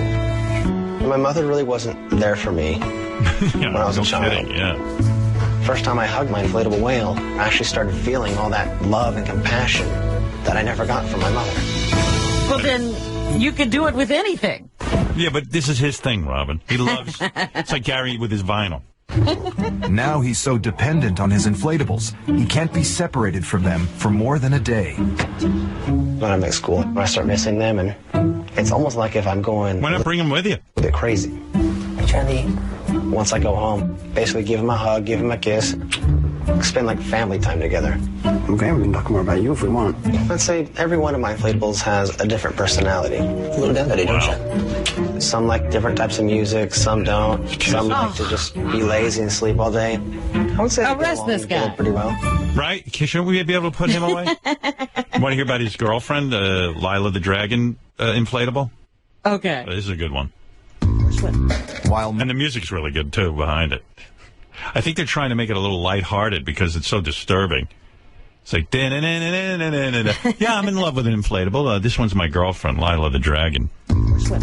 While Mark never tries to play favorites, Lila the Dragon holds a special place in his heart. She basically is like a wife to me. She's very pretty and some of the sweetest eyes and smile that, quite frankly, I've ever seen. You're my pretty girl. Lila prefers to sleep on me. It's like one of those pool floats, you know? Right. Yeah. But once in a while, she'll let me sleep on her back. If I could marry Lila, I would, because... Dude, you could fuck Lila. She doesn't care. Yeah, Lila, you could do anything you want to her. He's saying that she won't allow him to sleep on her back, but sometimes she will. She's in love with her. That's what he just said. But Mark and Lila haven't taken their relationship to the next level yet. Me and Lila Dragon don't have sex together. We keep our relationship. He fucks a raft. I'm cheating on her with a raft. We just kiss and hug. Sweet. Mark's so dependent on his inflatables, the thought of losing them sends him into a panic. I don't talk about it much, but I had to get rid of one of my inflatables. He would always get leak after leak in him. So after a while, both me and him kind of just decided, you know what, let you go. He's probably like, thank I'm still God. trying to get over it today. An inflatable couldn't wait to get out of that house. I thought Benji was weird, but you're normal. No, he's not nearly weird. See, Benji, see how far you have to go to get weird? I like inflatables, too. I do. Wow. Then he goes and he tells his cousin that he's into inflatable rafts and, you know, inflatable toys or whatever they are. And the cousin's like, well, I think that's a little weird. Because he's never told anyone, but now he's... Right, so they stage a situation where he tells someone. Because I'm like, I think you're strange. But Mark's decided he doesn't want to hide his love for inflatables anymore. Coming out of the closet. First person he wants to reveal his secret to is his cousin. I'm tired of being secretly crazy. Yeah, I want you all to buy into it. You know my whole inflatable thing, right? Yeah. Did you know that it was, well, an intimate relationship that I have with every one of my inflatables here? I fucked your car tire the other night. I was just in shock. Like, it was just, I've never heard that before from anyone. Like, what do you mean? Well, mainly I'll pet him on the fins and I'll kiss him and tell him how much I love him. Mainly Lila would consider like a wife and everyone else kind of like just... If I was the cousin, I'd take a pin and just stick it in those stupid Yeah, inflatables. yeah, You know we'll fix this. You better get your shit together. Friends. Obviously really bright. If I went home and told my parents this, my parents would die. They would just take that balloon and throw it out the window. Well, that's what I was sitting here thinking. Can you imagine this guy's parents? No. He goes, I know what my parents... Mom, Dad, I'm in love with a balloon. What? He said... What did you say? I said I'm in love with a balloon. A balloon? What is that? What do you mean? You know what a balloon is. Get out of here. He said he's in love with a balloon. I mean, what are you doing? He's crazy. I think you're crazy. Oh, I would have been ridiculed. That's what this guy needs. He needs to be ridiculed. You would have gotten rid of that balloon in no time at all. I'll show you a balloon. What color balloon? I hope she's not black. So my mother would be into a black balloon. You know, my mother loves black people more than anyone. She would tell the white kids that we were black. I know. Which made no sense. Well, she was trying to teach them a lesson about racism. She's teaching them a lesson on my tuchus. Do you think those My Little Pony guys are below or above the inflatable guy? Oh, geez. Like, no, worse? they're the lower because a lot of them... But this guy's making out with... Well, and they're guys who make love to My Little Pony. I like how therapists are so understanding. Like, the guy went to a therapist, and the therapist like trying to rationally talk to him about this. Mark, can you tell me, do you feel closer to the inflatables than you do to the people in your life? Yes, that's correct. Okay. She goes, okay. You're an idiot. You're an idiot. What am I doing with my life? Do you feel as if they interact with you in any way? In the back of my mind, it's just, all in my head, but I do feel as if they do communicate with me. It sounds like you have... Sounds like you're crazy. Sounds like you're incurable and we should lock you up. Sounds like you're... kind of taught yourself some social skills, in your interactions with them. So she's so nice. I could never be a therapist. Get out of here. He's got no social skills. He's talking to rubber and, plastic. That is a social skill. You start with that. I wonder what it would be like to try more of those. When I was a little kid, I used to play with my pencils and talk to them. But I was like... Right, and then you outgrew that. Yeah. How old is this guy? This guy, he's lost. on actual... So why change him? I mean, at this point, this one... Is he not hurting anyone? No, he's not hurting. He's got to be hurting someone, I mean. Can't be like that and not hurt somebody.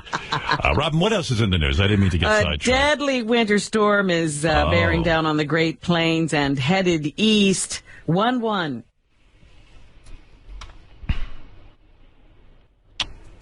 Another storm?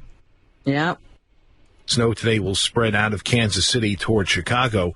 By the time it comes to an end later today in Kansas City, there's probably going to be a foot. 3 to 6 inches of snow is on the way for the Chicago area. It'd be great if that guy went to the therapist and there's a big cum stain on her, like her waiting room flowers, because they're plastic. Why is there cum stain on my flowers? Because you let a guy in your office who jerks off to plastic animals. That's meteorologist Ron Carolan, and he says the storm brought a record 19 inches of snow to Amarillo, Texas yesterday. Texas? At least 2 people are dead as a result of the storm. In Kansas, a man died when his car slid off a snow-covered Interstate 70, and in Oklahoma, a man was killed when heavy snow collapsed the roof probably of a home in Woodward. Meanwhile, they say that the airlines are canceling over 100 flights, 1,400 flights, due to this massive winter storm. It includes a number of preemptive cancellations for today in Kansas City, Chicago, and Dallas-Fort Worth. The winter weather is also blamed for a number of other things. A number of airlines are waiving change fees in an effort to get travelers to change their plans. If you're traveling today, contact your carrier to make sure your flight is still on time. It's coming our way, Howard, but we're on the eastern edge of that storm, so we will probably get rain and the air will be warmer. Oh, rain, I don't care. Yeah. I hate snow. Meanwhile, I wish we could do away with snow. I'm going to definitely move down to, Florida one day. I love Florida. You know, a friend of mine just, for the first time, he went to the Caribbean, and he said all of his aches and pains left him. Yeah, of course, because that's how we're supposed to live. We're human beings. We're supposed to be warm. That's where we're supposed to live. He said he couldn't believe it. He's in such pain most of the time. Why are we in New York? And he just couldn't believe that he walked out of that plane and nothing hurt. And as soon as they landed back at home, the pain got off the plane with him. That's why, like, whenever you go to the Caribbean, which I've been to, everyone's laughing and dancing. That's why they like the steel drum. It's they love crazy. it. The steel drum sounds shitty any other part of the world. Over there, they're happy to bang on a drum all day and have a siesta. They relax. It's beautiful. go fishing. And here we are. Yeah, here we are freezing our ass dodging off. between snowflakes. Yeah, I'm definitely going to move out of New York. 3 years, I'm out of here. That's it. I don't even care. Even if we're still doing the radio show, I'm going to do like that Alex Jones on the ISDN line. So long. But pretend like I'm in New York, Robin. Okay. Do me a favor when I'm living in Florida. Let's pretend I'm in New York. Well, we'll just have to make sure we know what the weather is in New York every day, so you can act like you're in a cold climate. Yeah, I'll be like, oh, my God, it's freezing today. Meanwhile, I'll be nude in my house. Now, you know how... Didn't Rush Limbaugh, moved down to Florida for a while? He pretended he didn't live in Florida? Right. Nobody knew he was broadcasting from there. I'm in Florida right now. It's cold. It's only 60 today. You know how I do a lot of ridiculous things, but the one thing I did that I said there is absolutely no reason for this is the hot air balloon. You didn't do that. I did. You did a hot air balloon? I did a hot air balloon trip over Napa. See, that's like vinyl records to me. Why would I be in a hot air balloon? I understand if they didn't invent an airplane, but I'm in an airplane. They got helicopters, airplanes. Why would you be in a hot air balloon? It's so stupid. That is my question. After I did it, I was like, this is absolutely ridiculous, and there's absolutely no reason people should be doing this. You know who loves the hot air balloon? Who? Jack White. Gary's going to go interview him. Waste my time. And that guy who loves inflatables. Yeah. He must love it. Imagine if he got a hold of a hot air balloon. He'd fuck himself silly. I'm fucking a hot air balloon. This is the ultimate. Screw that whale. Well, I bring that up because at least 19 foreign tourists are dead after a hot air balloon crashed in Egypt. This is stupid. Officials are now saying the balloon was carrying a total of 21 people when a gas explosion rocked it as it floated about 1,000 feet in the air. 2 people survived today's accident near Luxor, about 400 miles south of Cairo. One of them is believed to have been the pilot. Well, in Egypt, I understand a hot air balloon. They haven't invented planes there yet. You think they're useful in Egypt, huh? Yeah, I mean, that's their major form of transportation, that and a camel. Now, this is also interesting. The governor of Colorado thinks that we should be recommending that pot be labeled for potency. I agree. 100%. Absolutely. Yep.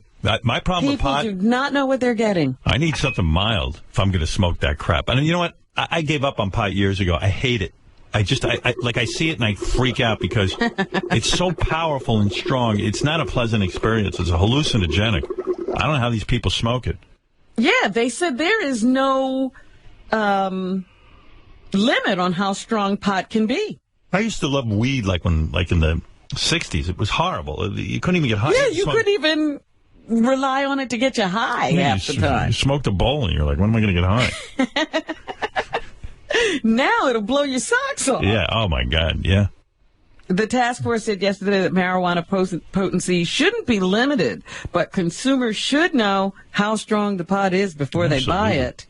State lawmakers will eventually decide Colorado's marijuana regulations. So I think that's a good idea. And that's one good reason for legalization, too, Howard. Right.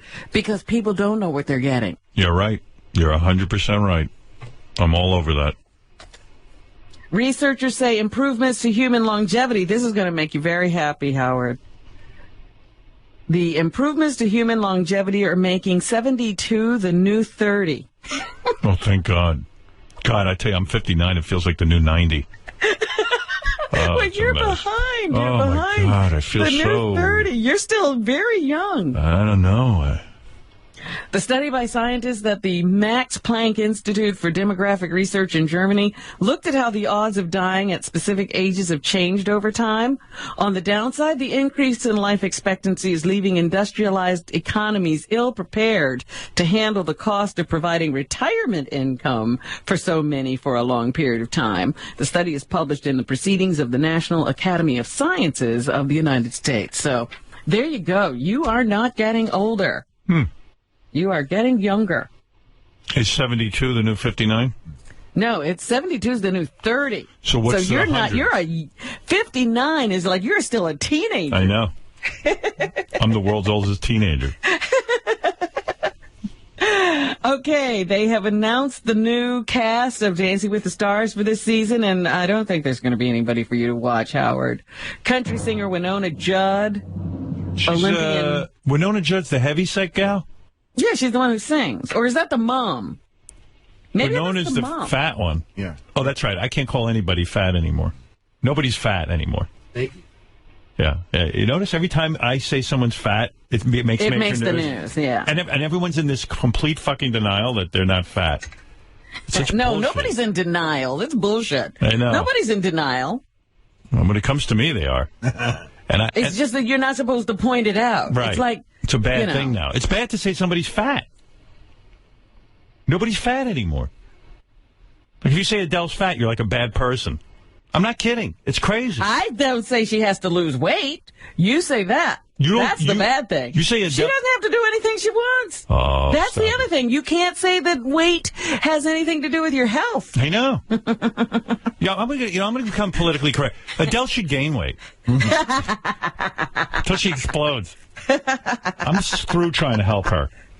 Country singer Winona Judd. Well, yeah, that'll be fun to watch her slim down. I always like that. Like I liked when Kirstie Alley actually started to look normal after. Like she should be on Dancing with the Stars year round. That would be a public service to it keep sure her on would. every season. Olympian Dorothy Hamill and actor D.L. Hughley. Wow, things must be bad for him.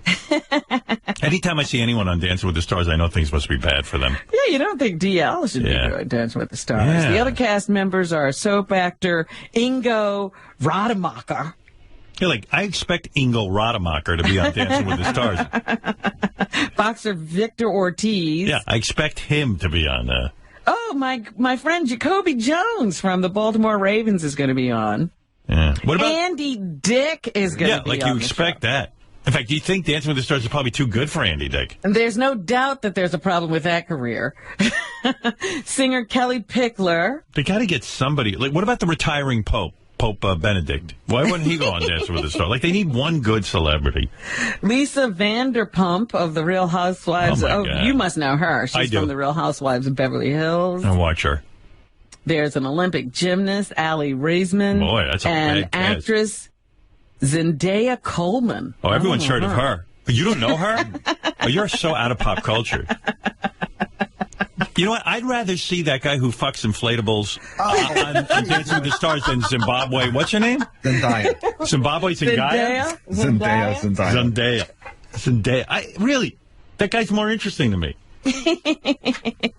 You know, you're a very good dancer for a guy who fucks a whale. Oh, no, what does he fuck? He fucks Lila the dragon. The dragon, yes. I'm going to give you an 8. Wow. You dragon fucker, you. Oh, that's a terrible cast. I'm so not going to watch that. They said they're going for a younger demographic. I don't know how that is, but that's what they seem to be going Hey, for. they must know what they're doing.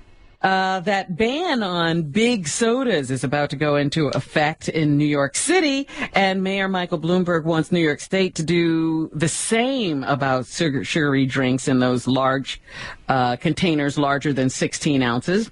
When asked why supermarkets can still sell 32 and 64-ounce sodas, the mayor said the city regulates restaurants and the state regulates stores. A state ban, he said, would save lives. 1-2. This year, for the first time in the world, in the history of humanity, more people will die from overeating than from undereating, okay? So we're trying to do something here. Yeah, I got to slow down on my eating. I put on about 7 pounds. I got to lose 7 pounds before next week. Do you know they have had there's a new study out now that says if you eat 60% of your calories before or by 3 o'clock in the afternoon, No, who's going to do that? you will lose weight. I'm never going to do that. What I do is I starve myself all day, and then at night I binge. That's my plan. Well, that's not a good plan. I know, it's not working. I got some bayach. Oh, my goodness. Well, just Well, if I could remember wait- that. you know what it is? 60% of your calories. That's not everything. First of all, our day is too long. If I I wake up know. at 3 in the morning, I got to eat. I'm hungry, and then at night I don't want to go to bed. I want to watch some TV, and that's when I start to nosh. And it's all brutal. I can't stop myself. I love it. And Well, 'cause why don't you? I can't fall asleep till I'm like so full that I'm gaseous. Why don't you eat carrots instead of whatever it is you're eating? No. I'm too lazy. I grab nuts, that kind of stuff. Nuts put on a lot of calories. That's what I'm saying. Carrots would not do that to you. Yeah, I got to get some carrots. Hey, Gary, tell my assistant to get me some carrots. Nosh on carrots and lettuce. You'll be fine. Yeah, I got to, peel some. I'd have to eat, like 5,000 carrots to fill up, though. You'd be like Bugs Bunny. So what you do, you eat carrots? That's what you should do. Yeah, that's nothing but fiber. I remember I tried that once. My duty, I was eating so many carrots, my duty was orange. I'm not kidding. Oh, that's great. Yeah. I'm like, wow, my shit's glowing. Oh, my goodness. But again, listen to what I'm saying. Yeah. 60%, that's most of the food you eat during the day. You should eat before 3 o'clock. I've already eaten 60% of my food, so what am I going to do? That's good. Yeah, but I'm going to eat some more. All right. No. Anything else, Robin? Well, you shouldn't eat after 3. Yeah, right. Try that. Good luck. A report into document leaks at the Vatican is only being shown to Pope Benedict XVI and the man succeeding him. Italian media has suggested that the report found proof of corruption and a gay sex ring within the church, and that's why they think they're only letting the current pope and the future pope look at this new report. Here's Father Thomas Reese. 1-4. If they've got facts, let's see them. If they've got a report, let's publish it. Let's publish it. He's right. But until they do that, I think we have to take what's said in the Italian press with a grain of salt. Piers Morgan had him on last night. Yeah. He says the Italian media doesn't have the same standards of journalism that we do in the U.S., and so we shouldn't necessarily believe what they say. Meanwhile, one cardinal will not be showing up at the conclave, this British cardinal. He's been accused of sexual misconduct with other priests, so he's decided that he won't go to the conclave. Wow, it's about time. Boy, there's progress. And finally, a guy who's too embarrassed to show up. It's so crazy. Yeah, Tony, what do you want? Hello? Go ahead. Hey. Quickly, because we're running out of time. Go ahead. Okay, well, then I'll make it quick. Is there any way I can get on a preferred list in New Orleans for AGT? Is there such a thing as a preferred list, Gary? Is he making that up? No. Like when you did it for the guys in New York, when they would be able to go to the front of the line or whatever. Gary, is there anything like that? We haven't started any preferred list yet. I mean, Tony, I'd be happy to put you on one if there was one. I don't think there is one. Okay, I mean, I just thought I would. I apologize. No, buddy, no problem. But we'll definitely be there on Monday. Oh, good. To see you. We'll say hello. Okay, thanks, all right, buddy. Later. And when I say hello, that means don't say hello. No, actually, it's kind of nice when I go to these different cities. I get to meet a lot of people. I say hello, and it's good for me. It's good for me to go out there and see people. Oh. I think it's a fine thing. It is good for me. I tend to get too sequestered. Yes, I agree. Yeah. When they talk about this sequester in the news, I thought they were talking about my life. It turns out they're not talking about me. No, it's a congressional. Right. Anything else, Robin? I just wanted you to know that Diane Lane, you've always been a big fan of hers, she is splitting up with Josh Brolin. Yeah, we saw that coming, right? Yeah, I mean, I don't know how it lasted this long, but that's over. Tom Brady's going to finish out his career in New England. They say that he has agreed to a 3-year contract extension with the New England Patriots, and that should take him through 2017 when Brady is 40 years old. So he will be finishing up his career right where he started it, which I think is a good thing. Yeah, good for him. I like to see that when that happens. The First Lady is spotlighting healthy recipes. She's serving up a plan starting today to flag recipes that fit the Agriculture Department's guidelines for healthy eating. 117. Collaborating with some of the top media companies in this country. I like those bangs. I think she looks hot. I got to say. You think bangs did it, huh? I do. I think she had too much forehead. Who knew bangs could make that big a difference? Bangs work. I really like the idea of spotlighting healthy eating. I don't know about the Agriculture Department's guidelines. I would check that. I wonder if suicidal shrimp are healthy to eat. No. No. Definitely not. Yeah, I would say if they're jumping into the wrong waters, they probably would lead you to do that, too. Would you eat a bisexual fish? Why not? Sure, if I'm eating a heterosexual fish, why wouldn't I eat a bisexual fish? Right. It appears New Jersey Republican Governor Chris Christie is being snubbed by CPAC. Christie has not been invited to speak next month at the annual conservative gathering hosted by the group. The list of speakers includes 2012 failed presidential candidate Mitt Romney, Sarah Palin, and others such as 2016 hopeful Senator Marco Rubio. And exactly, Howard. The conservatives better get themselves together. Yeah, you know, the guy they need to speak to is Chris Christie. He's a guy that actually is appealing to both Democrats and Republicans. That's what they need in the party. That's the guy they should invite and say, how the fuck are you pulling this off? Because we seem to be wackos. Well, he's also a guy who's dealing with real problems and not fringe issues. Right.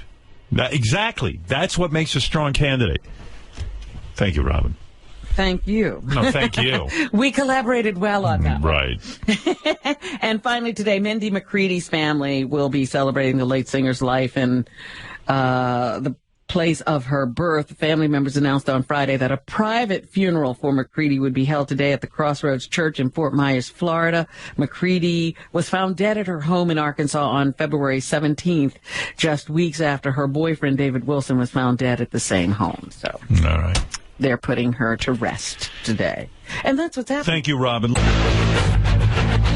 For Sal Governale information, go to horsetoothjackass.com. To book Richard Christie, go to richardchristie.com. Get Benji's Online Sweetheart on iTunes or go to beautifulgaymusic.com.